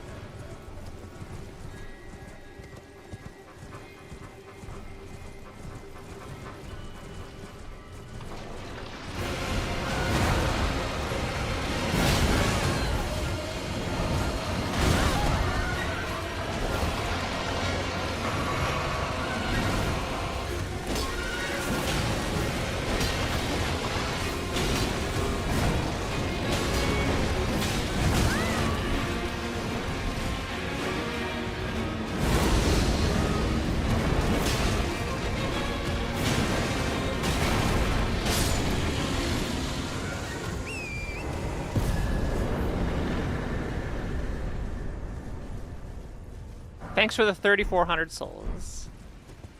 I just wanted to kill it because I wanted to stomp on it.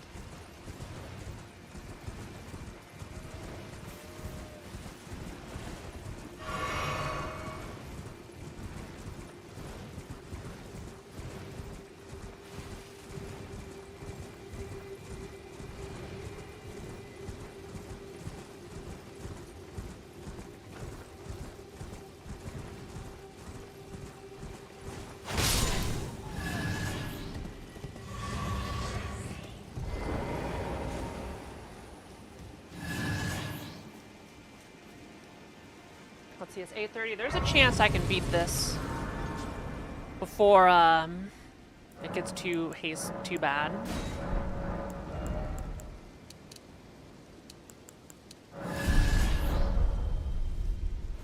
Alright, we'll be VIT 40 for now. So my goal is VIT 50 by the time I do Elden Beast and VIT 60 by the time I do Consort.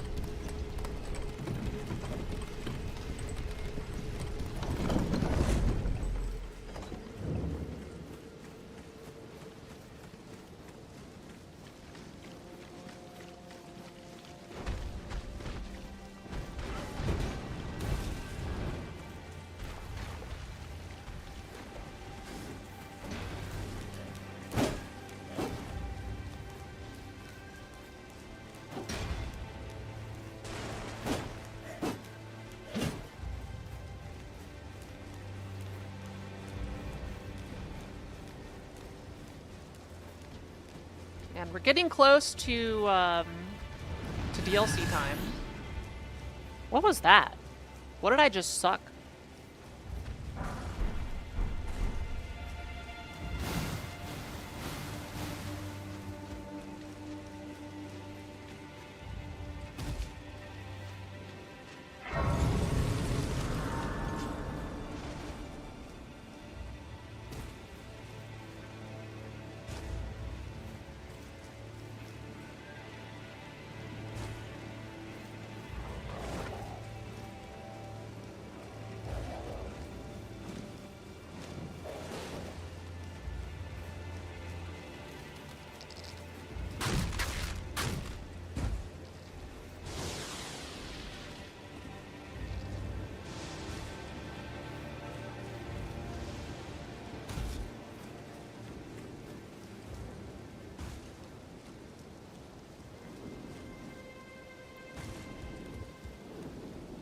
Uh-oh.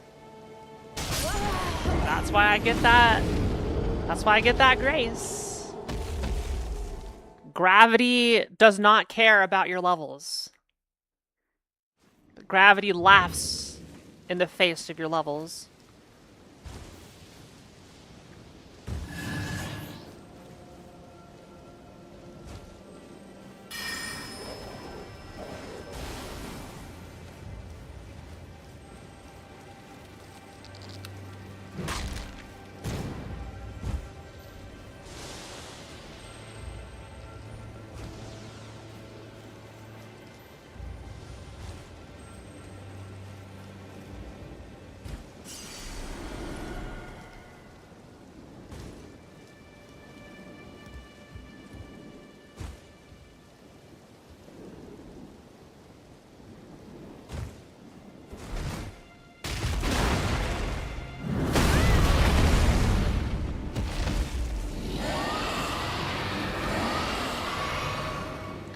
If I lose to whatever boss is here, I don't deserve to be called a gamer. What is that? Is that Crucible Knight? You can take my gaming license away. My streamer license away if I die to this.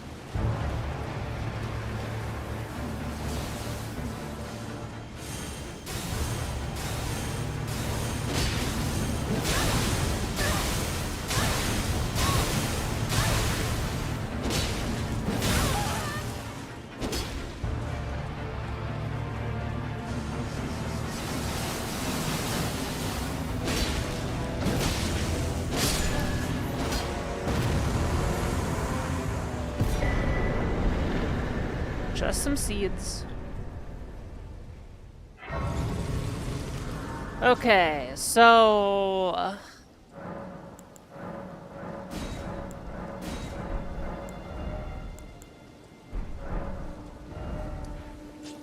options available to us are...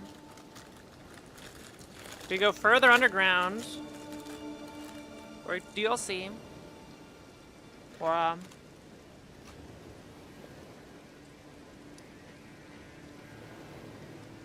head up to Altus. Let's do some DLC. Let's try and do some DLC.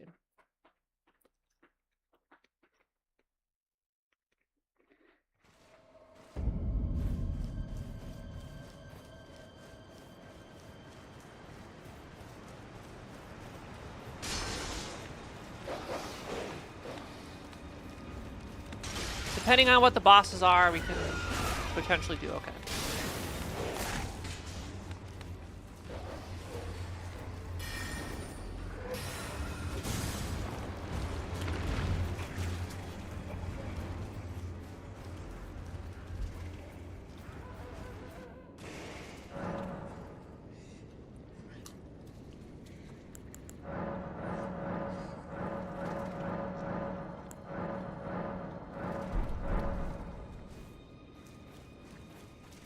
Especially at Skidoo 8. That's pretty good.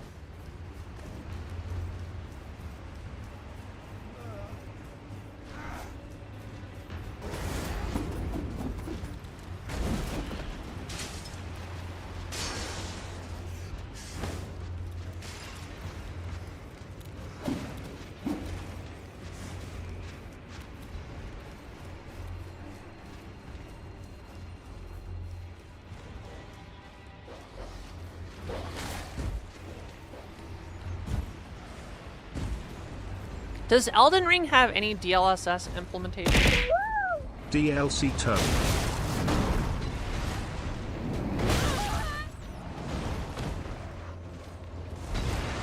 Am I alive?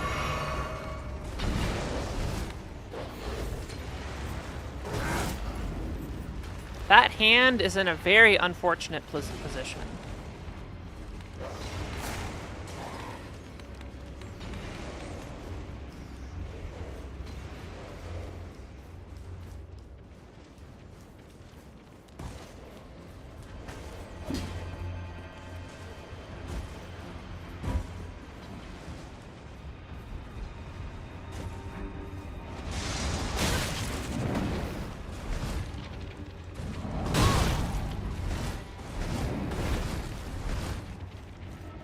Let me go, hand.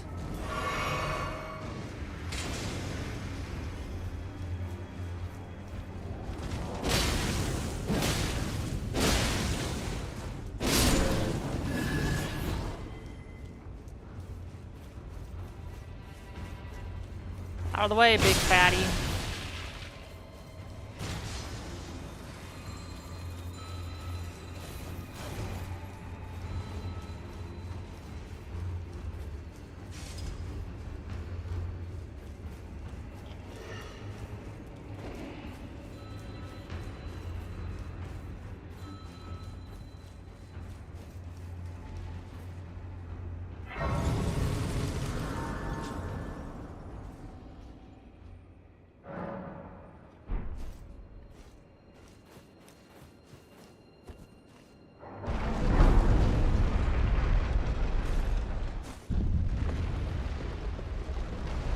What is that? Is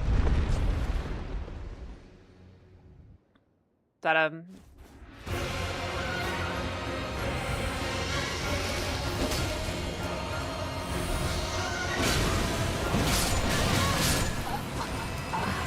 It's heckin' Gary.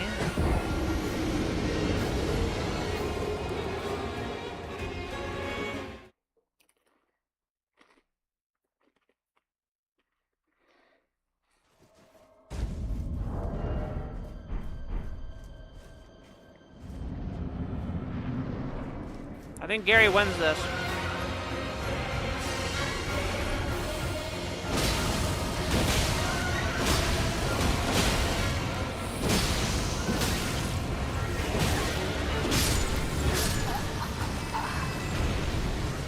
I need to stun lock him.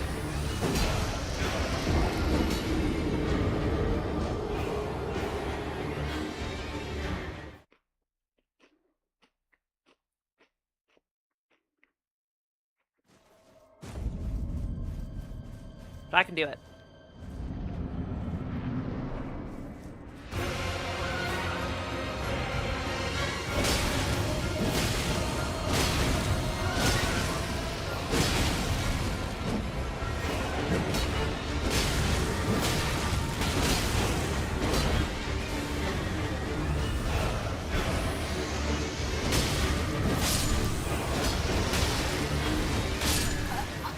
No! Well, we still got the victory.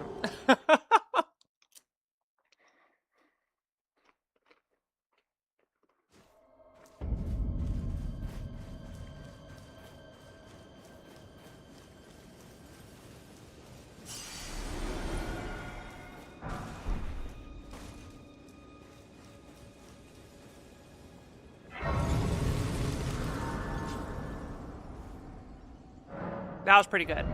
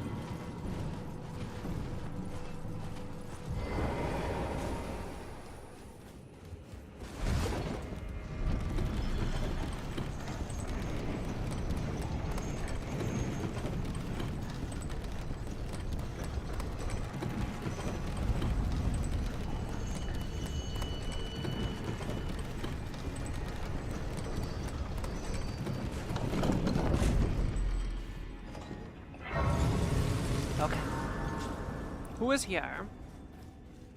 Is that it's a Knight's Cavalry.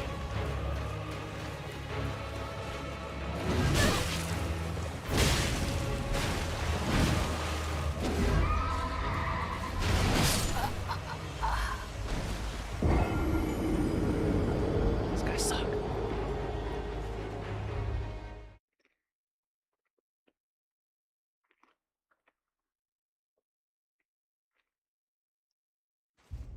The Golden Cavalry. I should be able to kill it though. I should be.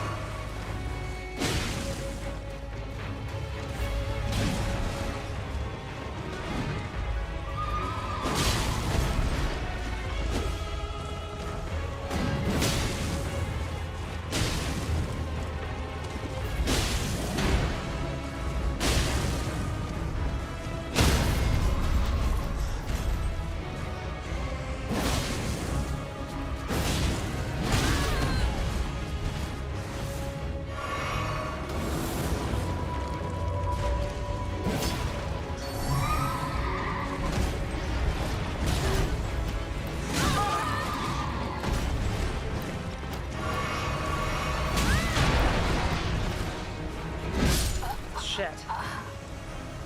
Got stuck in the door.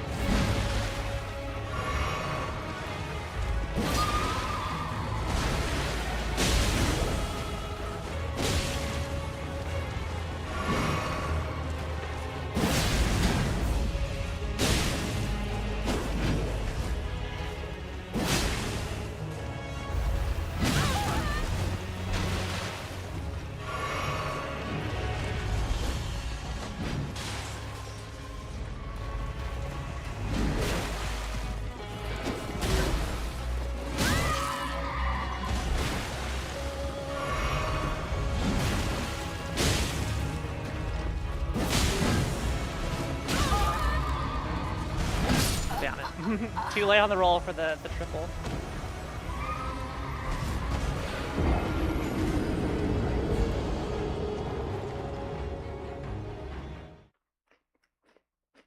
This guy can be tough.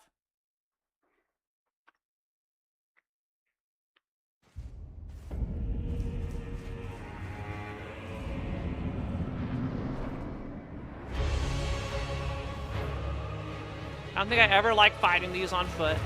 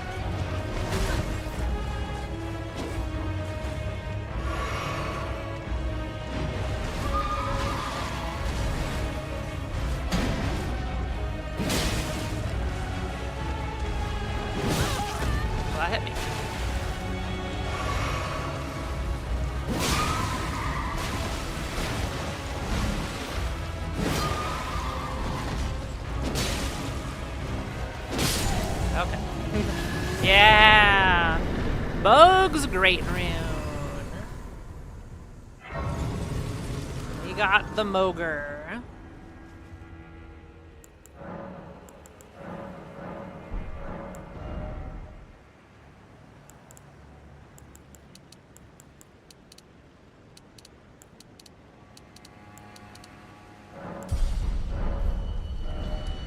Okay, we're done with DLC for now. Let's head back to Avenue Q.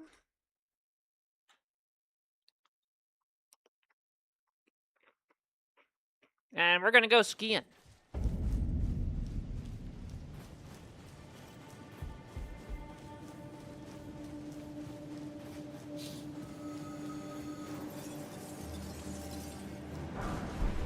Torch pull plus 25.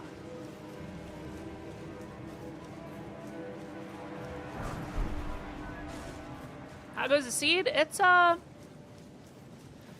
too bad. We have 4 great runes. So that gives us like 6 bosses to go do in order that are required for base game.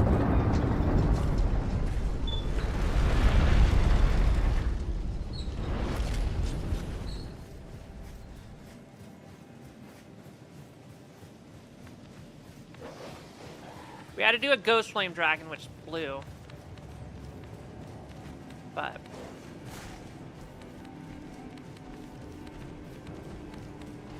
we're moving right along.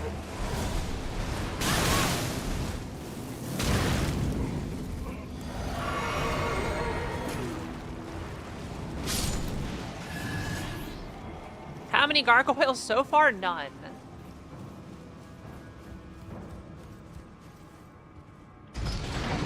So that's okay.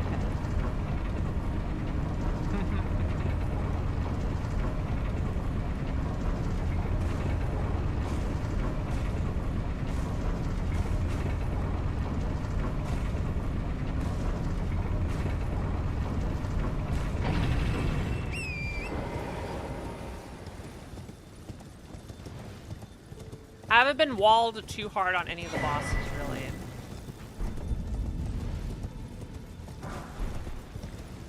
Like, I have 24 deaths, but they've kind of been spread about, you know?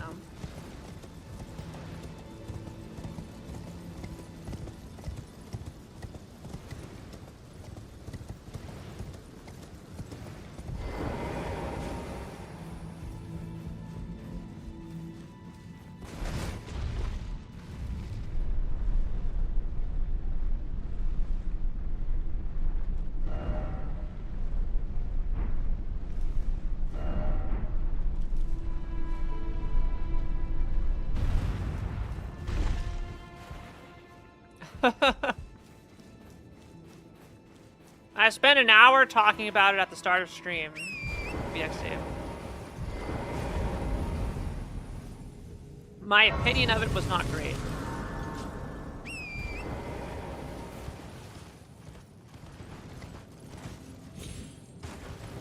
I'm not a fan of movies that feature serial killer weather.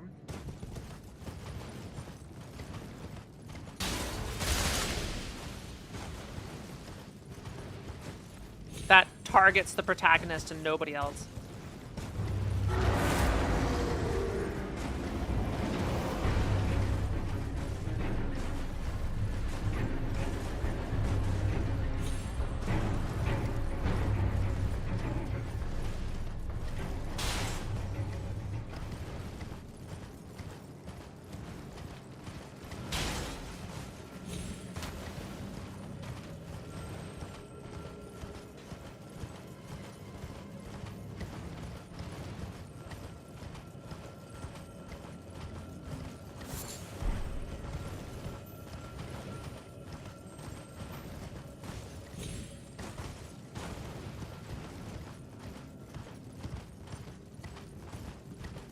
Yeah, it's a movie that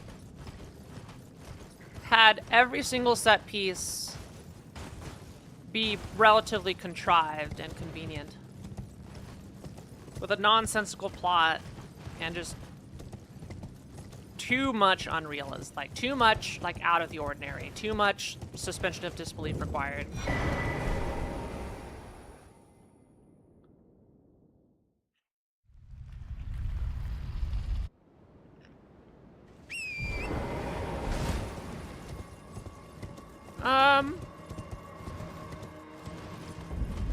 There are a couple that were okay.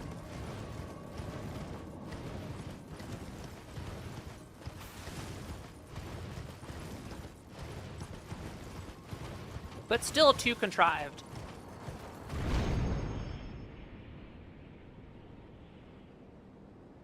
Yeah, if you really want to know my thoughts, go to the start of stream. I've talked about it for a while. In full spoilers, because the trailer spoiled the entire movie. So, if you've seen the trailer, you've basically seen a 3-minute version of the movie.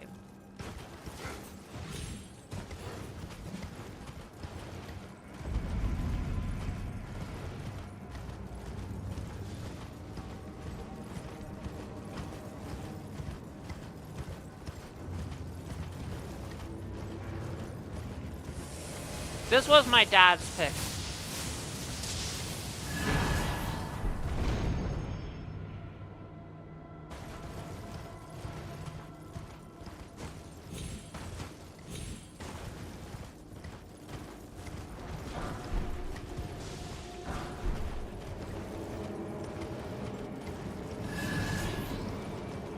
I wanted to see, like, you know, the housemaid, or like the Timothy Chalamet movie that's out. I forget the name of it. Start with an M. I also put in like 28 Days Later, the Bone Temple, but none of that was good enough. Mario Supreme.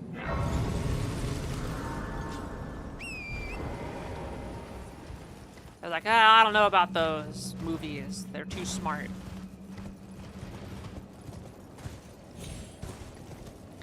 My dad very much likes dumb action movie. The less you have to think about the plot, the better.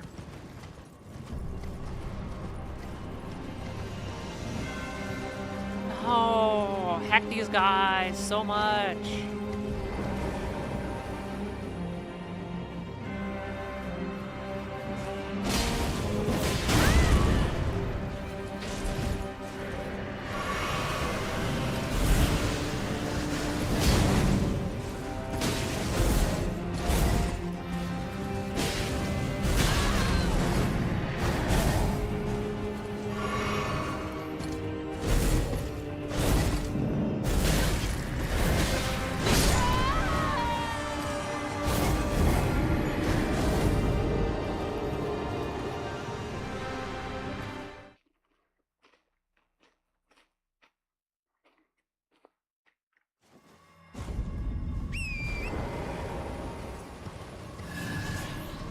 Yeah, if a movie has plots, my dad doesn't like it.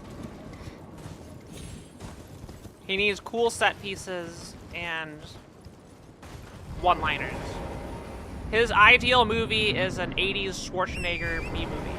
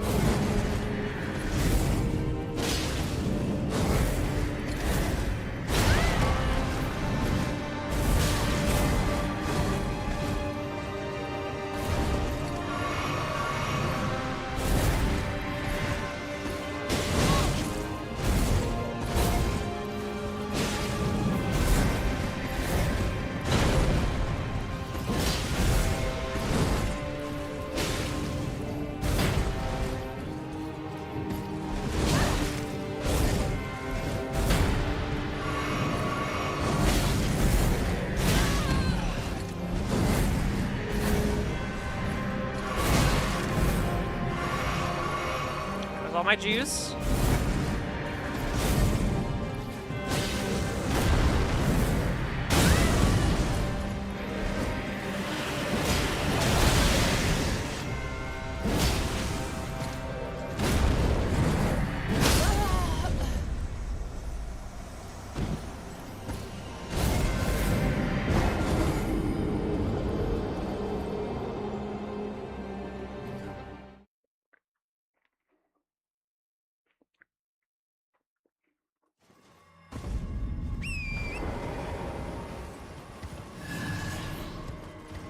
My dad doesn't want to think watching any movie. And like, you know, I like my cheesy one-liner filled movie. But like, there's so many shitty action movies out there. He'll just look at the genre and say, let's see it, it's action. What do you mean it has a 0% on Rotten Tomatoes? I want to see it.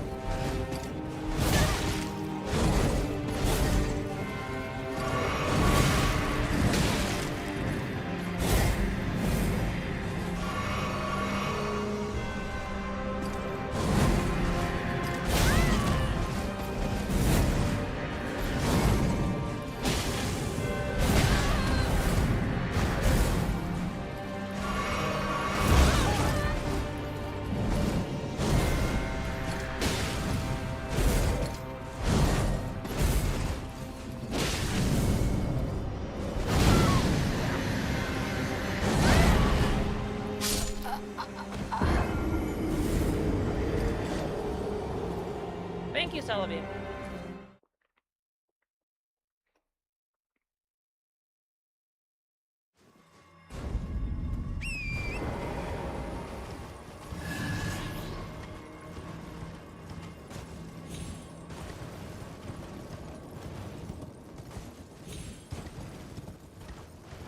Yeah, these bell-bearing hunters are still one of my least favorite fights.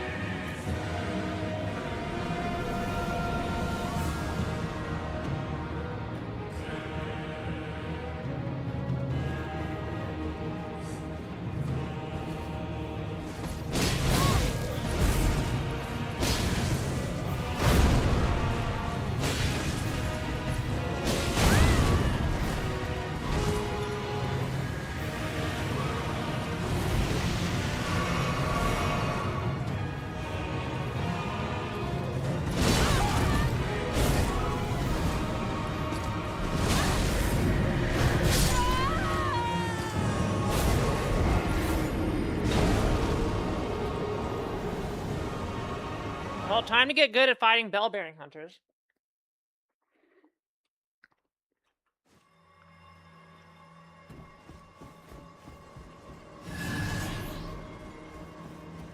We got bell-bearing hunter into Elmer Fudd. Which, as someone who hates these fights and can't do them yet, it sucks.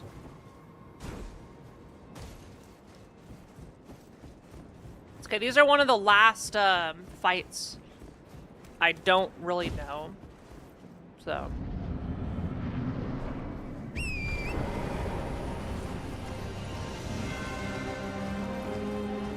Basically, I gotta fight the boss and then fight a supercharged version of the boss.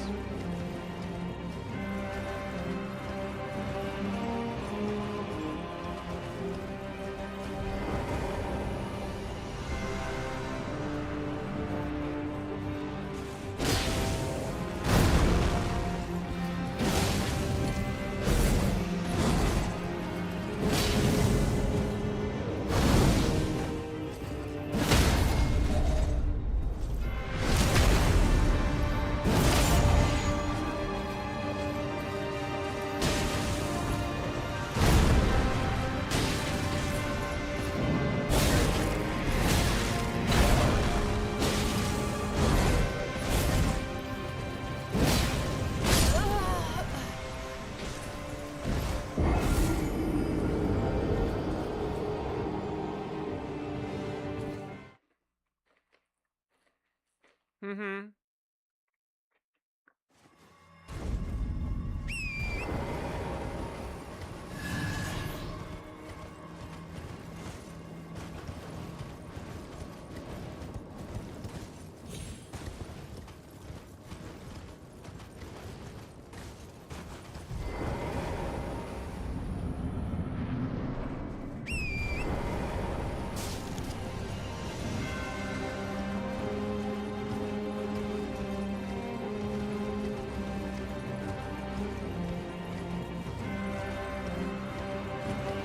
If I can get the riposte opener, I'm feeling good.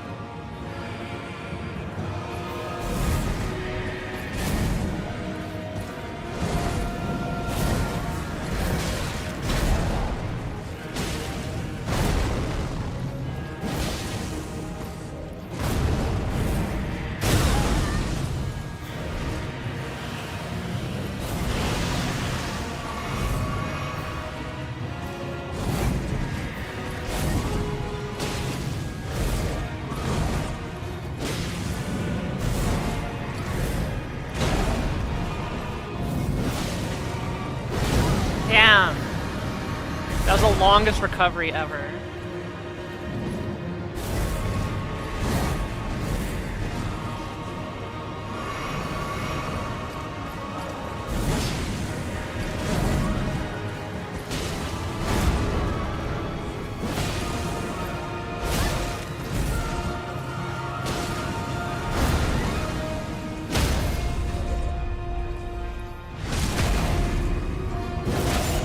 That's it. Oh, jeez.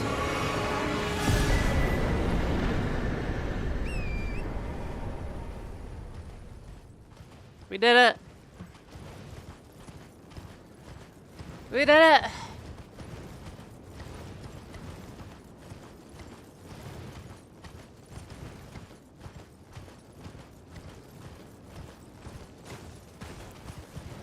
Elmer Fudd has been defeated. Thank you for the GGs. The GGs give me life. If I do something cool on stream and I get GGs, it gives me like plus 10 years to my lifespan.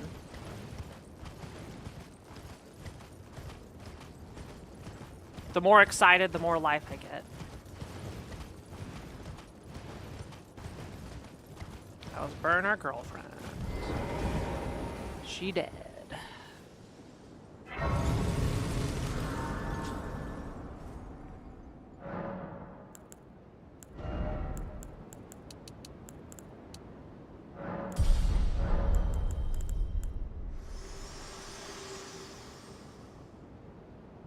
I have longed this world and death. Are you to commit? Very well. Let my hand. Very well.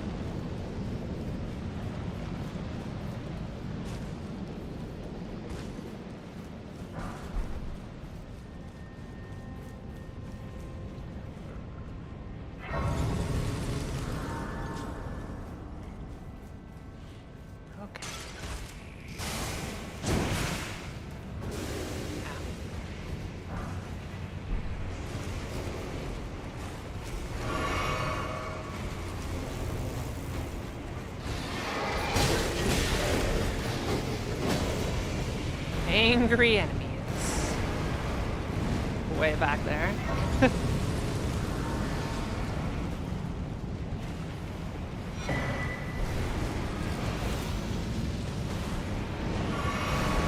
What is up there?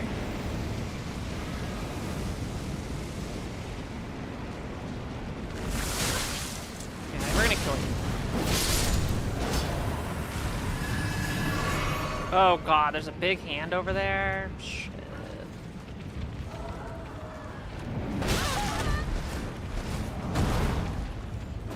Go!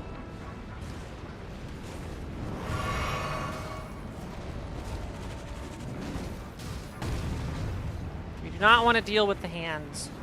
Ever.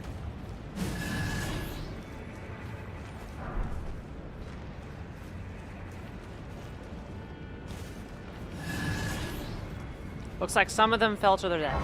Oh! There goes another one.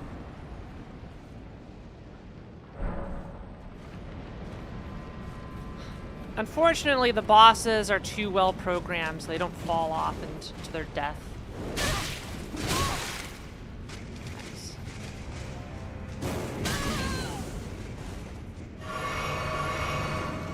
Great. Great. 3 flasks down, going into Godskin Duo. What godforsaken thing am I got to fight?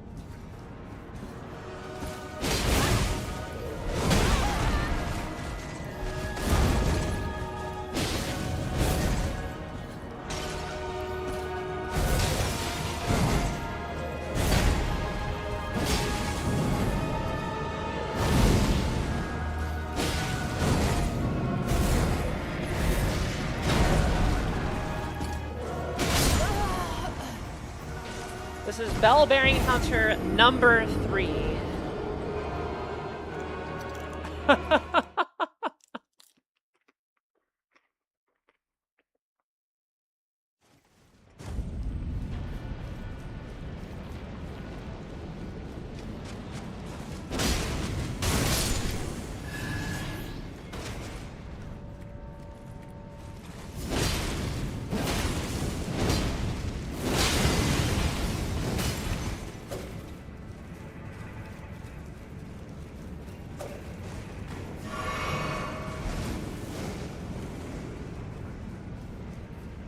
Should be okay.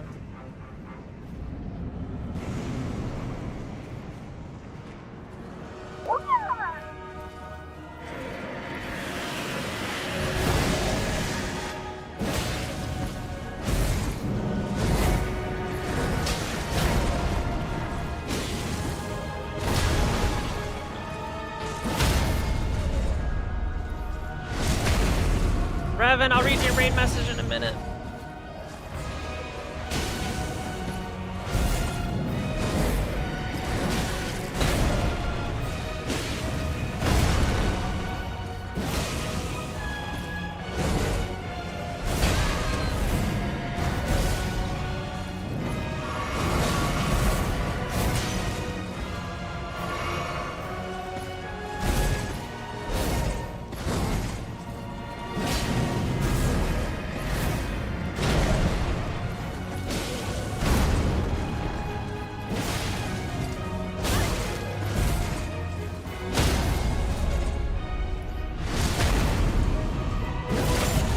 That's it? Yeah, okay.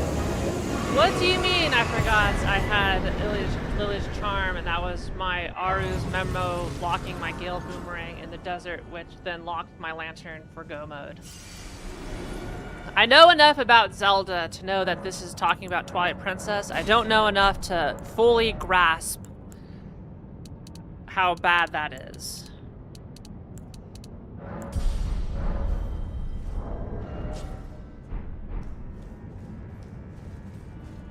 But I'm sure it's bad, right? Thank you for the raid, Revan.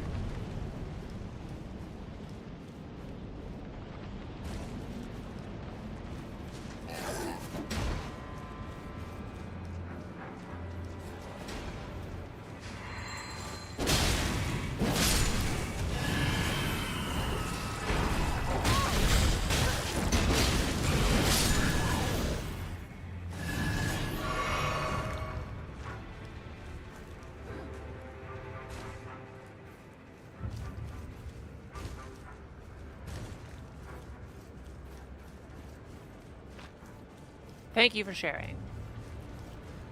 Do I like feta? I don't typically have feta, so I don't really know. I actually can't even describe to you what feta cheese is. Because I don't eat dishes that include feta cheese, usually. So I don't know. Legit answer, I don't know how I feel about it. No idea how I feel about it.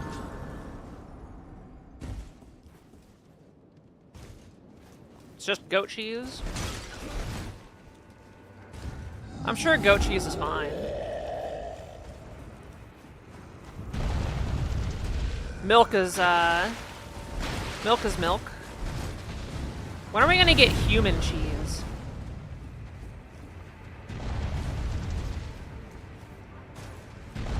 Have you ever had Greek food? Yes, but not the cheesy variety.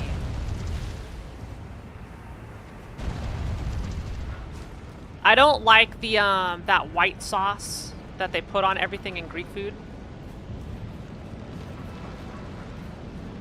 So I'll typically get stuff if I can customize the bowl and leave all that stuff out.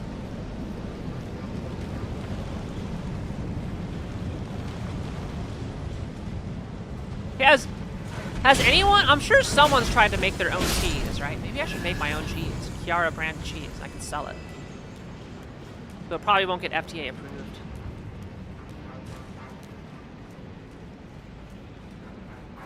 So maybe I can sell it and list not for consumption.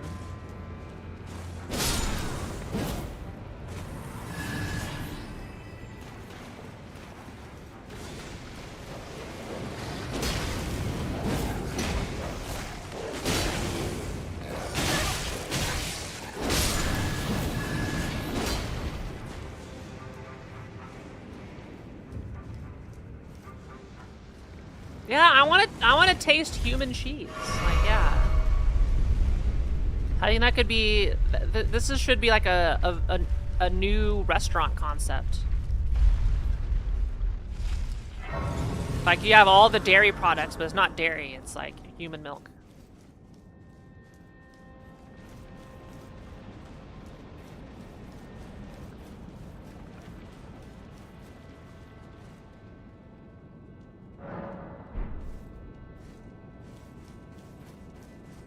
No, I have not.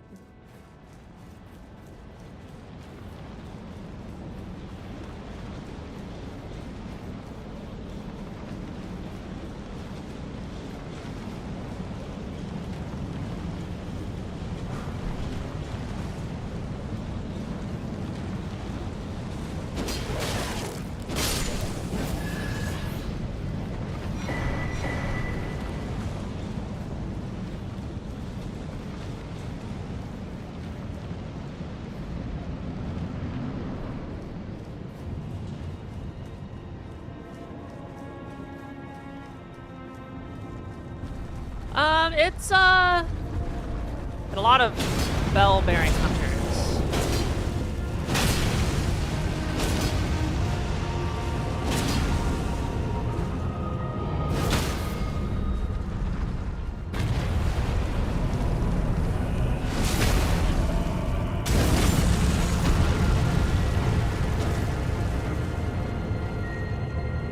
Come on, get up.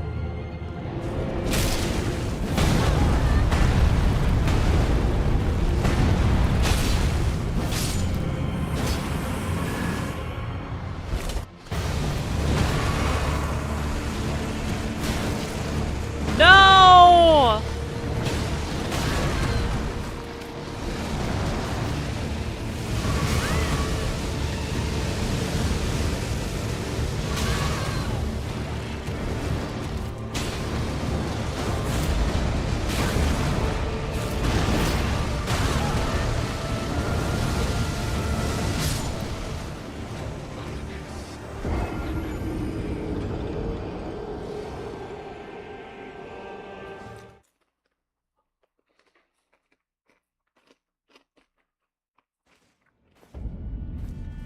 Of course there's a dancing lion.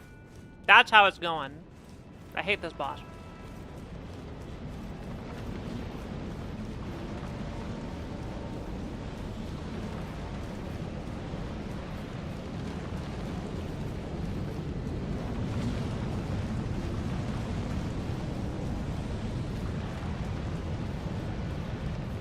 Oh, give me a set of PowerPoint charts and I'll deliver the best pitch you've ever seen for those charts.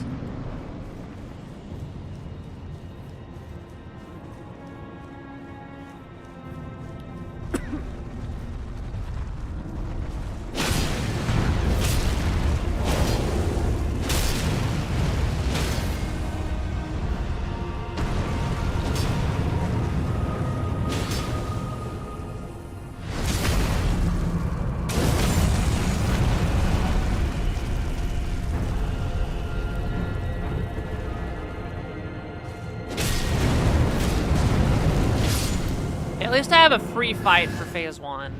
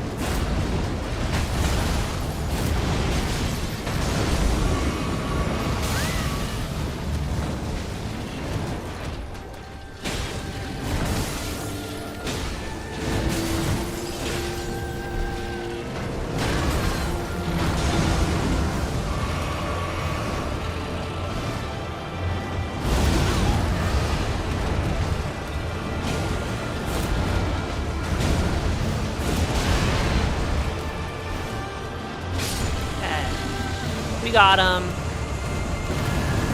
Ugh. Why cover destined death? All right. Give me a break.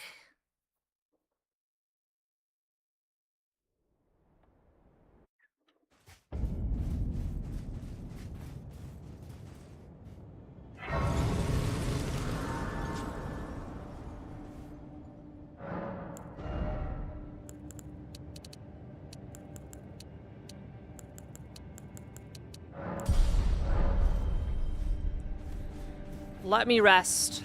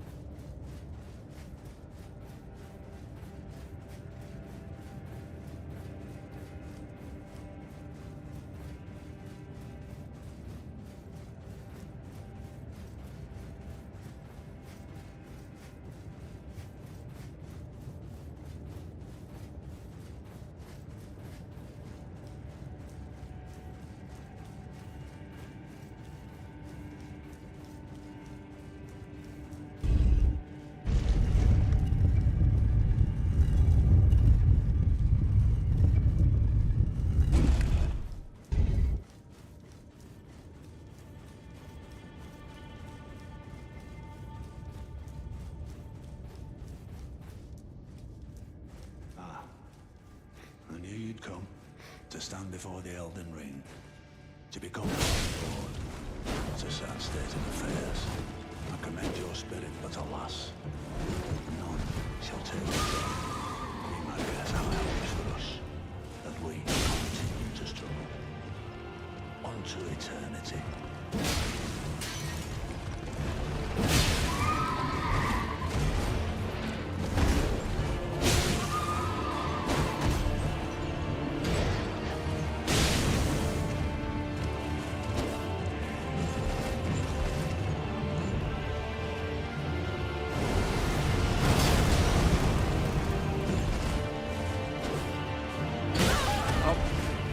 Tracking.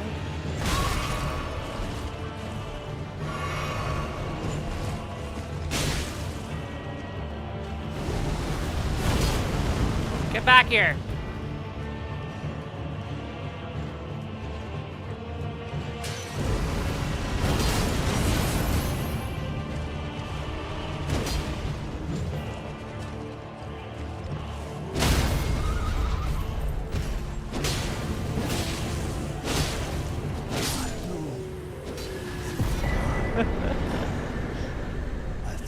Yo, the mushroom crown. Let's put that on. Become a lord. Oh, that's a heavy crown. Not even you. A man. Boy, that's not the mushroom crown. A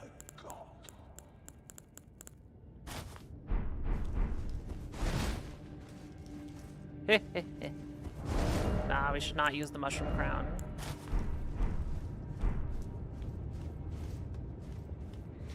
Yeah, I think that's our third Knights Cavalry. We've done 3 bell-bearing hunters. I know there's like 9 Knights Cavalry in the pool. I do not know how many bell-bearing hunters there are. We've determined at least 3. I know there's 2 dancing lions. There's the good lion and the shitty lion. We fought the shitty lion in Australia. The good lion right there. And we've got 4 more bosses in base game and 3 more bosses in DLC that we have to do.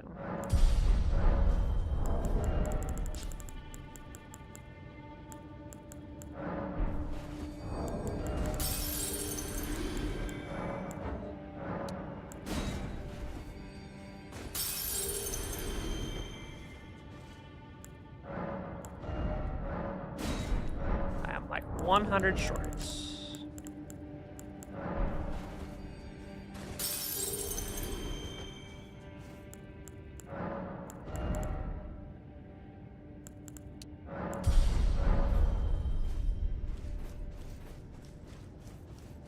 So, Knights Cavalry are the most likely boss to appear, because there's the most of them.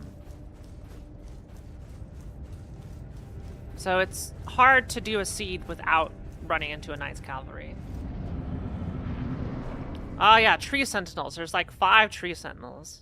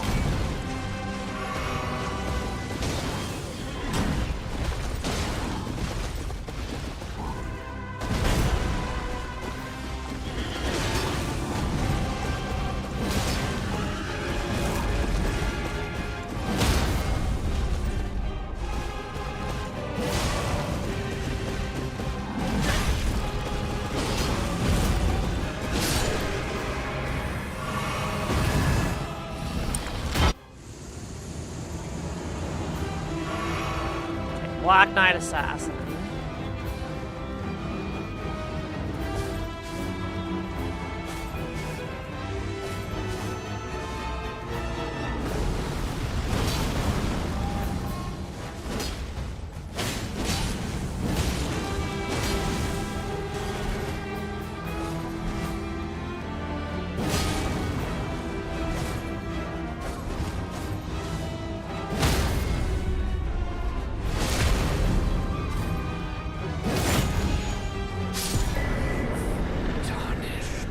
Thy strength be sacred.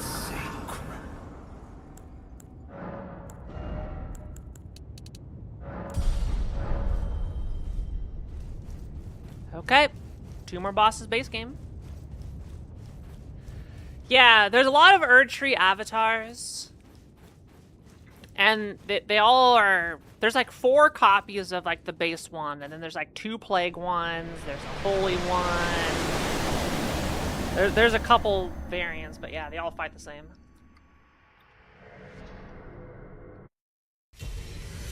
Oh no.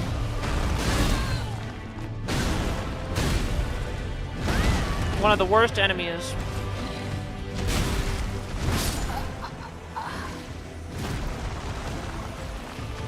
And this is just phase 1. I hate this thing.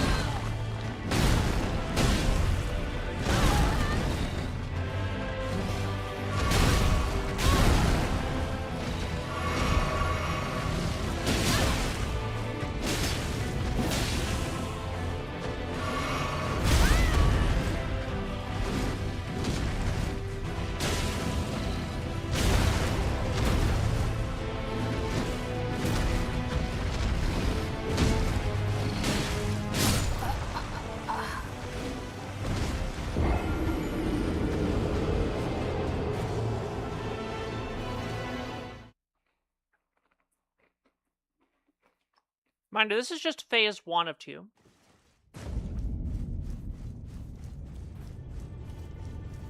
Time to get good at killing a porcupine. Sonic the pig. Sonic the warthog, we can call him. Gotta flashbang everybody every attempt, though.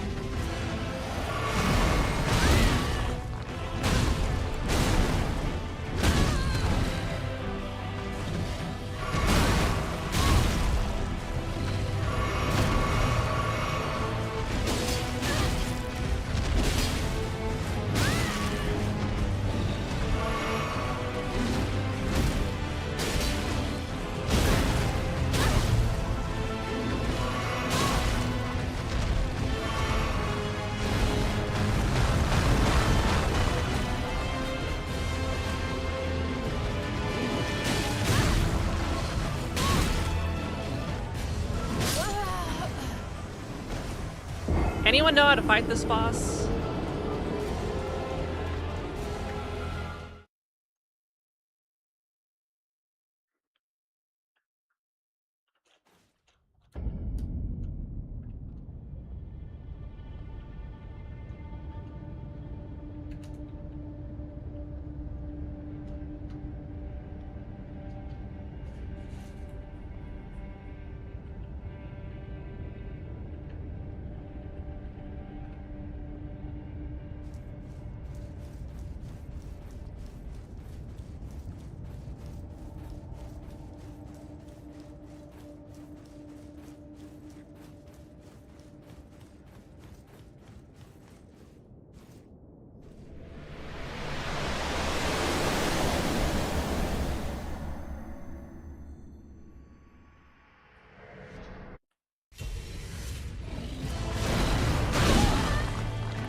It opens with the grab attack.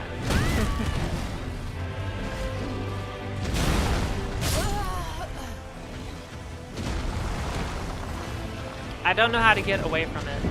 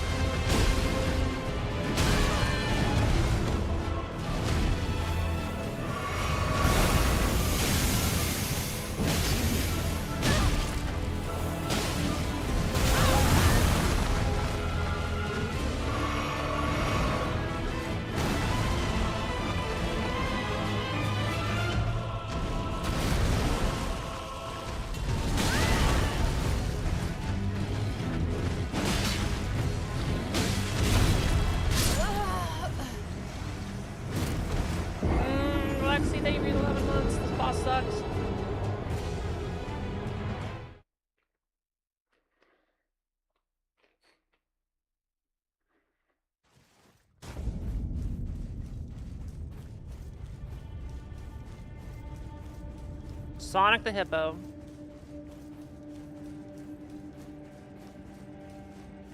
I may be on this for an hour. We'll see. Hopefully not.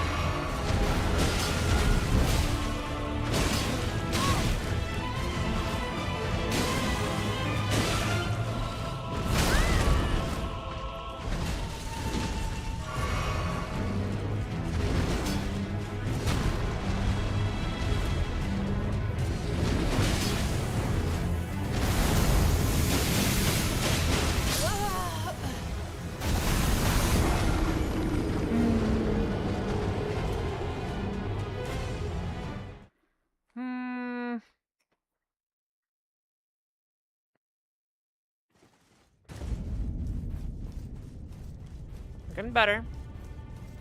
Phase 1 almost down. This is where I hope I get a better boss for Phase 2.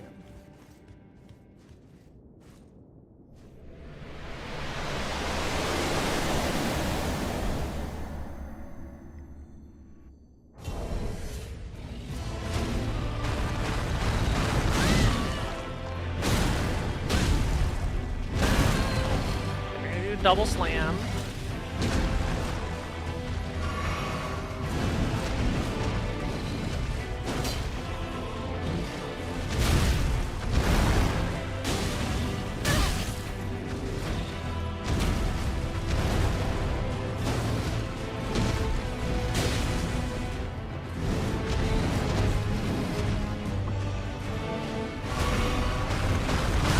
I don't know how to dodge that.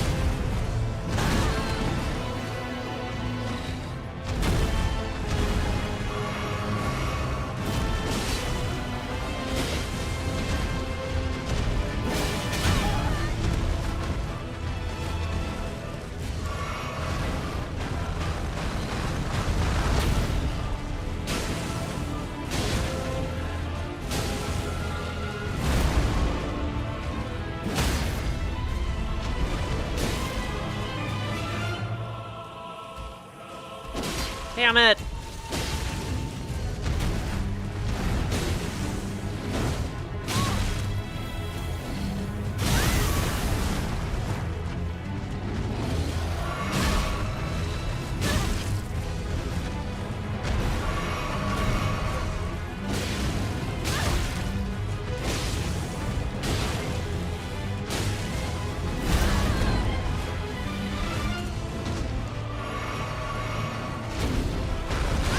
I can't.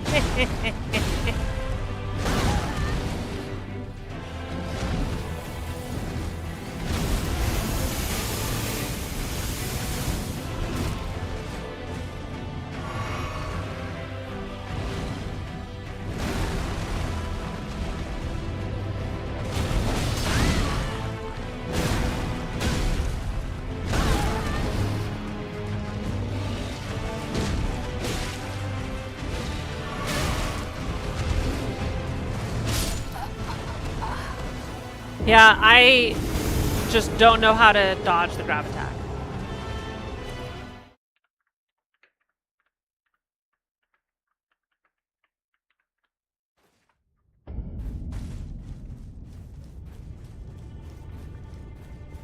Do I gotta dodge like inside his mouth?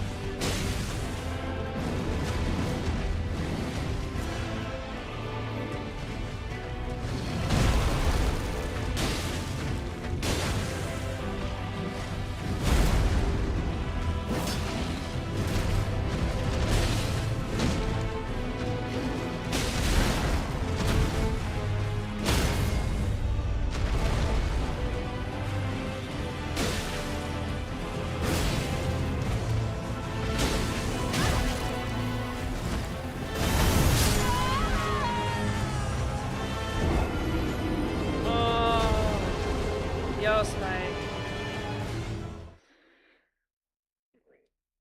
Spike, I had to get good at bell-bearing hunters. I had to fight 3 in a row.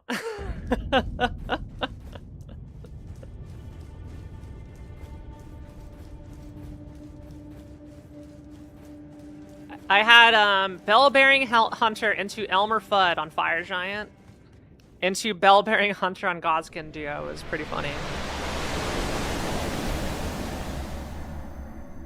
Then we had a golem into Dancing Lion for Malekith, and now we're here. I do not know how to dodge that attack.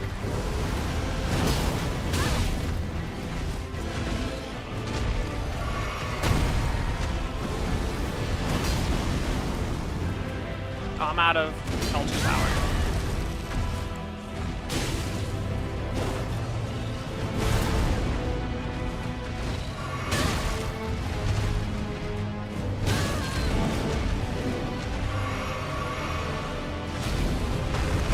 That, I don't know when to dodge for that. I get grabbed every time.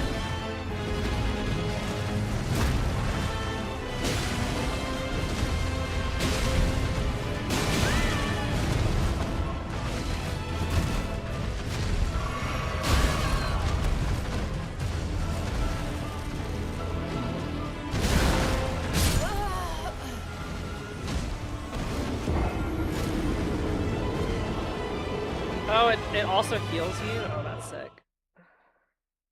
I feel it comes out too slow to, like, actually land it without getting hecked. We have not seen what phase 2 is yet. I have not made it past this boss. And I'm kind of committed to I should stay here until it's done because I need to get good.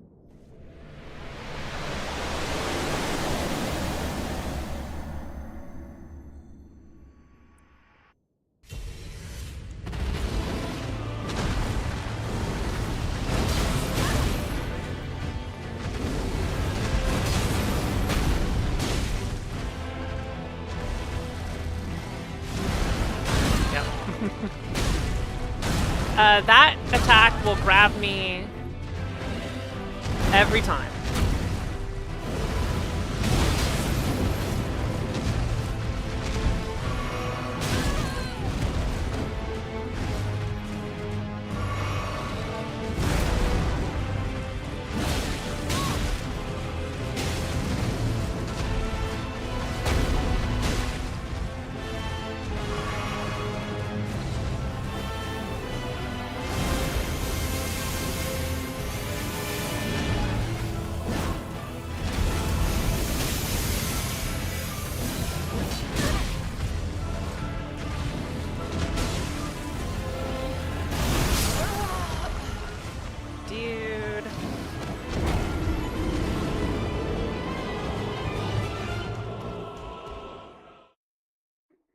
Dude, heck this guy.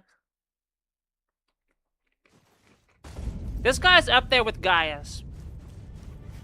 I think the 2 fights I never want to see are Hippo and Gaius. I'll see Melania, Consort Radon over those 2.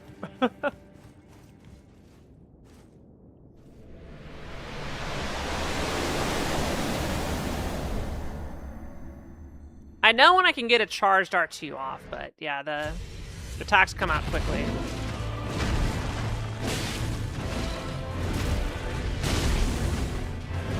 So I can get into a rhythm with the R2s. This is a time to do a charge. Yeah.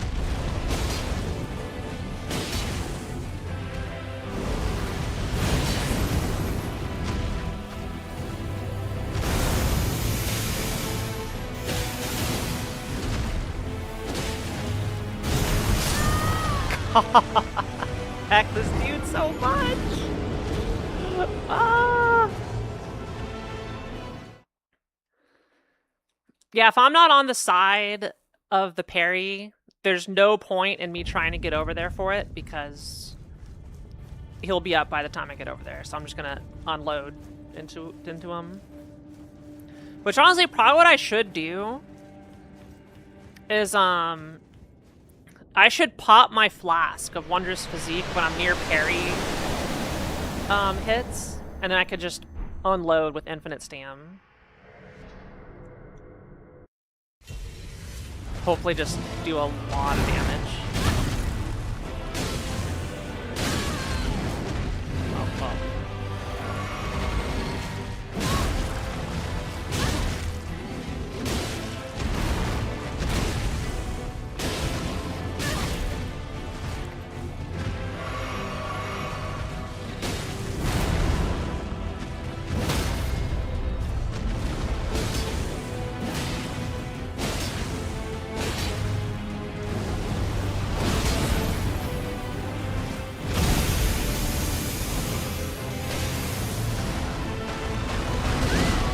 And I will get eaten because I will always get eaten 100% of the time.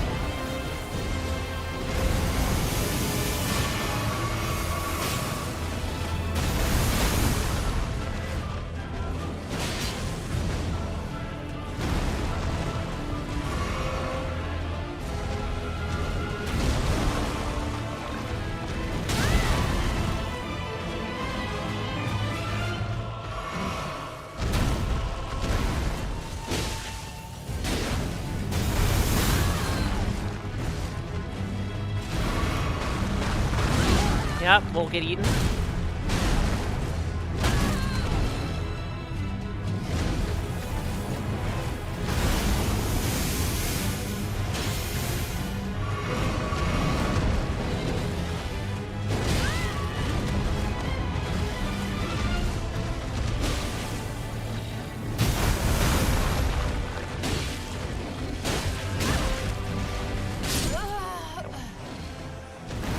Yeah, the command grab is, like, this is one of the hardest command grabs to get out of. And I don't think I have ever dodged it once. The only way I can dodge it is if I'm far enough away where the animation finishes before it gets to me. But if I'm up close, it has a 100% hit rate.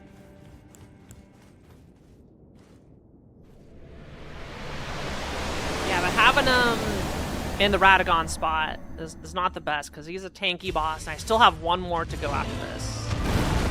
2. Okay.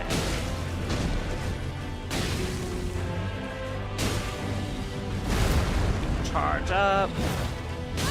I missed.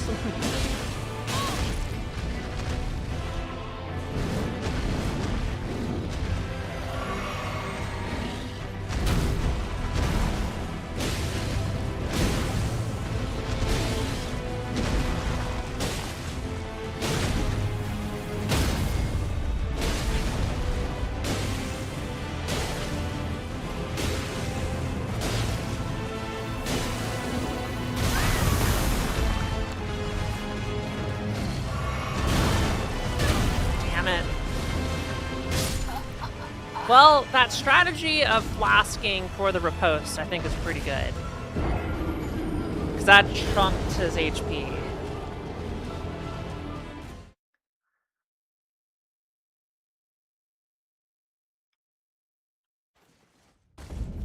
And then I just gotta finish it before he kills me. And then pray to God Elden Beast is not something stupid. But yeah, my faith stat is very low. I probably should respec into higher faith. But I haven't found a larval tier.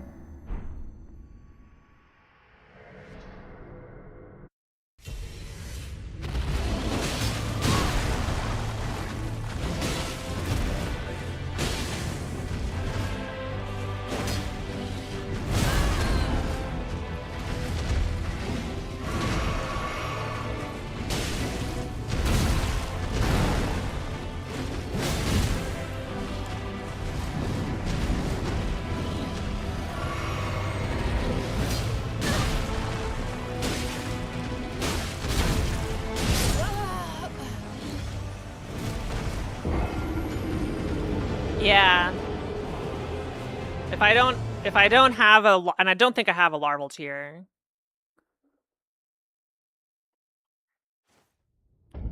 Let's see. Do I have a larval tier? I don't even know where those show up. Those in key items.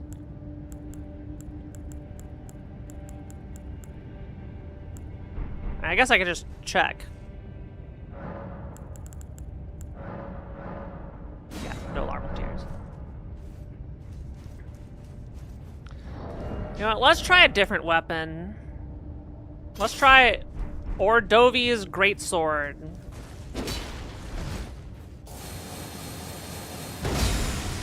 That looks cool.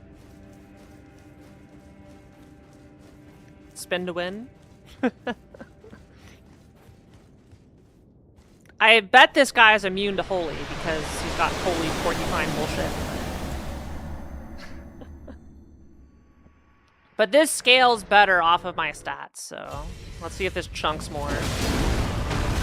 Nope. Got grabbed.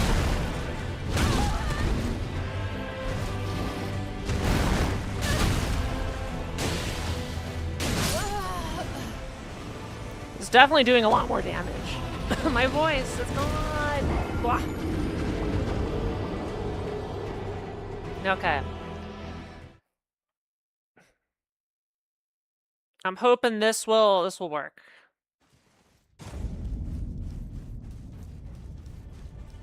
And yeah, once we get him staggered, again, I'm gonna try and see. I don't need you anymore.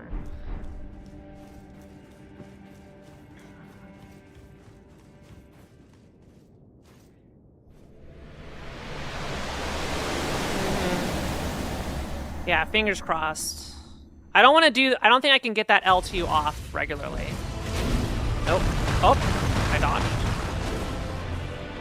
I don't know how I dodged. That's world first.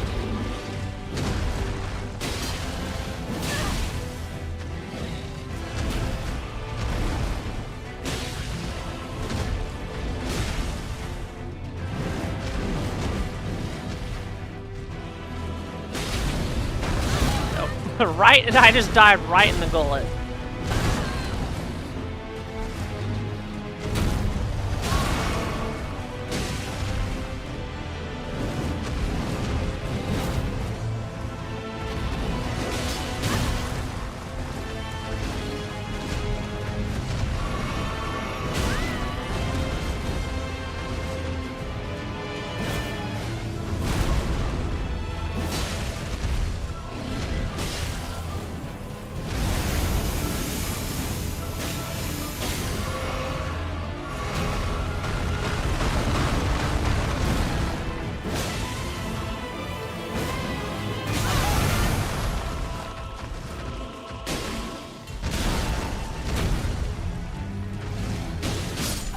Are you not staggered, buddy?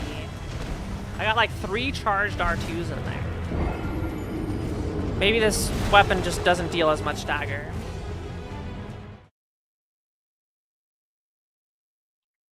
Yeah, I have no faith.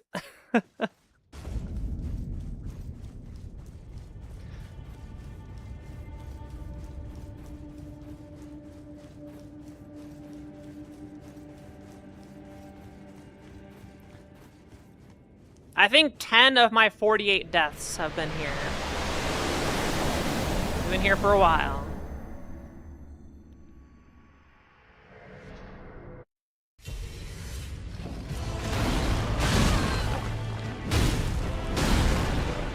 Just end beam.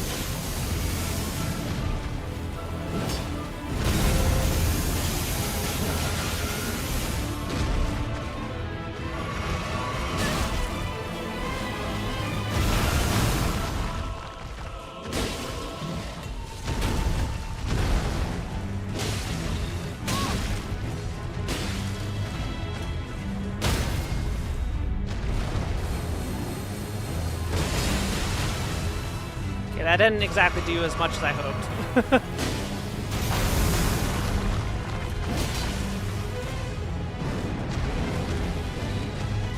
It's gonna try and eat me.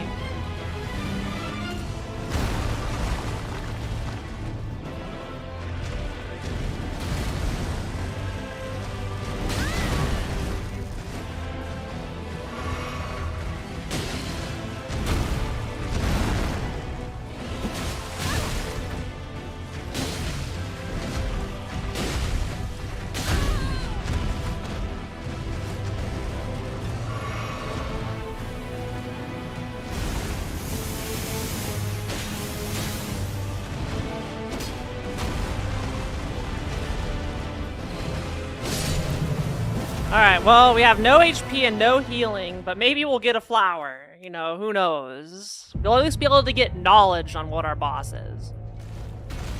Aww, dude.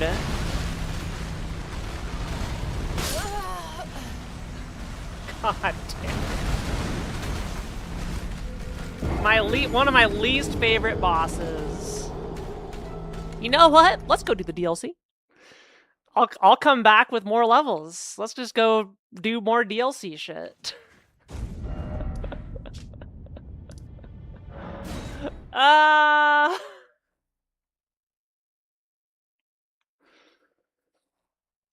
maybe if I come back with 30 more levels, we'll be good.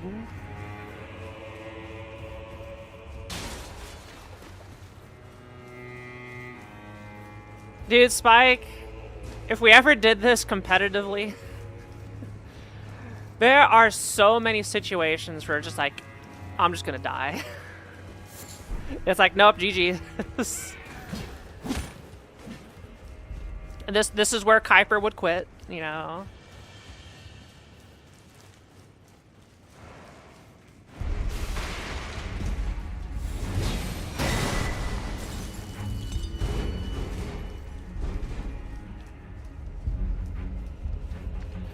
I want to get better, but there's some draws that are just... Golden Hippo is one of them.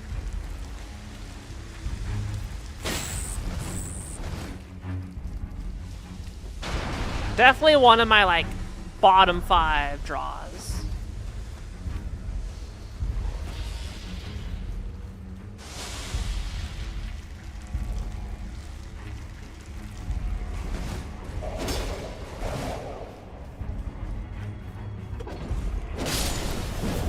Yo, the off screen, because I knew he was going to be there.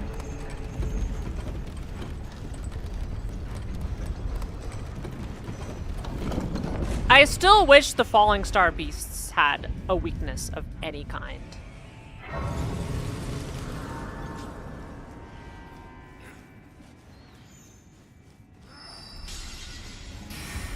They just are immune to everything.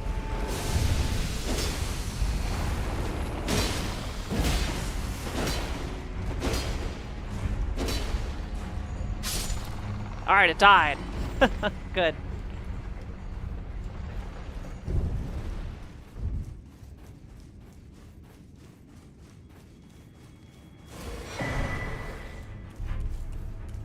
I went the wrong way.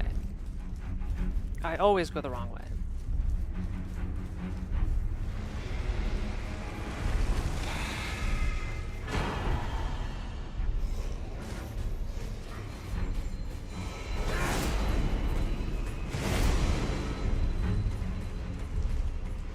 Yeah, but you can't really get into the face.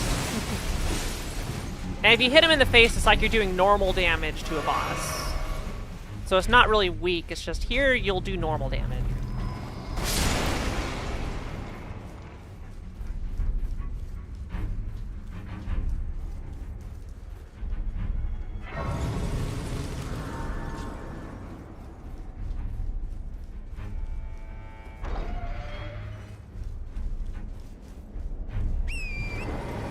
We'll see what our draws are here for the remainder of the DLC. I still have a Mesmer Shard to find.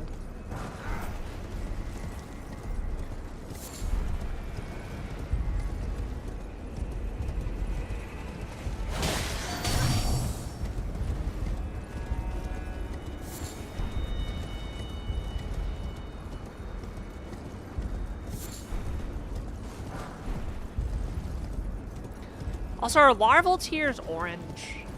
I need to figure out what color larval tears are.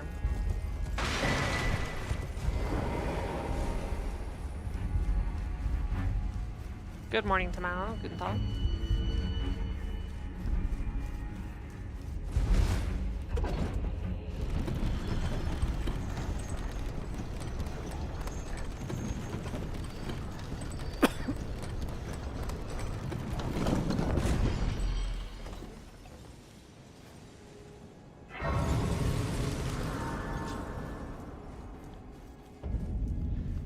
I don't think they bleed, though.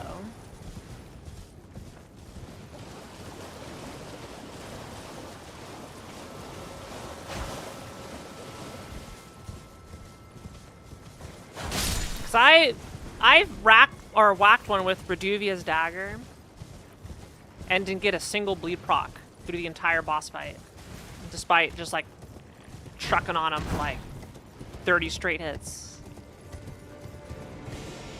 Unless you can only bleed them on their face, which, good luck with that. They definitely don't bleed on body shots. Or if they do bleed, it's an insanely high resistance.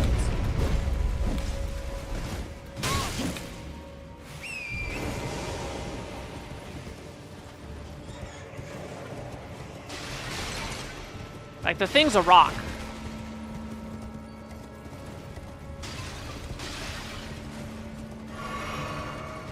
Yeah, my issue isn't with the boss itself, it's just they have twice as much HP as they need.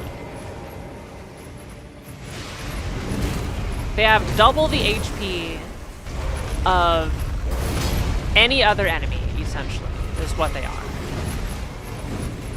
I think it is a poorly designed boss from a damage sense.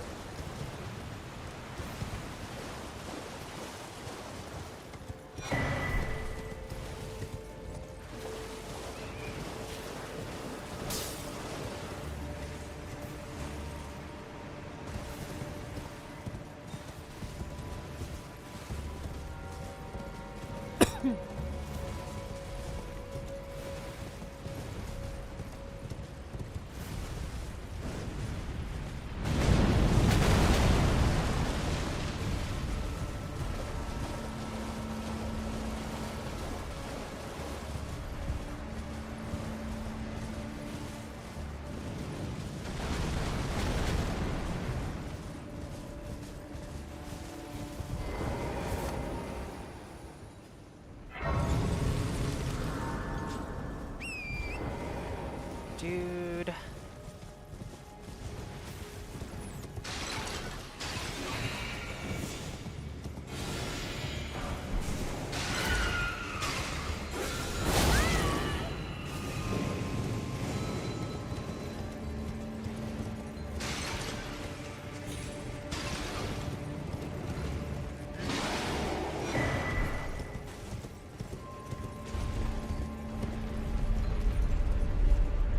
Yeah, I'm curious how magic-only builds work. I know they are like an order of magnitude more difficult than dodge roll and spank.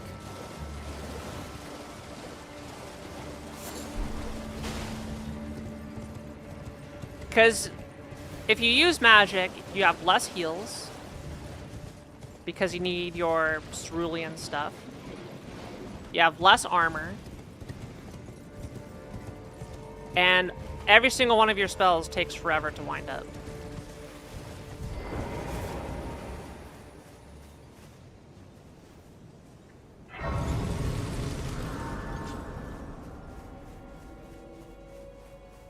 let's Skidoo up.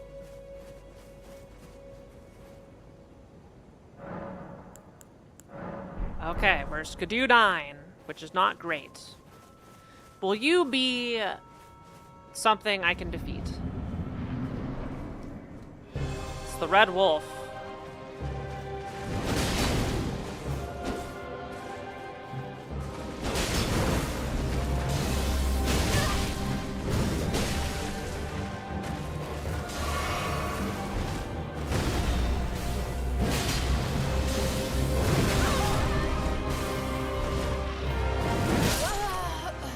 So it'll just hit me for 1,000,000, but the HP is not too bad.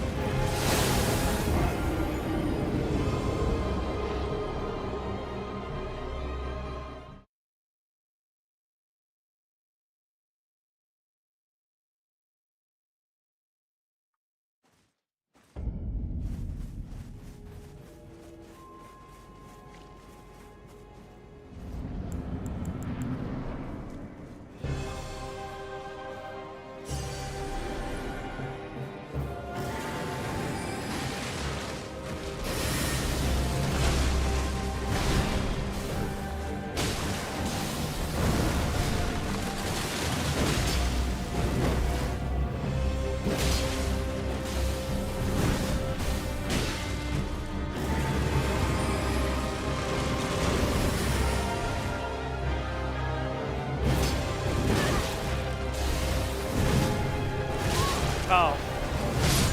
The triple attack, okay, gotcha.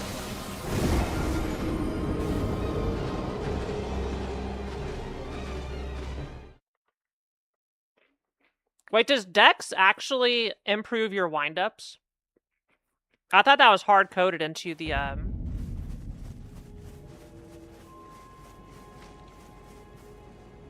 into the weapon. I didn't think Dex improved your wind-up time. That sounds like a Dark Souls 2 thing.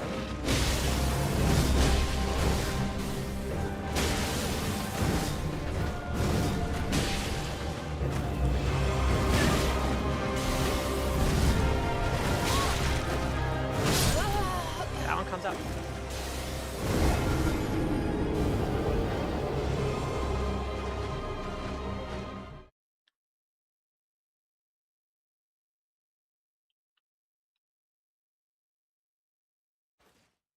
Oh, for spells. I was thinking for, like, this. That wind-up. Of my two-handed attacks. Which I'm pretty sure it doesn't.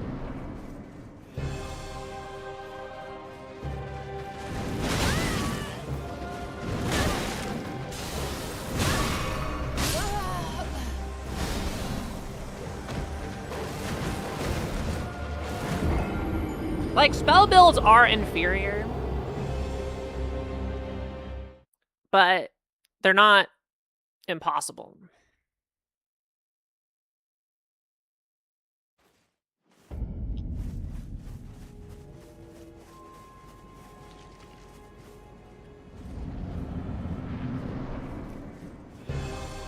There's a reason for any challenge run, unless it's specifically magic only, you're gonna default to big weapons exclusively. In every speedrun, in every format.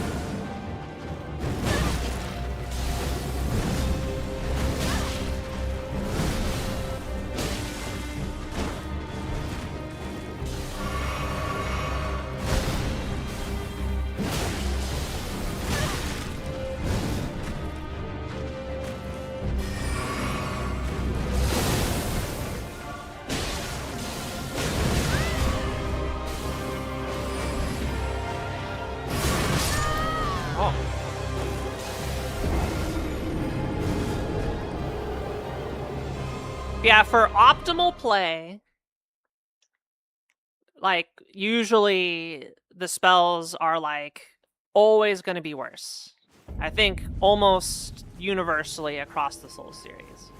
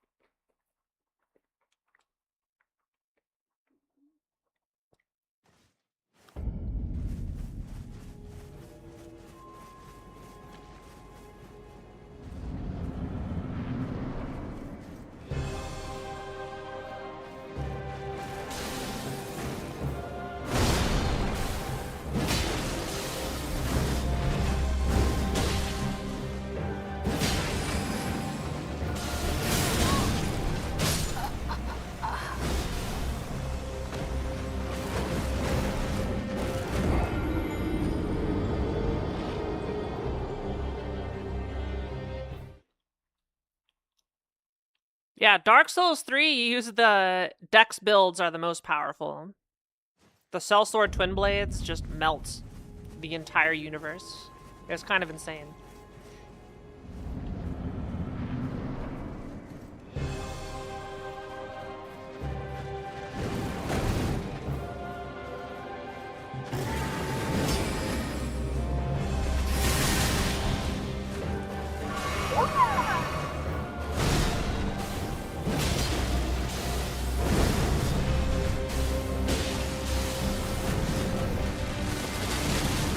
Oh!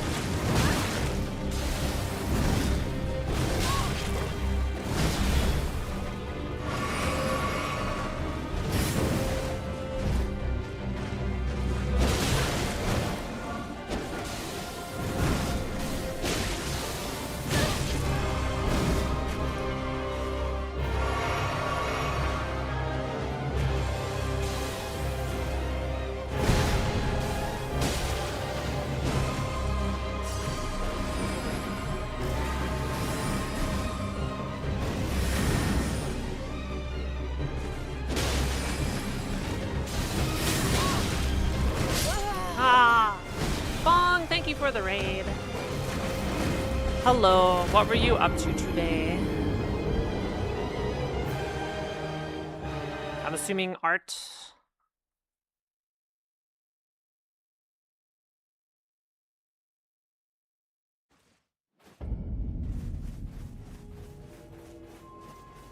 Sorry, I have to focus. I need to kill this dog.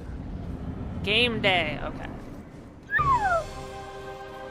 Lexi, thank you for gifting a sub to Fong. Can now use the best emotes on Twitch.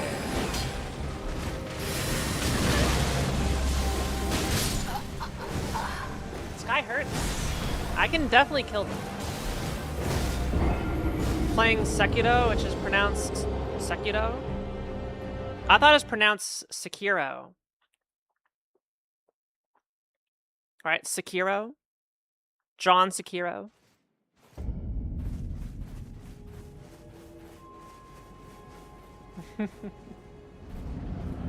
How is Fong pronouncing it? Fong, you watch enough. You are so involved with anime stuff.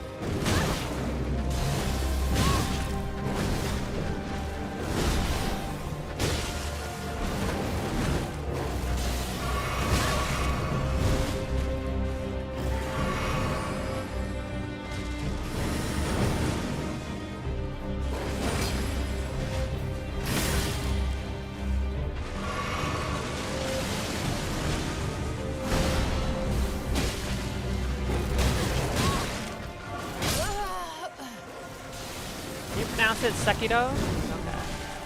I'll have to go into the bot and check. Yeah, we're playing Elden Ring Randomizer. I'm getting bodied by a wolf right now.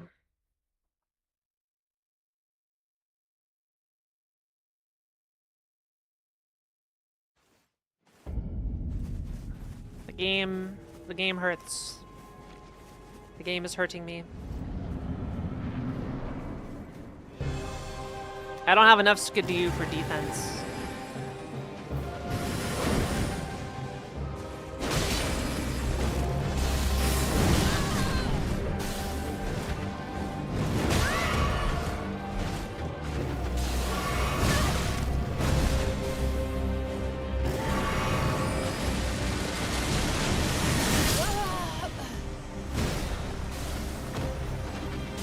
Definitely do the damage, though. I have to get good at fighting Red Wolf now. And I don't think Red Wolf staggers.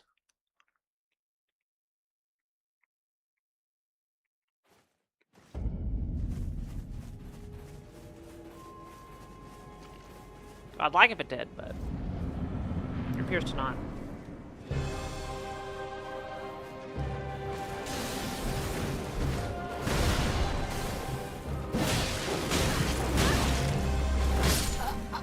I could not move that entire combo.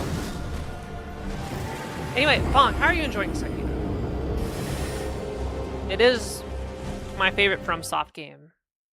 Even if it is extremely difficult, I had a really tough time.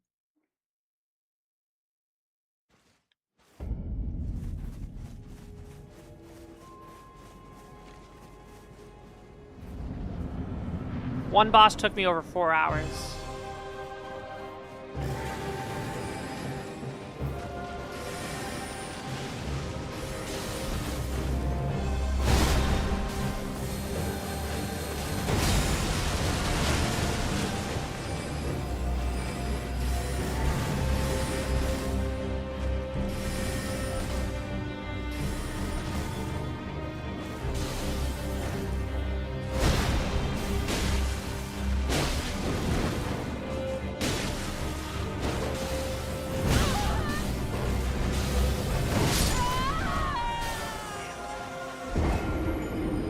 It was fun until I didn't find the shield breaker. What is the shield breaker? Is that a skill? I don't remember ever using a shield breaker. Though I never really used the prosthetic, so in my playthrough ever.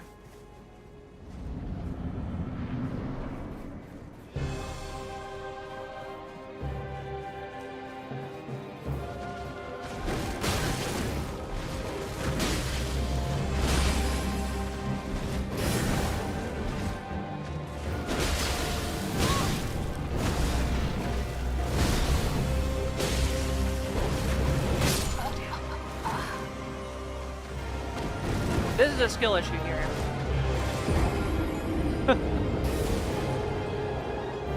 Maybe I should bring in some boys. What kind of summons do I got?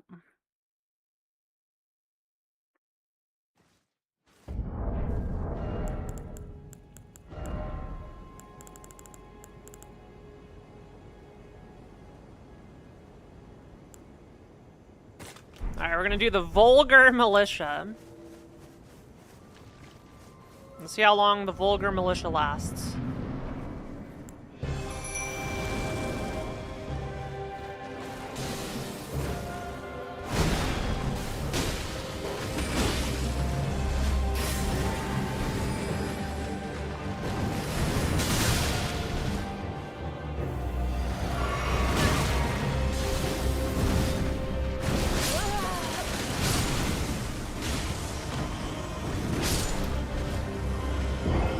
Okay, they're not doing too hot.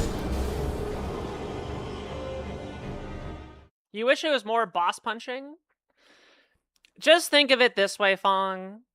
Anything that has 2 red dots on the top left is a boss. And if it has 1 red dot on the top left for the health bar, it's a mini boss. That's really how it be.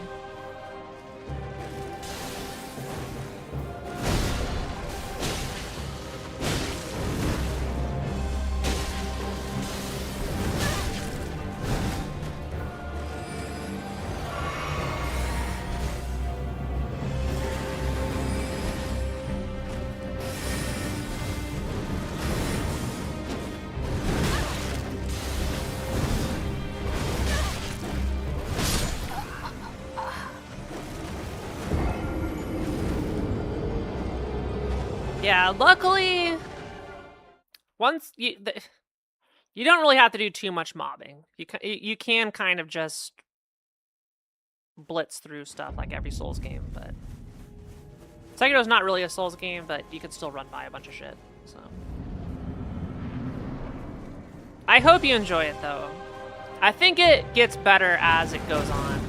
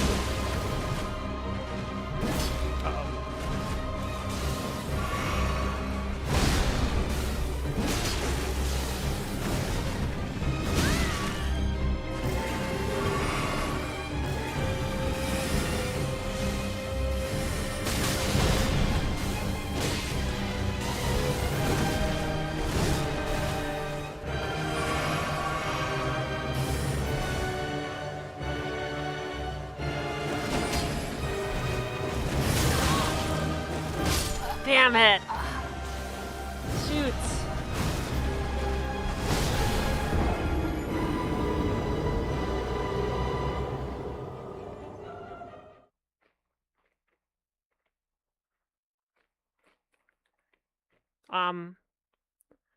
I'm tilting. I'm tilting hard. I'm tilting hard. I can't believe that. I can't believe it's possible.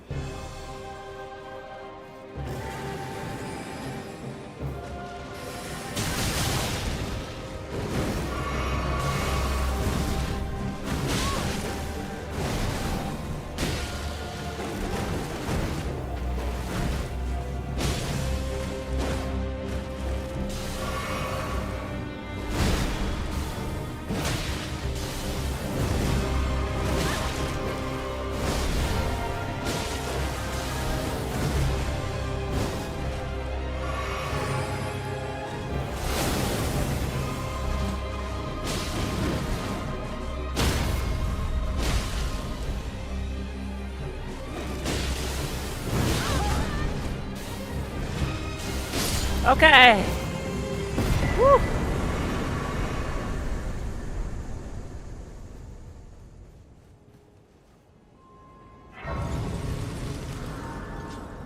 We did it.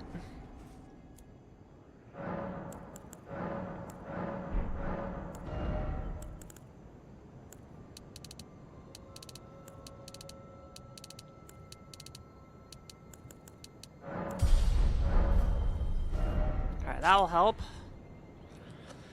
Oh. Alright, let's cheat glitch over here.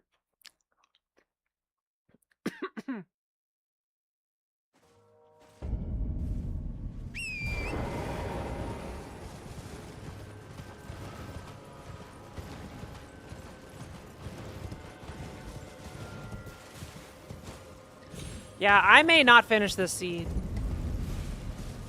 because of that hippo. But we'll see if we can get up to a bunch of mesmer shards.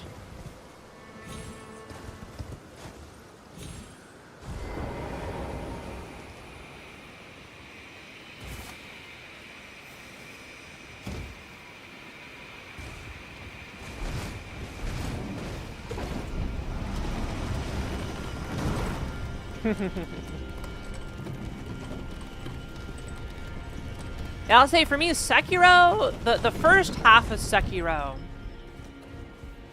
I thought was good. The second half is what made it great for me. Okay, what do we got in here?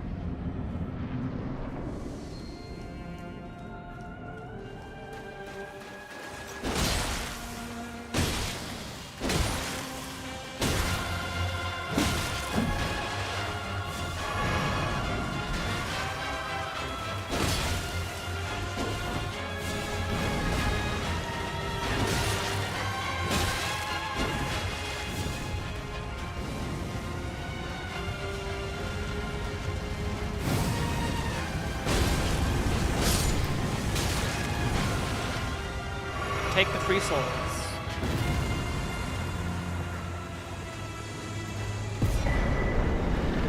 Just 4 revered spirit ash off of that. Wow.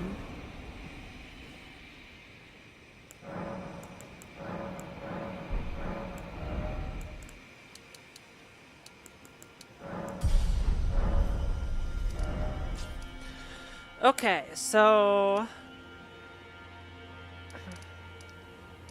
this kind of sucks because after this, you got like the 3-pack of bosses that are all kind of equally annoying in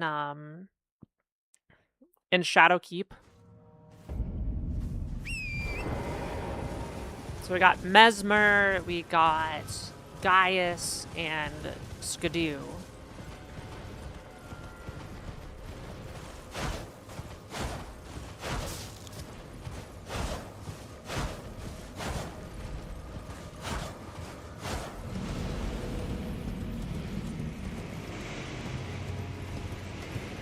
And I'm hoping being up significantly on levels is going to help us out.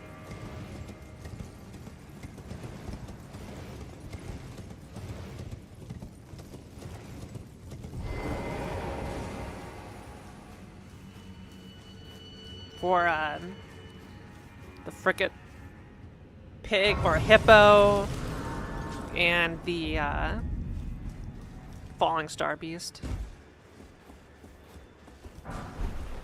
Again, I'm not going to commit to beating them. If the seed sucks, I'll say congratulations, you win.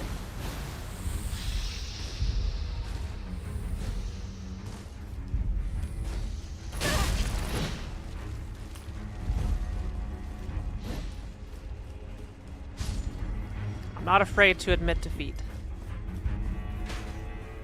I do have to sleep. I do have to eat.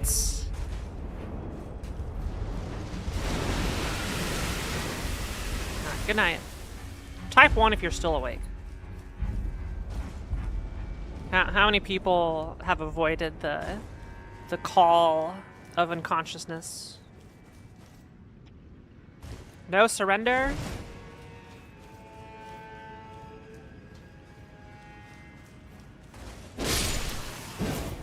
Fong, this is a spoiler. You haven't played this game.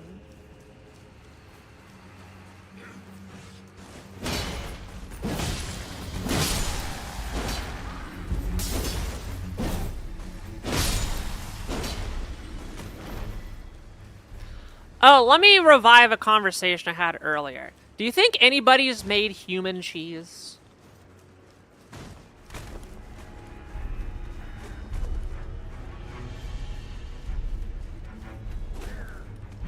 And I wonder if it was any good.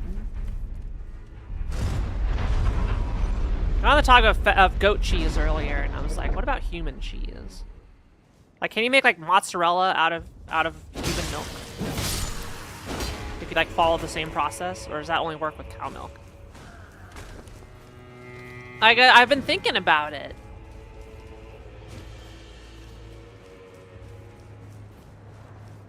I've really been thinking about it. Like, I'm curious.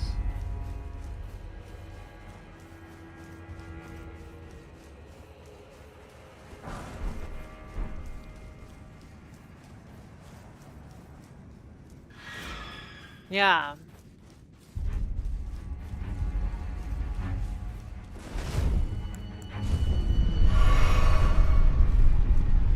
Now, I have never had human milk, so I wouldn't know. I was a formula baby.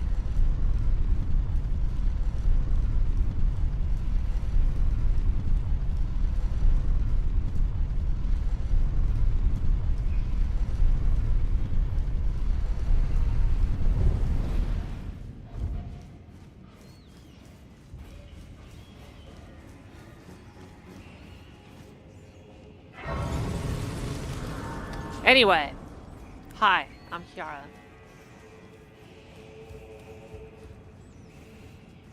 How are you all?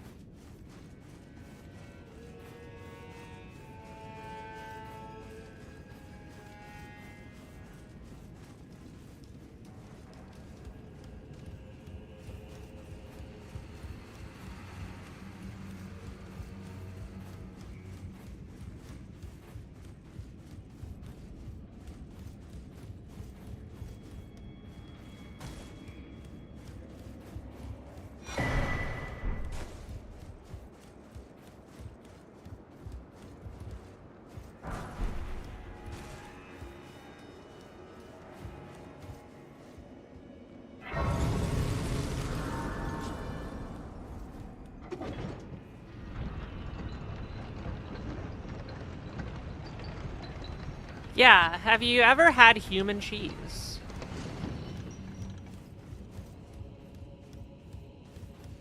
That should be a question I ask everybody.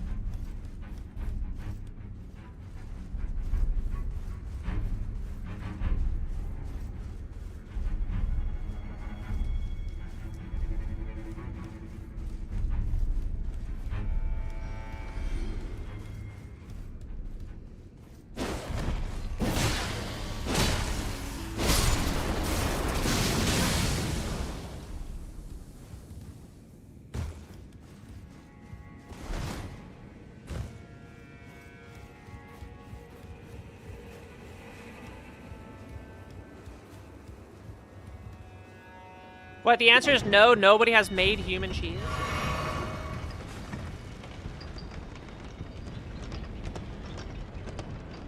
This is not something I do want to search. I don't want to search and find out because it'd probably be pretty gross. They'll give me an image that I'll regret and I won't be able to burn from my brain. What do they do when I was like, what was it like? Like, was it like a cheddar? Was it like a mozzarella? How do you describe the cheese? Like a hard cheese, a soft cheese? Like when you put it on pasta? You just had to lock in and continue making the... Oh, it's the Elden Beast. I probably don't want to fight this.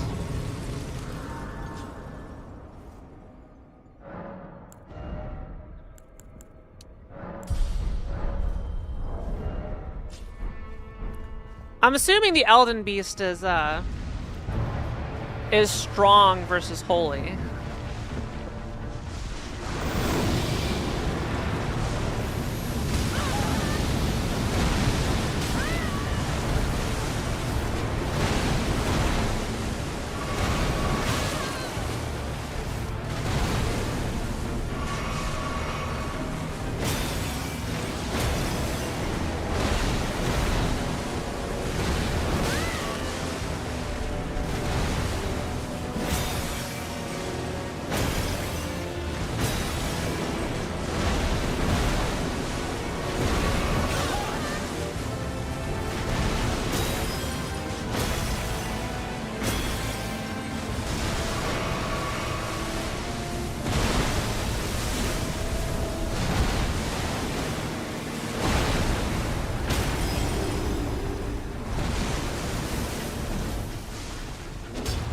Oh.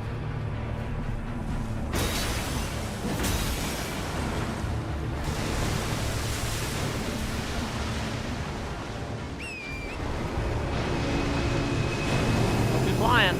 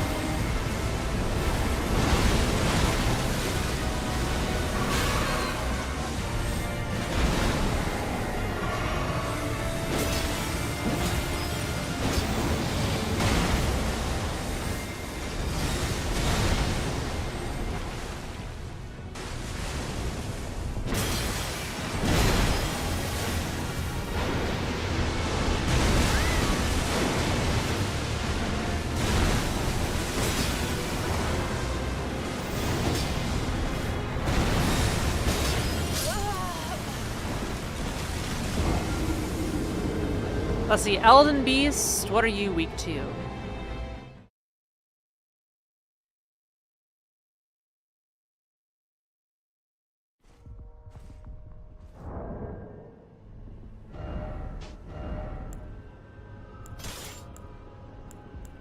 Alright, weak to fire.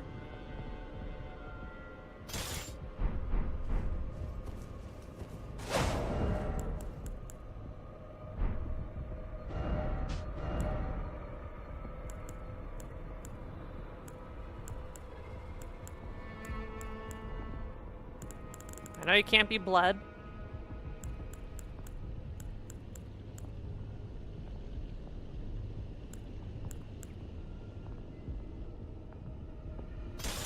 Let's go back to our Blasphemous Blade and see if this is doing any better.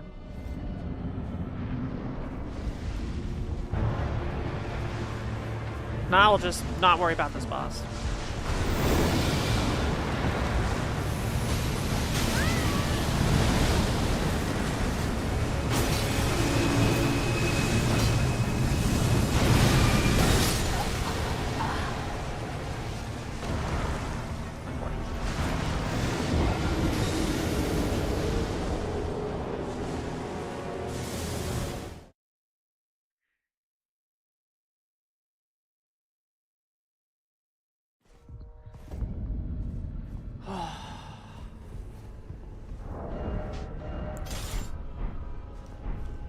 I think this is still doing more damage because of the stat scaling.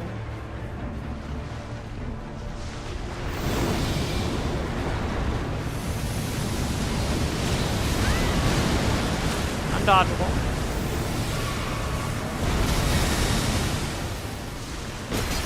Yeah.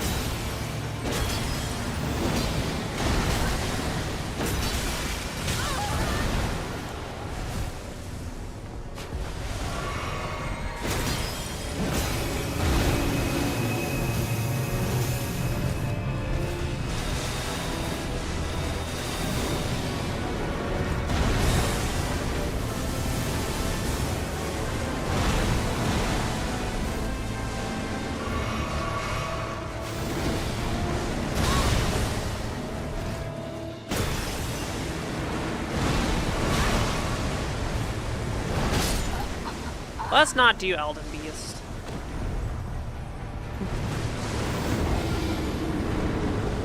Let's check Mesmer.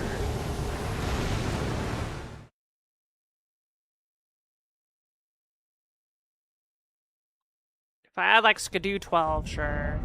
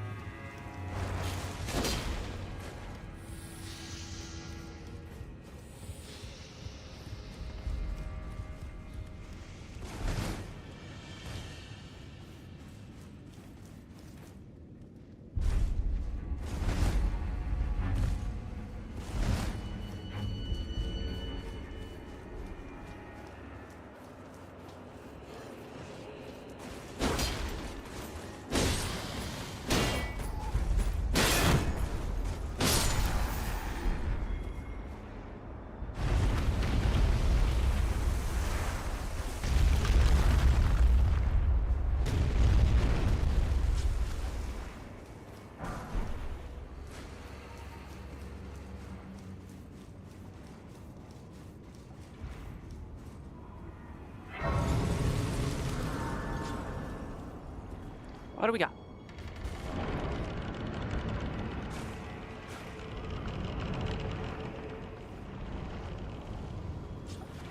That's a Tibia Mariner.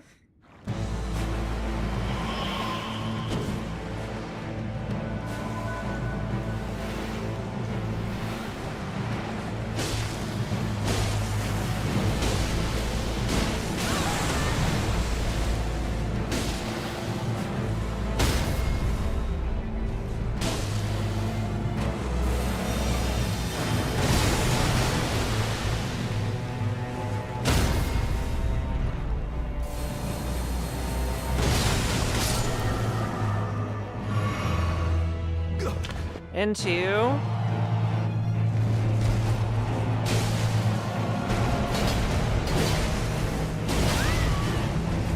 this guy.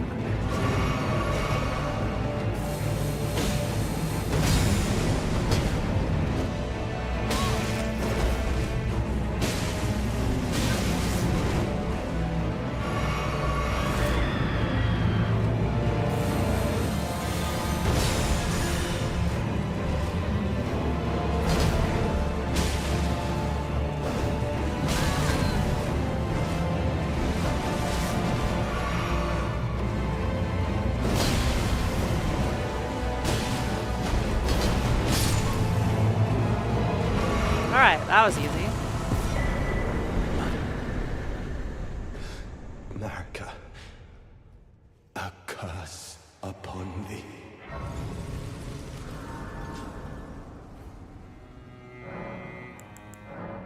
Skidoo 10!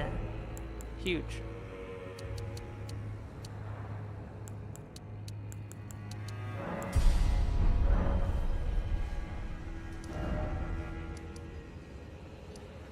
Okay, let's go do Skidoo Tree avatars.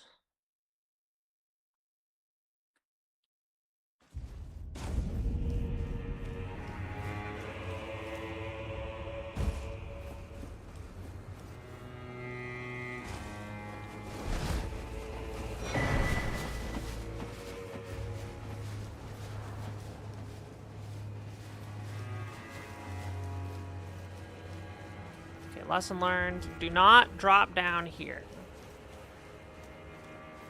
Because then you have to go all the way around.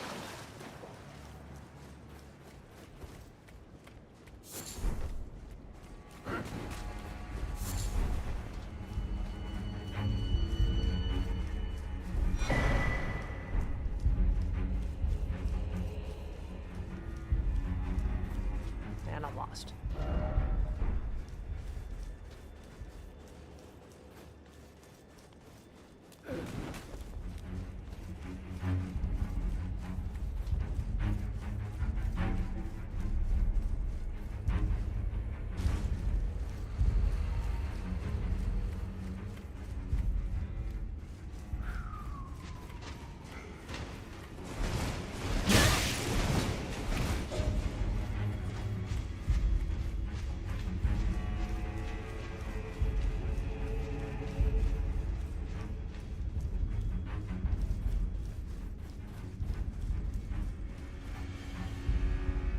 Like how there's a tree on the door. Isn't that pretty?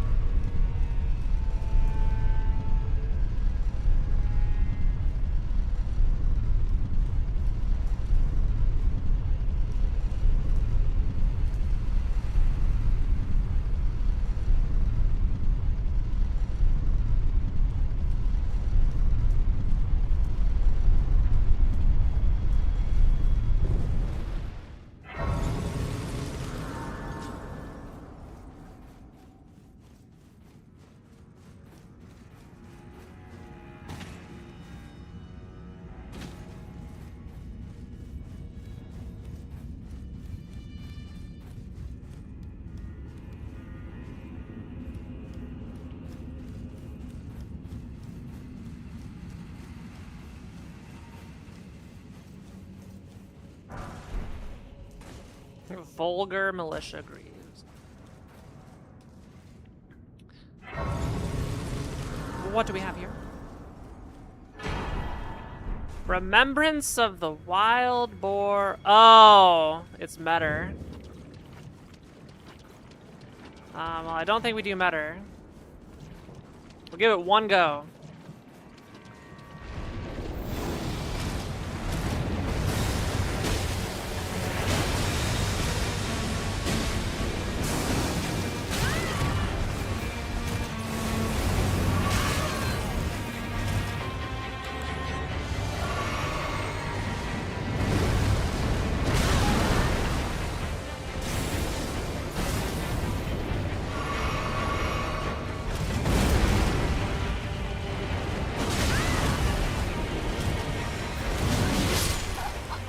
Yep, we're not doing better. This boss sucks. Another bottom 5 boss.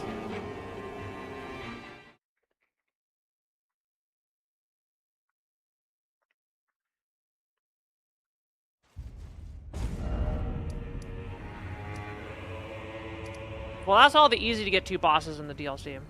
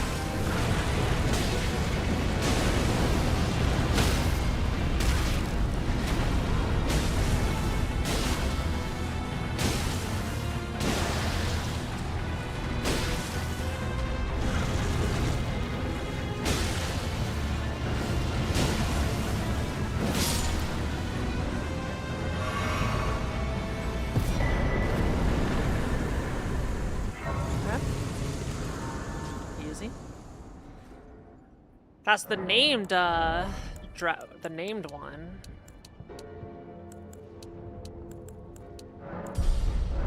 Yeah, that was fine.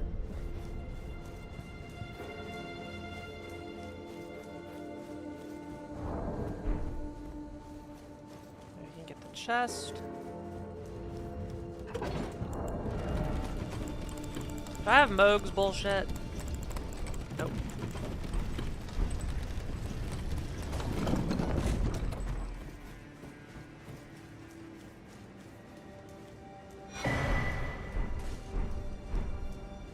Nope.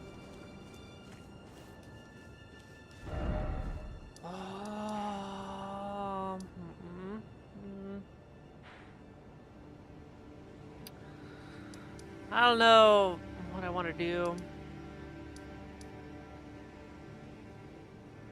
No option is particularly great.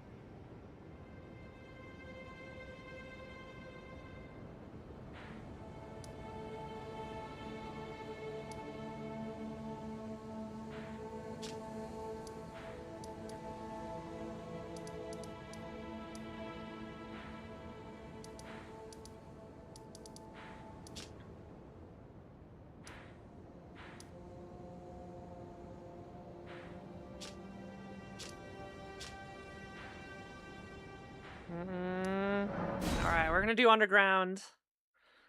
I'm not happy about it.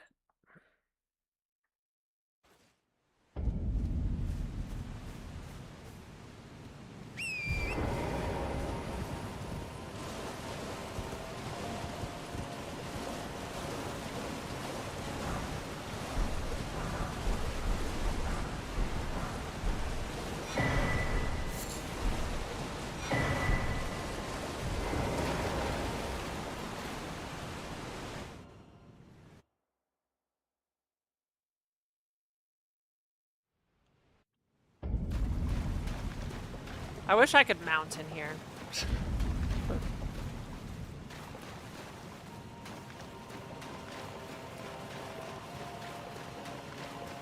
Alright, we're gonna try the new route.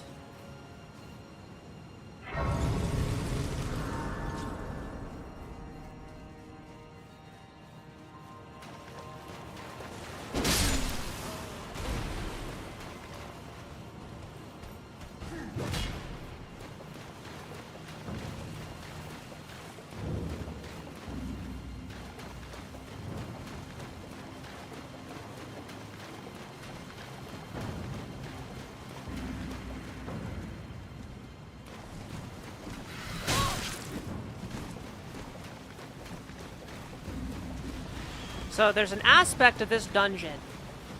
I will call each underground area a dungeon that I did not know about. That will make this slightly faster.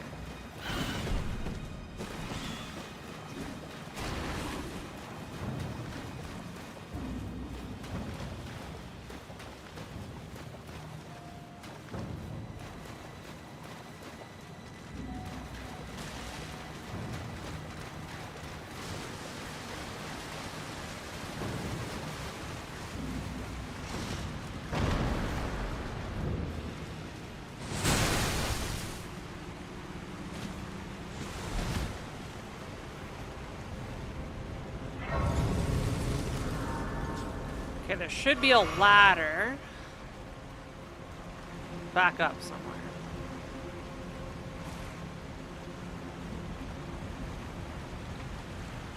Ah, here it is. I did not know this ladder existed. I thought this was a one-way. So you come down, you get the grace, and you climb back up. And this is a little better. We still have a back-walking lobster to get past.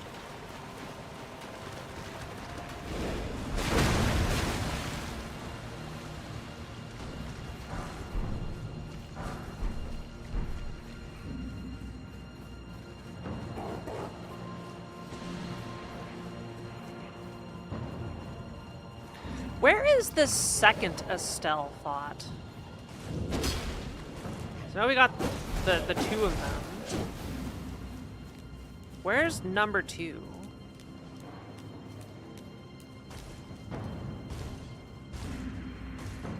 I'm trying to think.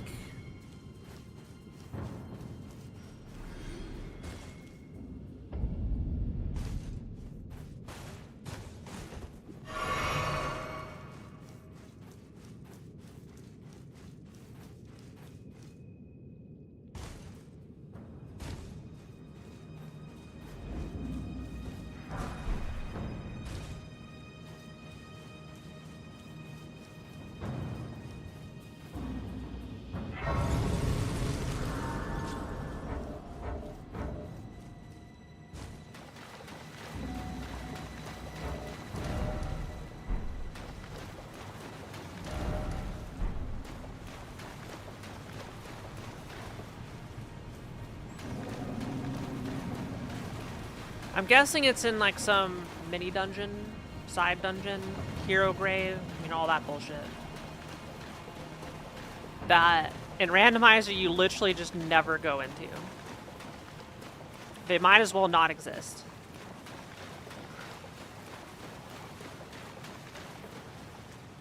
And maybe that's another reason I like the rando. You don't really need, well, in base game you don't really need to go in there, but there's literally nothing of value to get inside the hero's graves and all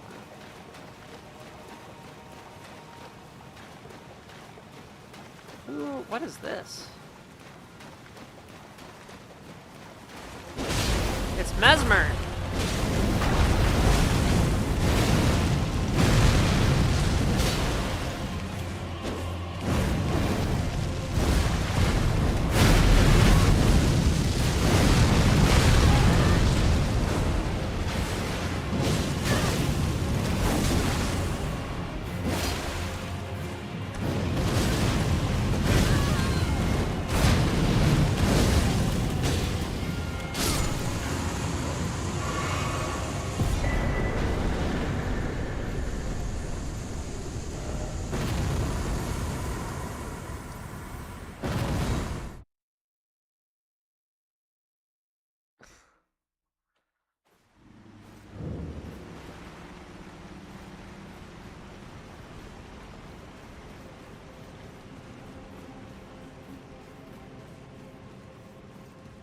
See, and then we warp back over here. So this, I think, is a pretty big improvement in the route overall. But yeah, where is the other Estelle?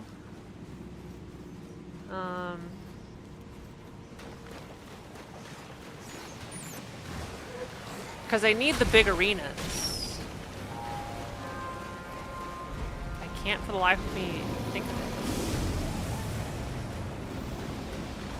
I know it's not a, considered one of the major boss checks.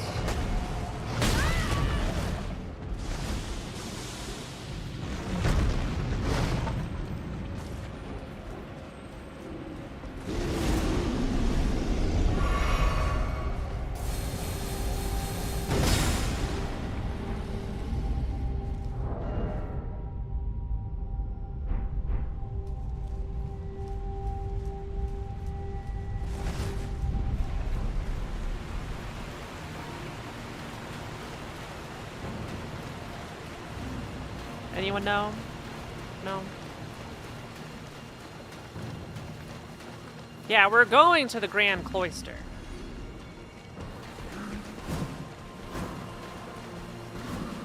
Which is like backside of Raya Lucaria.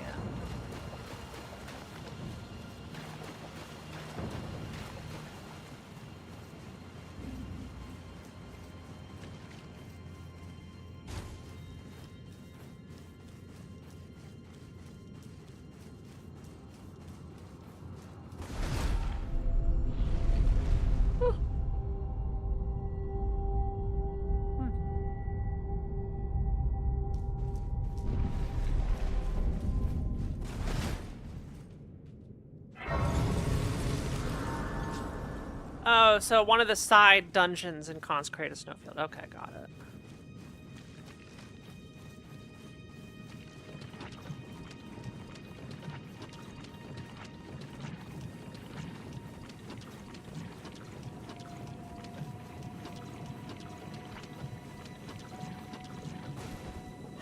Also, I like how Scarlet Rot is like this world-ending disease.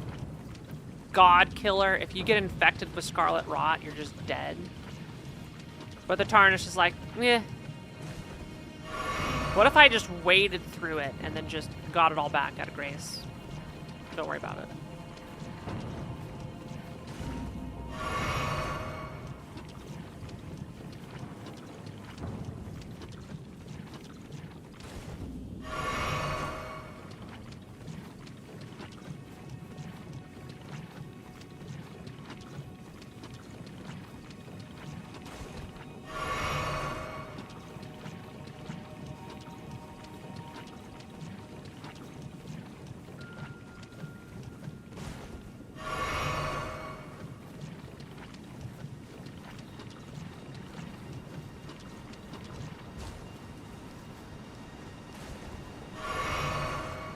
Just drink it away.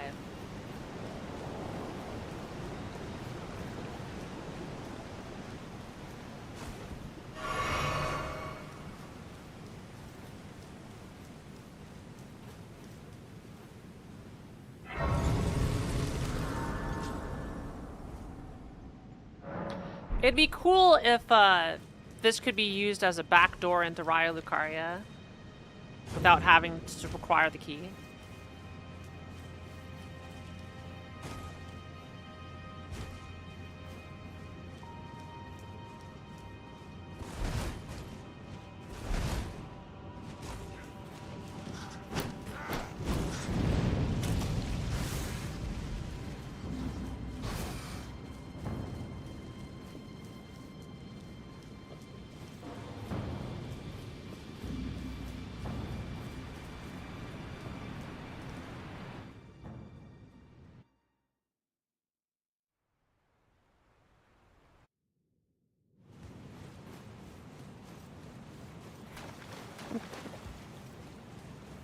We'll never get tired of coffins being a mode of transport.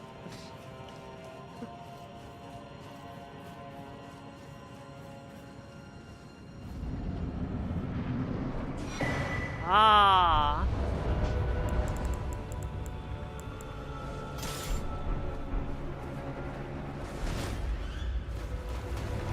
It's the Astel devouring serpents. Oh my goodness.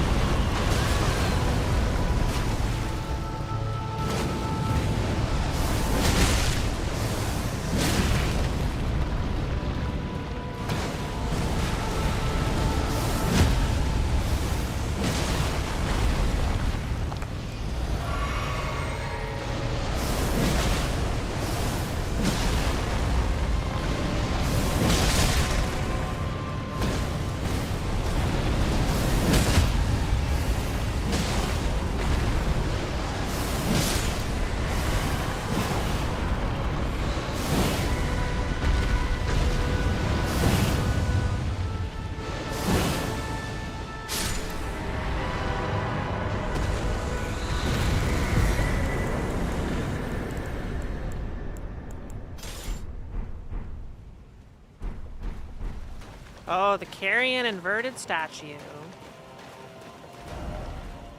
I know where I'm going.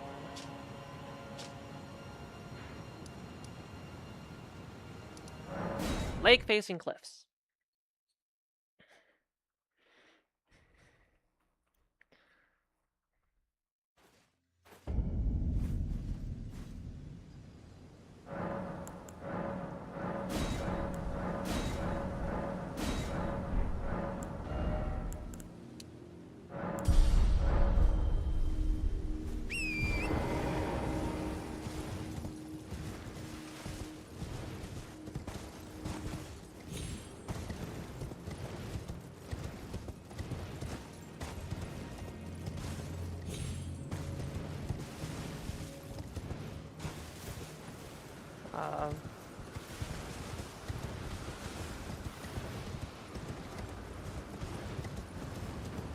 Oh, here it is.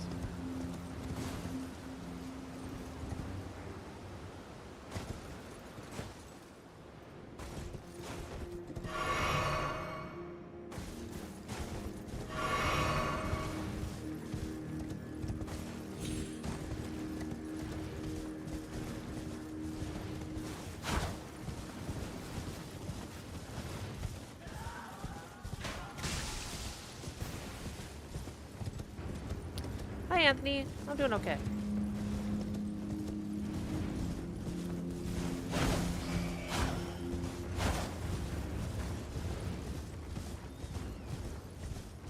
A little bit of a quiet evening. The kitties are sleeping.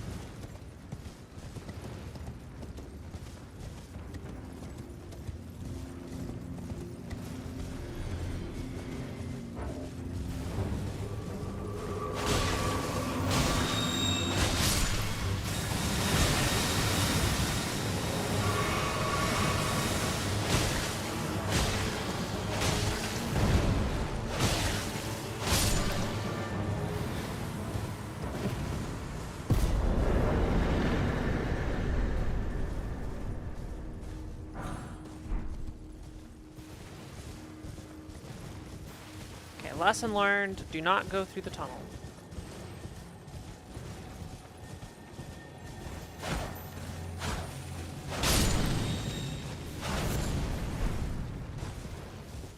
Tunnel bad. Tunnel very bad.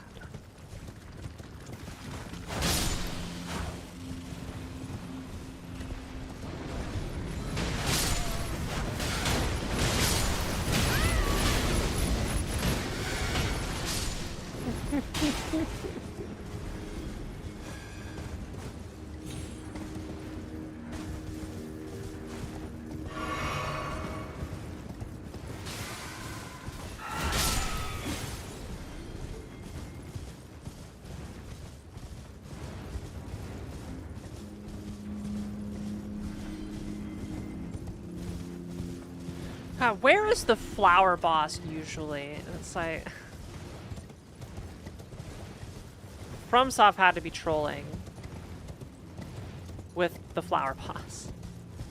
It's so stupid, so silly.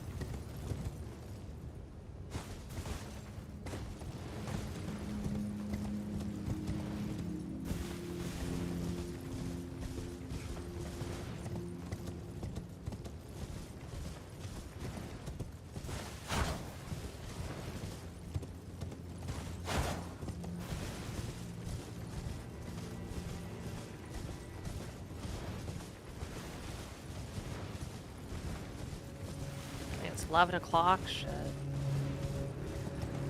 I probably should not finish this scene.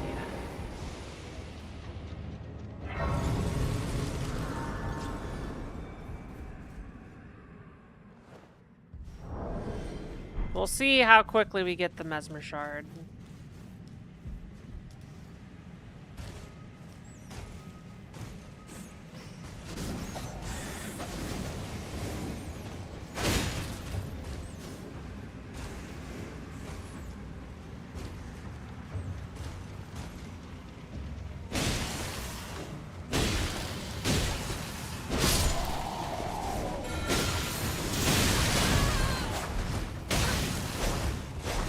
Oh no.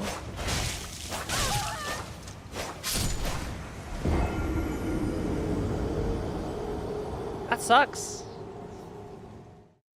That was an unfortunate enemy combo.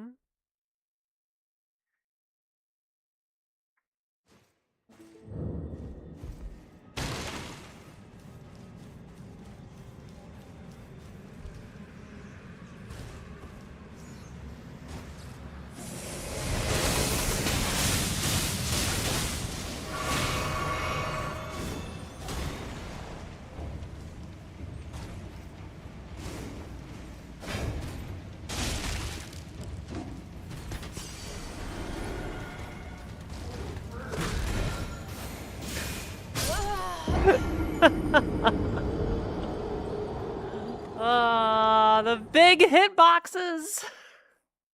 They're killing me. Literally, they are killing me.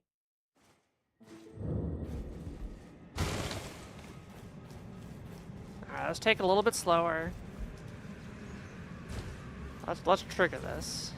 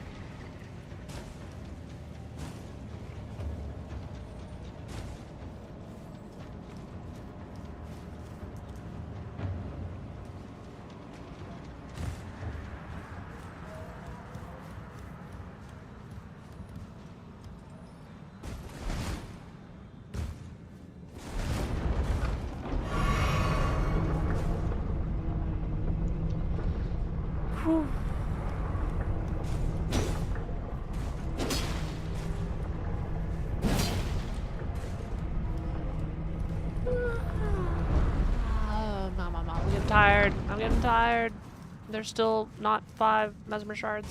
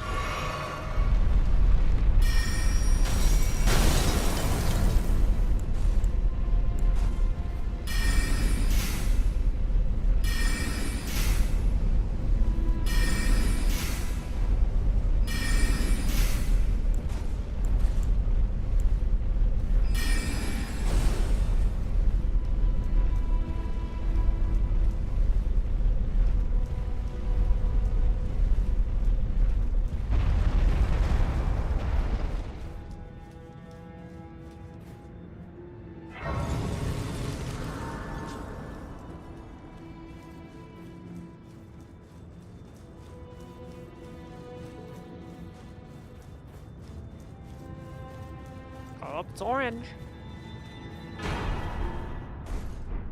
No! It's Rykards. Okay, game. What do you want from me? Do you want me to go back and try this boss again?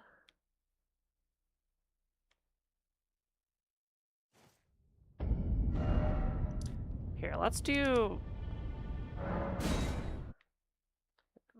Let's sell all of our stuff. Before we call it quits.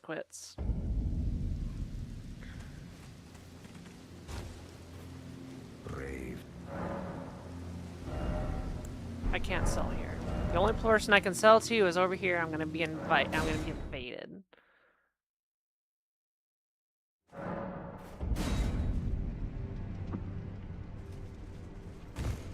Or not.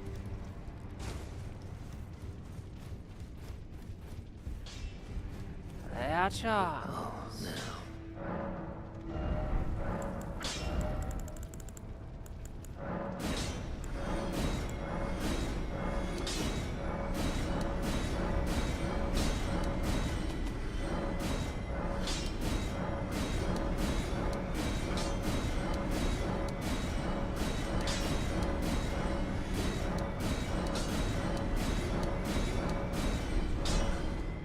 That'll give me 2 levels.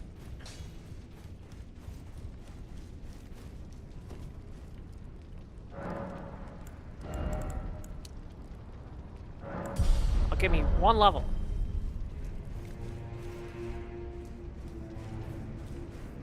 I get 7,000 souls more worth of stuff.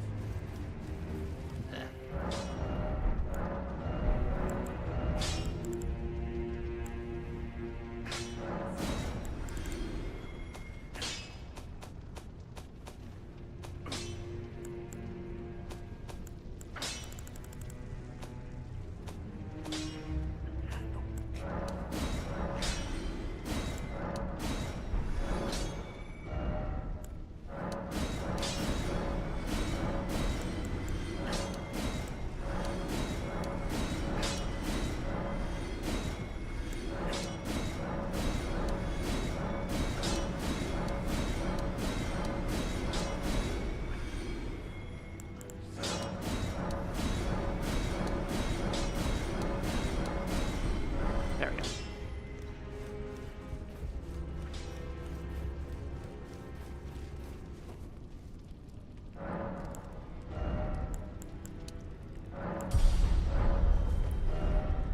Alright.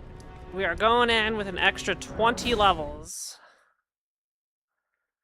So I'm hoping we'll have an easier time.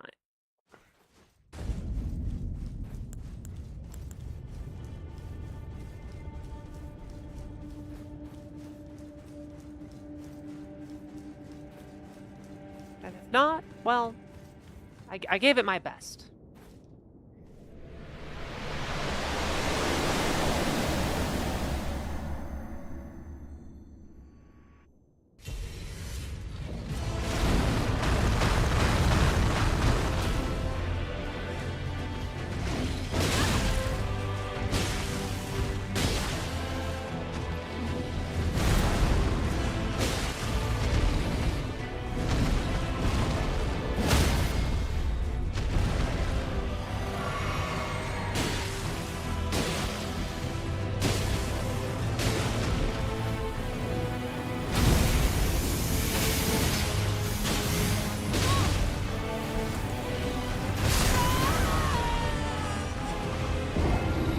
Yeah, I'm definitely doing a lot more damage.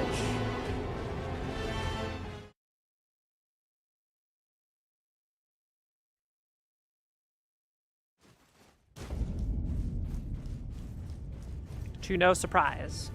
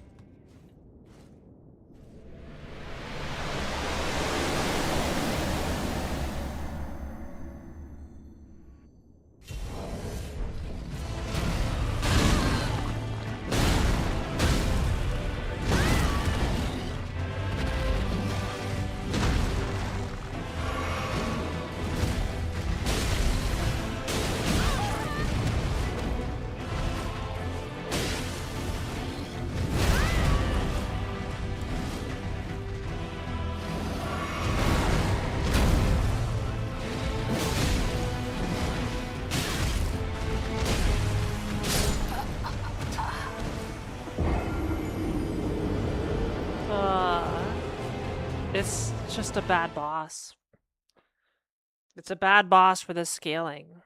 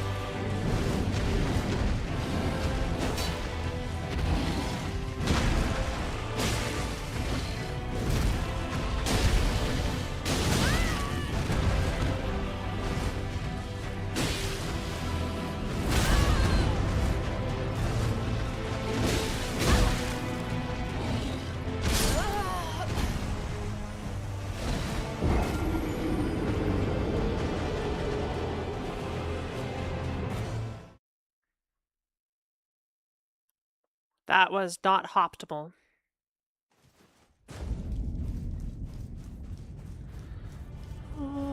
Okay, chat, let's give this till 80 deaths. If the death counter hits 80 on this boss, I'm done. In other words, 4 more tries.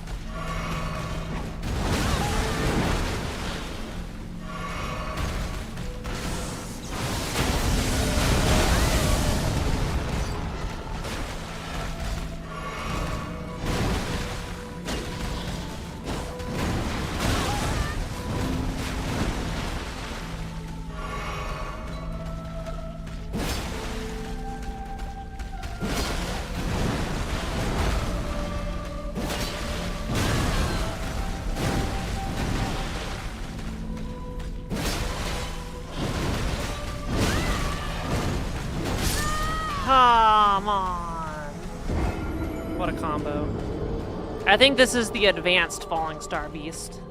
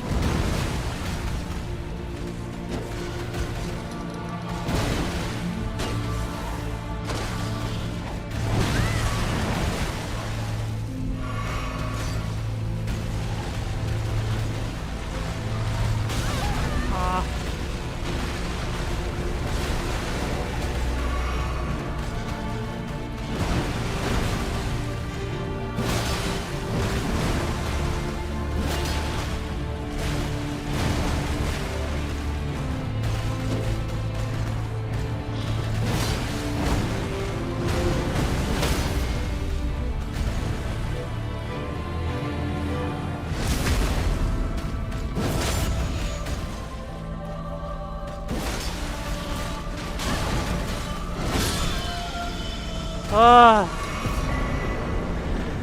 you did it.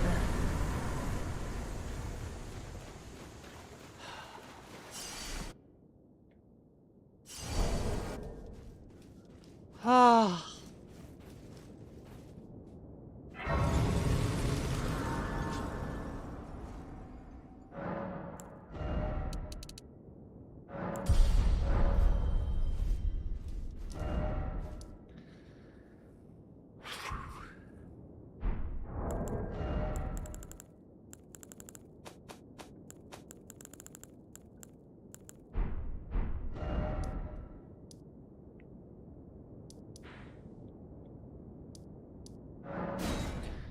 Let's go do the rusty key I never did.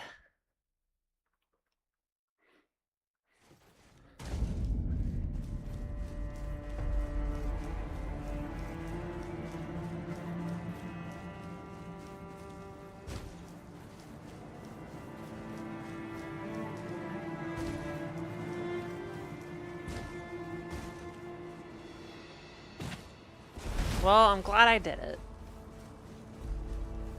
I just needed a little... I just needed to be 20 levels higher.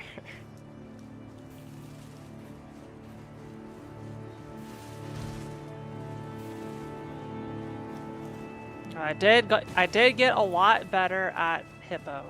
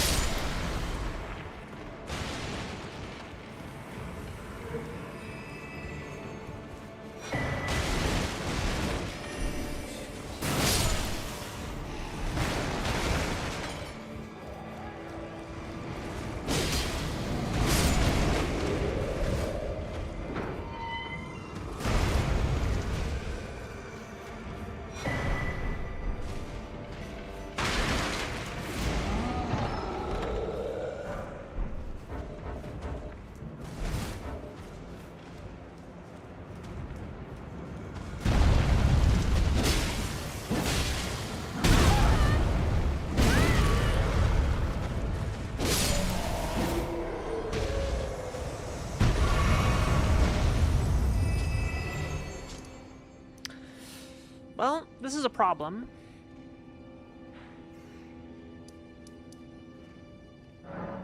What was down here again? Metter? Yeah, this was Metter. I really don't want to do Metter. We don't have too many reasonable options left.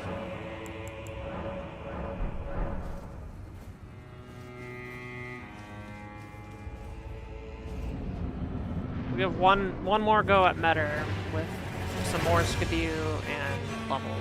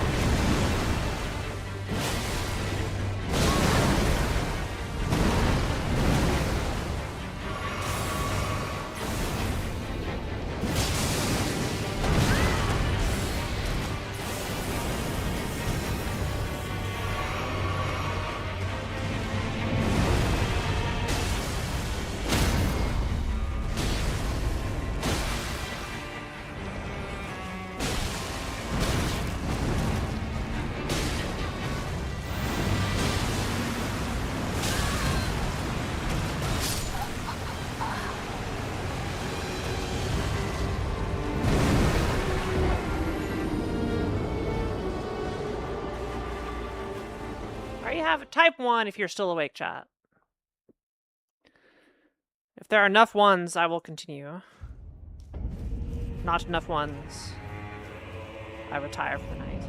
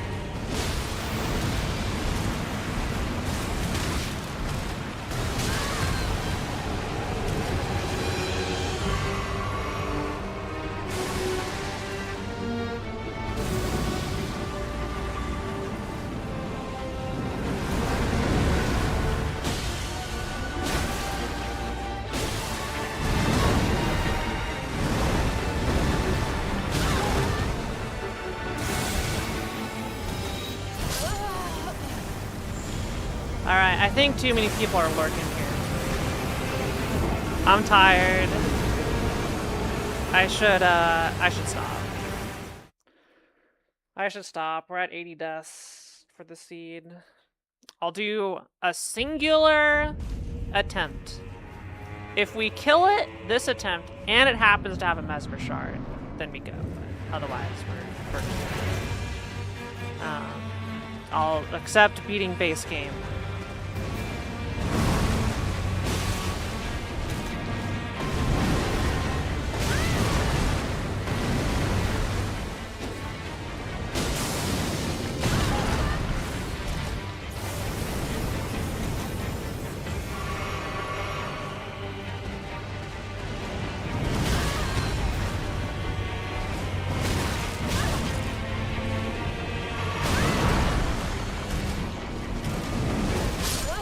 That's it. That's it, chat. We're done.